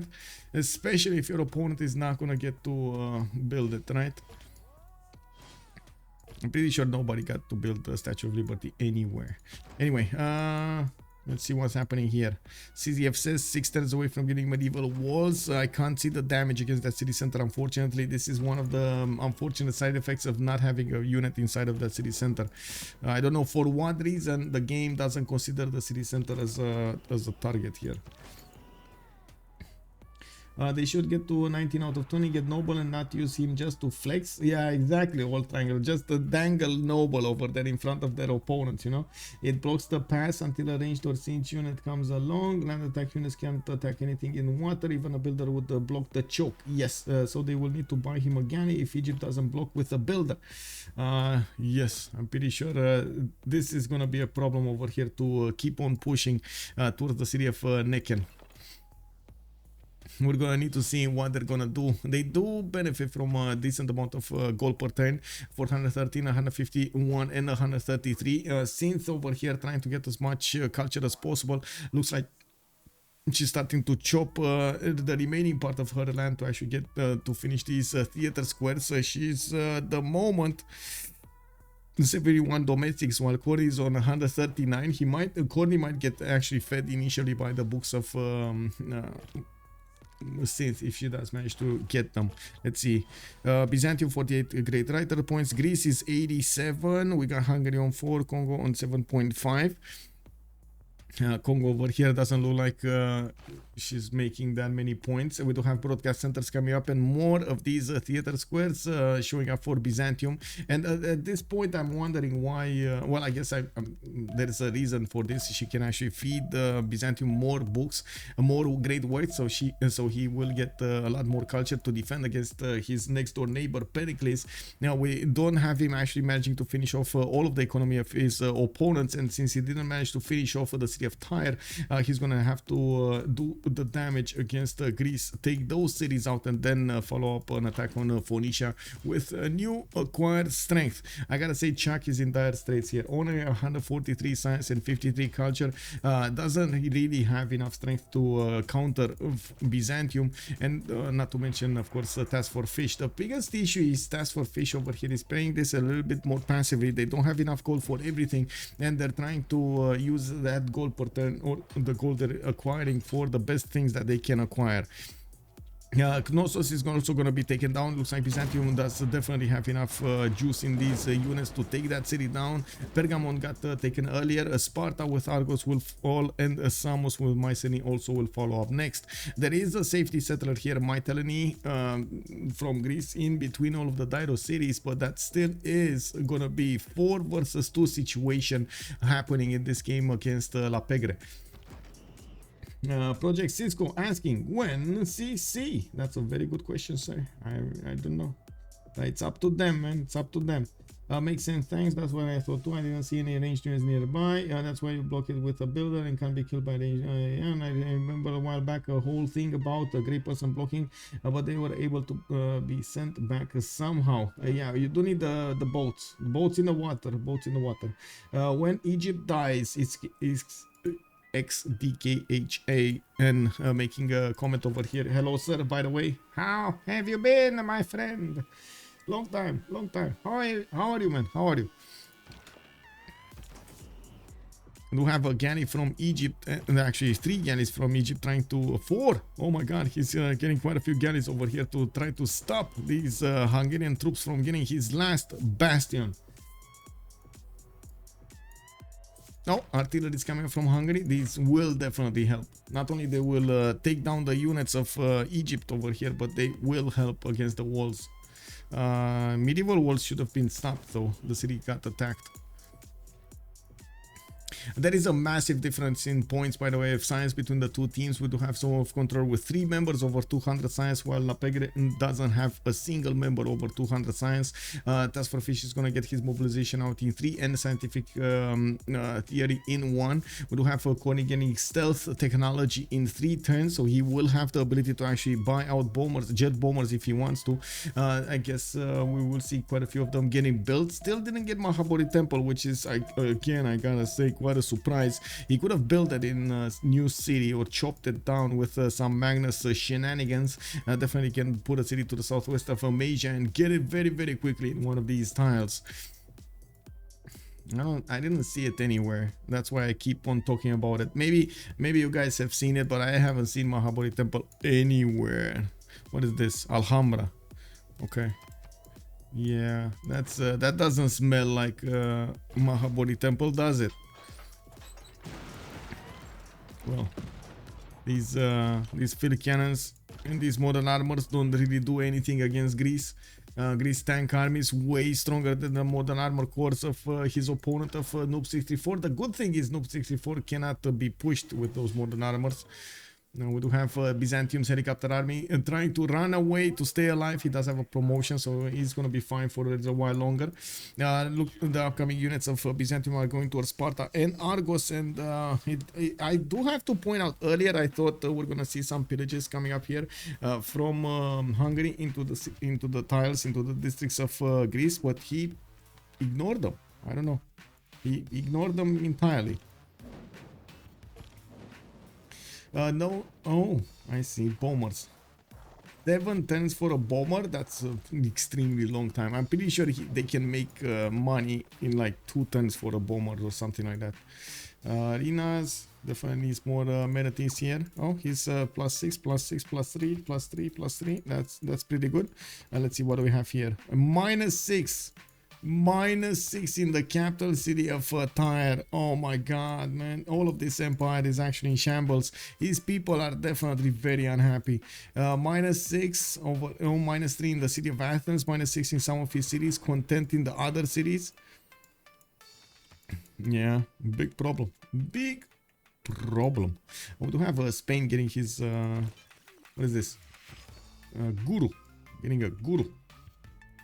Well, you gotta do what you gotta do. Still no balloon coming up from Byzantium, and I gotta say, yes, he's getting more of these broadcast centers with new theater squares. He definitely needs some more attack damage, and I'm looking at multiple amphitheaters that are also gonna get in. Now, I do have to point out, Pericles is starting to get dangerous here. He's 50 out of 151 defenders, and it does look like he's rolling quite a few tourists. 1,248 tourism per turn outputted by Pericles. If they don't do something against him, this is gonna be a problem. Now we do have Spain trying his best to pillage some of the tiles and slow down Greece over here, but they do need to take out cities, and of course the main ones. He did manage to get Dimitri Cantemir as a great musician, and remember earlier when we saw him building the Natural History Museum instead of going for War Department or something? Well, this is where it pays off. This is where he's gonna get so much tourism coming up from those great works of music. You gotta see what's going on here. City of Ses gonna go down. This is no question about it. This city is gonna go down. The helicopter corps are gonna push through it. That city is gonna go down. We do have the artilleries that will need to make their way, and I gotta say they will probably need to buy a balloon over here for Task for Fish so he can reach the city of Necken. Oh! Oh! Oh my god. Wait, we got the first polar melt. 10% lost. 1 tile discovered over here. Barsake. I don't know, man. That ice is starting to open up like a flower to your opponent. I don't know what to say, man. Barsake, you gotta put those blocks back in. We got the Task for Fish going combined arms, Corny also going combined arms. Yes, we do have the 100% production towards Manhattan project. That's a bit of a problem. We will need to see how they will manage to finish off, first of all, Egypt over here. They are starting to get that going, and I wouldn't be surprised if we're going to see a balloon pop over here, but I don't think he has the technology. That's, I think, the stopper. If he would have had the technology, I'm pretty sure that balloon would pop. Let's see, gold. Okay, Sparta's going to be taken down. Another city finished. Corny is going to push towards Argos. And then all of that army is going to start moving towards Samos and Mycenae and hit Ainuk from the south. Yes, we still have some Phoenician battleship fleets that are getting their... how to say, getting their turrets to shield the shores. Are they called turrets? How are those? I don't know how to call them actually. How are those guns? I guess guns. Anyway, death by global warming. Yeah, that's. I mean, I guess that's the most visual thing that we can have here. I just melt the ice to blow open the choke. 300 IQ. I know, right? Exactly. 2005. That is so true. Okay, looks like Byzantium here is putting a few new tank armies on the front line to the southeast. Corny finishing up combined arms next turn. He has a bomber coming up in the next 3 turns in Amasia, and I still don't see him getting another setter to get that Mahaborit going. It looks like they want to finish the job against La Pegre with just units and not Diplom. We have multiple helicopters also coming up from the cities of Spain. He has been pushing against Greece, not letting him fully focus on his culture for some time now. We do have new theater squares coming up from Phoenicia with a lot of problems when it comes to his science and culture, not to mention production. Phoenicia over here does seem like he's running out of breath of resupplying his units to take on Byzantium with only 242 production. Chuck is less than half the production numbers of Corny, not to mention we're not even taking into account the phase generation of Theodora. We do have to take a look also on the cities of Congo, massively doing these projects for theater square festivals and finishing up the amphitheaters. It does look like she's helping out as much as possible her ally Corny to get those extra defenders going. It looks like Corny did jump up to 157. He's now 167, so he's definitely putting as much culture defense as possible against Pericles here with 64 out of 168. Pericles did not jump over the halfway point yet, even if he does have a massive amount of tourism per turn. It still will take a while until that tourism will materialize to have tourists in his grasp. We do have 468 production for Pericles with 532 culture and 1268 tourism per turn. Doesn't really have a lot of faith per turn to actually put into rogue pants. He's probably gonna buy one at least, and we're gonna need to see what is he gonna do on the east here. There we go. We just saw one getting bought. That's basically his faith. That's it. Did he get another one? I don't think so. And we don't have, I gotta say, we don't really have very good land that he can play those rock bands in Phoenicia's territory. Anyway, Spain is getting a few new helicopter armies to work against his opponent. We do have battleships that are just standing around to shoot those helicopters if they ever come close to the borders of Phoenicia or Greece.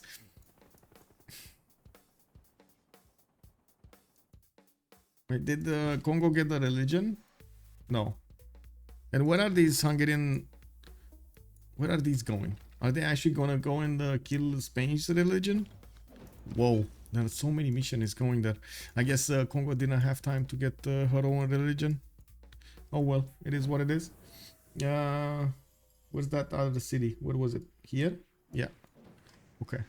So, battleships. He got a battleship. I mean, he didn't want to mess around with just one boat. You know, he got a battleship. It's a special boat, but it is his boat. And yes, we do have Egypt putting as many of these galleys as possible, making it harder for his opponent to get in. Congo can get that. Oh, yeah, right. Yes. Mi pepega. I gotta admit, yes, mi pepega. Totally forgot about Congo's inability to get the religion. I'm so sorry. Yes, you are correct. He cannot get a religion. So that's why he's going for Big Spain over here. Pepega. The original one cannot. Yes. Bonzrat, good evening, sir. Hello there, sir. Yes, you're correct. Ibanka, bonsoir, monsieur. Well, nothing like a mistake to actually shake up the chat a little bit. Now we do have in the south Byzantium about to take the city of Argos. I do see it falling in 14 turns. Mycenae is getting under siege and Samos is going to fall next. Interesting that Byzantium is splitting up his units this way. I guess he doesn't actually well, see the cities of Greece put up that much of a fight here. Now we do need to see. Oh, another battleship has been bought over here, and now he's gonna take down 2 of these galleys a turn, and not to mention take the city very, very quickly. Even if it gets ancient walls, it does look like well, it's just a matter of time until these units are gonna be taken down. How's the game going so far? Pretty good. I mean, you did miss the major 2 versus 1 going on against Egypt over here, then Greece fighting Hungary, then Byzantium fighting Gorgo, and at the same time Phoenicia. Pericles has been fighting Spain. We had conquistadors running around. We had quite a few things. Mohenjo-Daro has been defeated. Wait, this was... No, what was it? Was one in the north somewhere. Oh, there we go. This one. It was in the north of Pericles. He just got it. 72 out of 180. I gotta say, Pericles is starting to get to that dangerous level of halfway. We do have still 13 points out of 24 according to get the victory condition for the Diplo. He's not trying to get it though. Theater Square Festival's coming up from him. He knows he's gonna need to put a lot more defense when it comes to the culture, and of course he's right now on 452 points with 300 signs. In the total tab, I gotta mention this, in the total tab he has a 2500 lead over Pericles when it comes to the science. He doesn't have nearly as much as culture that Pericles did manage to amass, but it's still enough to get to fascism. We do have some more Byzantium units getting ready to attack the city of Tyre. I wouldn't be surprised if he's gonna try to get this attack lightning fast against that border of city of Tyre. He does need the bombers to work again. Oh wait, why is there no battleship in the city of Tyre? All of his battleships are down in the south in Ainuk, and when these bombers are gonna come out, he might actually just double slam the city of Tyre's walls and take it down. It's gonna be dangerous. Oh, Spanish helicopter getting in. How did this guy get in? And another one, and another one, and another one, and another one. They're just getting in everywhere. Oh my god, Noob 64. Okay, yeah, you gotta get in, bro. What is happening here, right? Okay, we got a helicopter army, 2 of these battleships shooting. We got some Hussar Corps in the water. They're everywhere, by the way. They're stopping Egypt from getting out, and I don't see another city. I mean, I see more units, but I don't see another city. Is there another city? Oh, Gorgo getting a safety settler here. No, that's his last remaining city. Is there any other? I don't think so, but I want to check. I want to double check. No. Anyway, now I'm not playing Hungary much, so didn't recognize. Yeah, what are those 2 Hungarian horse units? The one is the Hussar, the other one is the Black Army. So, wait, this one is the Black Army, this one is a Hussar.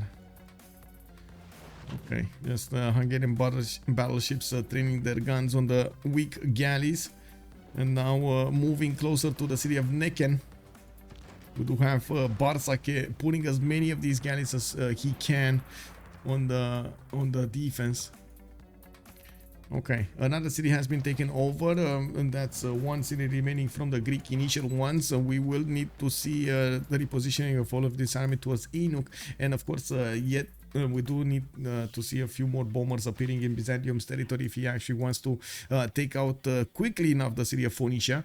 He doesn't know about the lack of a battleship over here in that city of Tyre. I don't think he actually has vision over this. I don't see a spy inside of that city center to give him the information that there's no anti-air defense in Phoenicia. Of course, if he does give up his hand with the bomber attacking into that city's defense and taking it down quickly, well, you can imagine immediately Phoenicia will want to put a battleship shift and turret in the city of Tyre, so he doesn't lose bleed more strength over there. Wait, did that bomber just attack tank?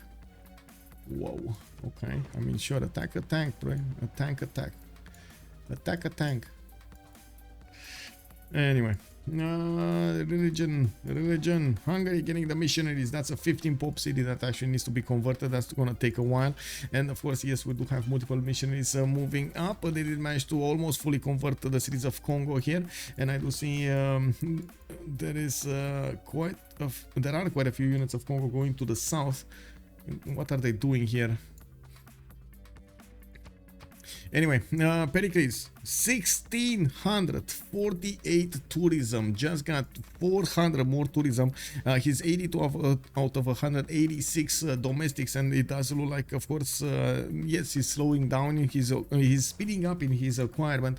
We don't actually have Corny getting that high up that fast, while Synth is only 86 points. She's trying as much as possible to get the works for her ally.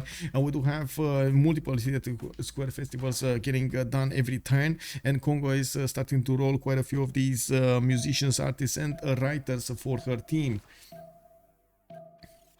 Probably gonna need to see what's going on here, because I think there is a possibility these Hungarian troops might actually take down Egypt next turn.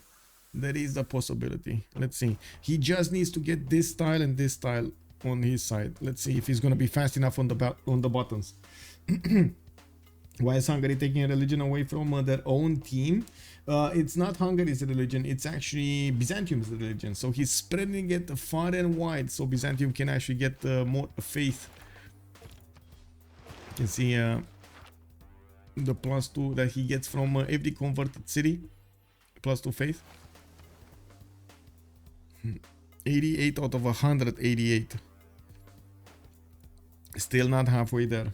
And I'm very curious what will happen over here. How will Byzantium try to go against Ainuk after he finishes with Samos? We do have him actually going directly towards Greece over here, bypassing the city of Tyre for a little while. Ponisha did put a battleship fleet over there, being being alarmed by the attack of the bomber on one of the tank armies of Greece. I don't think actually Byzantium has a way in to the Greek defense. No, I might be mistaken. Oh no, okay. I mean, he's doing some damage. He needs a lot more artillery if he actually wants to successfully punch through quickly enough. We do have stadiums coming up from his capital city, new bombers coming up from Omasia, and yes, there are quite a few Hungarian troops that are waiting for their upgrades over here. Corny is also 3 turns away from getting nuclear fission, while I do have to point out we're 10 turns out from switching the era. This is going to be one of those moments when we do have no more penalty for the Manhattan project, no more 100% production.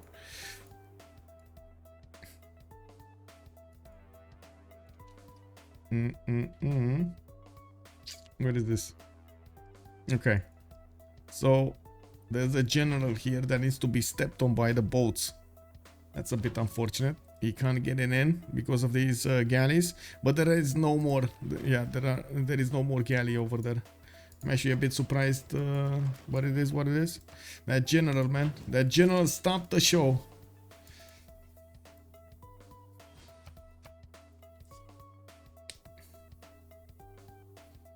And yes, tax is bonus. An extra +2 will do wonders on him. Looking at the yields tab, I do have to point out both Pericles and Chuck are in Reform the Coinage Golden Age. When they did get their heroic, they switched on that one. They're gonna go Dark Age, and their economy is just gonna melt again. They have 10 more turns to try to figure out the solution for that economy, while it does seem like Byzantium is pushing in or trying as much as possible to push in through the Greek defenders. We do have Bolshoi Theater being built from Byzantium. I do see he's also getting some Theatre Square festivals with new broadcast centers getting online over there in the top part of his territory. We do have them also generating a lot of gold. That's for Fish already 500 gold a ton, Corny 113, we got Noob 184, and Synth did manage to get over 100. We do have them with the ability to buy these units out if they need to. Corny is 1600 gold right now in the bank, and I do want to ask if he wants to buy something. Unless it is a jet bomber, I don't think he actually wants to buy anything here. We don't have a bomber in Ziz. Another bomber coming from Omasia is positioning his bombers towards the south over here. I do have to point out there's no way that he's going to actually attack with the bomber and not suffer a lot of damage against the city of Tyre. And that is it. Barsache has been defeated. That's a 4 versus 3 situation, basically a 4 versus 2. And it does look like we do not have La Pegre giving up on this. We do have Necken taken down. Now all of these forces of Hungary will get to reposition towards the northeast and start banging on the doorstep of Phoenicia. Byzantium already started the attack on Ainuk and Sidon with some of his helicopter armies, which will do the damage against these spiking shots. No problems. We do have artillery corps also showing up on the doorstep. And finally, he got the most important part, a balloon for the artilleries. And we do have archaeologists coming up from him, of course, to get that extra culture return. I do see the bombers are starting to attack us in some of the units over here, getting those promotions going. Unfortunately, he attacked one tile next to a battleship fleet, and that didn't work out well. He might have just attacked the city center, to be honest, if he wanted to do that.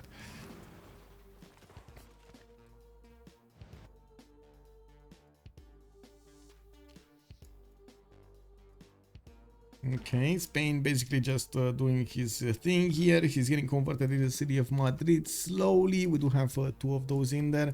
Looks like we got Zeus in Bilbao. We got Valencia, Valladolid helicopter armies. They are looking to get a few more advantages.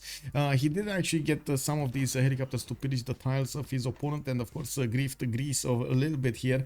It does seem like at the moment Greece has a hold on the western side. Doesn't let Byzantium push in with too much. While yes, we're going to see how fast Byzantium can actually flex this military against his opponent. At the moment, he's still trying to get an air force up, and it looks like it's a bit too slow for what he needs. Looking at the cultures here, we still have Pericles on 82 out of 108. He did lose a few of these tourists because the demise of one of his allies, and it will be harder for him to actually get all of these. And we do have Pericles with 1828 points of tourism on his side, with 623 culture, while Corny is trying to beef up his numbers. He's also trying to get as many of these works from Congo, since getting her Mabanzas down, and I do see at the moment still working on getting as many amphitheaters up as possible. Maple_Serp_Buddy has joined the round table. Hey, Mabel Serp Buddy, thank you so much for the follow, sir, and welcome. And we do have Congo here, Congo Spy not doing anything. This is alarming. The stock exchanges coming up from multiple cities of Hungary, and I do see aerodromes are beginning building Foxtrot. They were getting very close to, I would say, bombs, but I'm pretty sure with the Manhattan project 100% production, that's not going to happen in this. I would say they're not gonna put it into production right now. They're gonna want to get anything else other than that until the next era. We do have the Phoenician battleships setting up one of the tanks of his opponent, and again Byzantium is not using enough of these artilleries to attack with. He does have the balloon technology, but he's not using it at the moment, and unfortunately these Byzantium artilleries do not have the range necessary to attack back into the battleships. The battleships have 3 range, while these artilleries only have 2 range without the balloon. The balloon is key over here. Now this is gonna be important. Balloon in Pergamon. And we do have him dealing the damage in the southern cities. Ainuk is only 77 defense. Zamos did get taken back. And wow, we actually have a rock band. The Pale Continent. Wow. Okay, Pale Continent. What happened to the continents? Did they actually get overworked or something? Why are they so pale? Did they lose blood? Whatever. Anyway, it is what it is. Since about to get industrialization, to get that extra production going, this is going to be quite important for her ability to get the Theatre Square festivals going. 37 points a turn. Gonna roll another writer next turn, and I'm pretty sure another artist. The musician is on Byzantium, actually. We might actually see Byzantium get it. Yeah, probably. No, there aren't enough Theatre Square festivals finishing fast enough. Okay, so Hungary is the gold generated here on their side. He's in a normal age and he's generating 433 gold a turn. Not as big as everybody else in the opponent team, but still very, very close. They do have good gold per turn on Corny, Synth, and Noob 634, while on the other side, even Ben did manage to get 50 gold a turn with his trade route sent towards the cities of Phoenicia. We do need to see if Byzantium over here is going to find the tactic, the strategy he needs to find to attack Greece. I do notice he did buy another bomber in the city of Ancira. I do notice he will have 3 next turn, and the biggest question is, where is he going to want to flex those bombers against? Is he going to want to keep on attacking into Greece on the east side, trying to take out these scavs or the tanks? Is he gonna try to take out the capital city of Phoenicia? Is he gonna try to bomb Greece's cities here? What's the strategy? Oh, well, Phoenicia trying to counterattack. I mean, that's a very expensive unit, by the way, for Phoenicia. Very expensive. He definitely doesn't have a lot of production to flex just throwing these tanks into the mud here. But he's probably looking to take out that artillery, which is going to be replaced immediately by Byzantium. Let's see. Corny. Oh, wait. He didn't... What? Oh my god, I thought he's gonna take out the artillery. He didn't. He actually got it back and promoted it. Yeah, it was like I was saying, man, that's a very problematic one. We do have the cities of the units of Greece actually starting to buckle over here on their defense. Greece is gonna need to get new ones, and I do see Phoenicia is scrambling to help him out with as many battleships from the south as possible, taking out. Look at how much damage. 1, 2, 3, 4, 5, 6 of these battleships did take out one of the tank armies of Byzantium, slowly but surely dealing the damage against that unit. Okay, Byzantium did get who's this? Who this? Antonio, Carlos, Gomez, and 3 10s for my other project. Okay, very nice, very nice. Okay. Oh, I got surprised by the... Oh my god. So it's not a penalty, it's actually an advantage. Okay, never mind. It's actually a boost. I always get mixed up by this, how to say, bonus phrasing over here. 100% protection towards nuclear devices. Well, those nukes will fall fast. Well, I should say towards the Manhattan project. We do have 3 tons here in Constantinople. I'm pretty sure he's going to be appearing over here in the Hungarian cities. He did manage to get 573 production, a little bit more than Corny. And yes, he does have a lot of cities to work, not to mention a very, very strong economy. What's happening here? 1888 tourism, 101 out of 232. It looks like he's not being let go after the halfway point, over the halfway point. Corny is going to manage to get that defense going on his side. What's CV looking like? Yeah, it doesn't look like it's happening anytime soon. Also, how are era score points for next turn? Are looking 2 arms for Byzantium or no 2 arms? And that's a very good question. Let me actually take a look. We got 7 more turns, and looking at the era score, Corny did manage to already secure his golden age. So yes, there is a possibility for him to get 2 arms for that extra plus 10 against city defenses. Theater Square Festivals, Broadcast Centers, Theater Square Festivals. It's very hard for Byzantium to actually split his production up between getting this defense going against his opponent and at the same time getting as many of these units out as possible to try to take out the Greek defenses. At the same time, I do have to point out he kind of got lucky taking over all of the cities of Gorgo to the south, which do benefit from amphitheaters and theater squares, not to mention some of them did have art museums in them, so he can actually get the books from Congo and increase his culture per turn. He is on a 612 culture a turn, while Corny does maintain his science lead over Pericles. And this is the GG! Zone of Control gets the points on the board, and we're gonna see the update soon on that scoreboard over there to see who actually did manage to get the first place in this CCC, the Clan Championship Cup.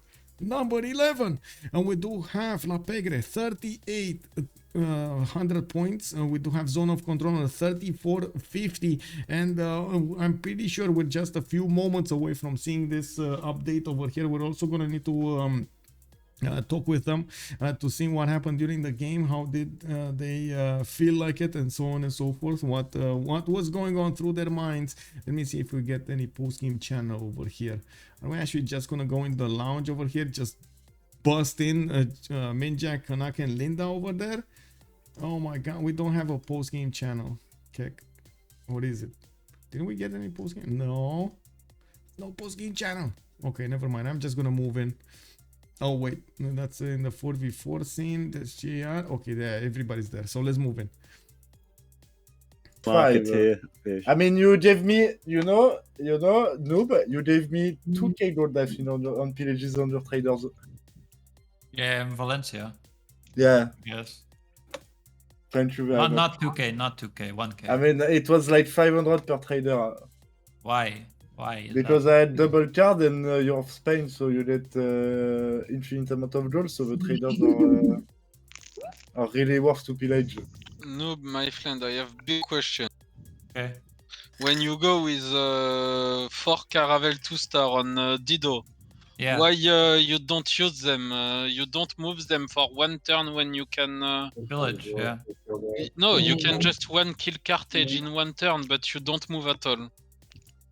Like, I if didn't you look at push it. I was just looking at AFK, village. I didn't Oh, look at yeah. that. you could Man, have first raised it. moves are so fun, so fun. Very funny. Yeah, on one side I have a big last mover, on the other side I have a turbo first mover.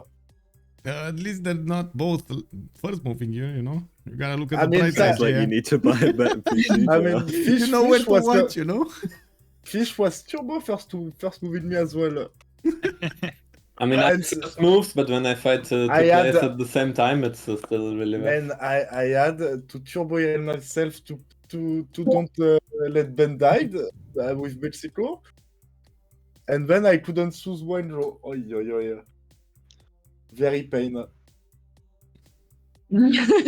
Chuck. Yeah. I heard that the single player save from the Pegre was 15k GPT.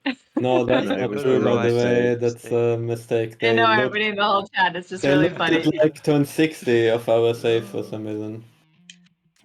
But yeah, well, you beat us, I think, by like 8k. I beat. I mean, I heard how but you did it. That's pretty smart way. to Johnny, do it. I did the Tony. last 5 turns. Johnny. Anyway, guys, I sorry, GG for the game. It was a Yeah. bad game, but I had to work tomorrow, so. Yeah, GG, bye-bye. well played, man. Yeah, same. GG, bye-bye. Bye-bye. Well played. Night. It's congratulations also. Didn't La Pegre get the final points over there anyway? Yeah. Yeah, congratulations. 39-10, zone of control 38-50. Very close, very close. Tony, do you think we can see you win if Bart doesn't die? I don't think so. I'm so tired. I don't know. I played like Okay. shit. When do you nuke, Connie? When do you nuke? Manhattan In like finishes in 5 or 2. something. Okay, wait. Do you have? Let me check something. Okay, anyway, GG, bye-bye. Do you win the GG, well Diplo on the Congress, or do you still need time after the Congress? Do I do what after the Congress? Do you win the Diplo immediately in the next Congress, or do you still need time to do stuff after that? I don't even know. Okay. You're still You on guys 13 should have seen him 20. this morning, pouring over the freaking single player save, microing. No, I could squeeze out one more city. Tim went to bed at 4 a.m. and didn't let me sleep. Tough life, man. Tough life, you know. Anyway, good games during this weekend. Some marathon style proper Civilization 6 CCC. Good game, guys. Yeah, that was fun. I do want to ask Ben, did you actually on purpose turn off all your city's production? Yes, I unworked all my tiles, so all my cities lose population. So, you had enough, just the same production as Barsaki, who was on one city. I mean, I only kept working specialists. I unworked all my tiles, so my cities start to lose population. Yeah. When I knew I was dying anyway and unimproving all my tiles. That's not the winner mentality. But yeah, I mean, obviously. Maybe still work the copper. JR would have worked the copper. Maybe work the copper, Ben. Yeah, there was no copper. Okay. The copper was chopped. Actually, I don't think I had a single copper. There was some maize. I don't know. I feel like I definitely didn't play very well. but also feel like before I had Etamanenki, my game was so fucking slow. And like if someone denies me Etamanenki, I missed the first Golden Age also. I think that was the fastest remap that I have ever seen, by the way. You all put your votes in like 3 seconds. Yeah.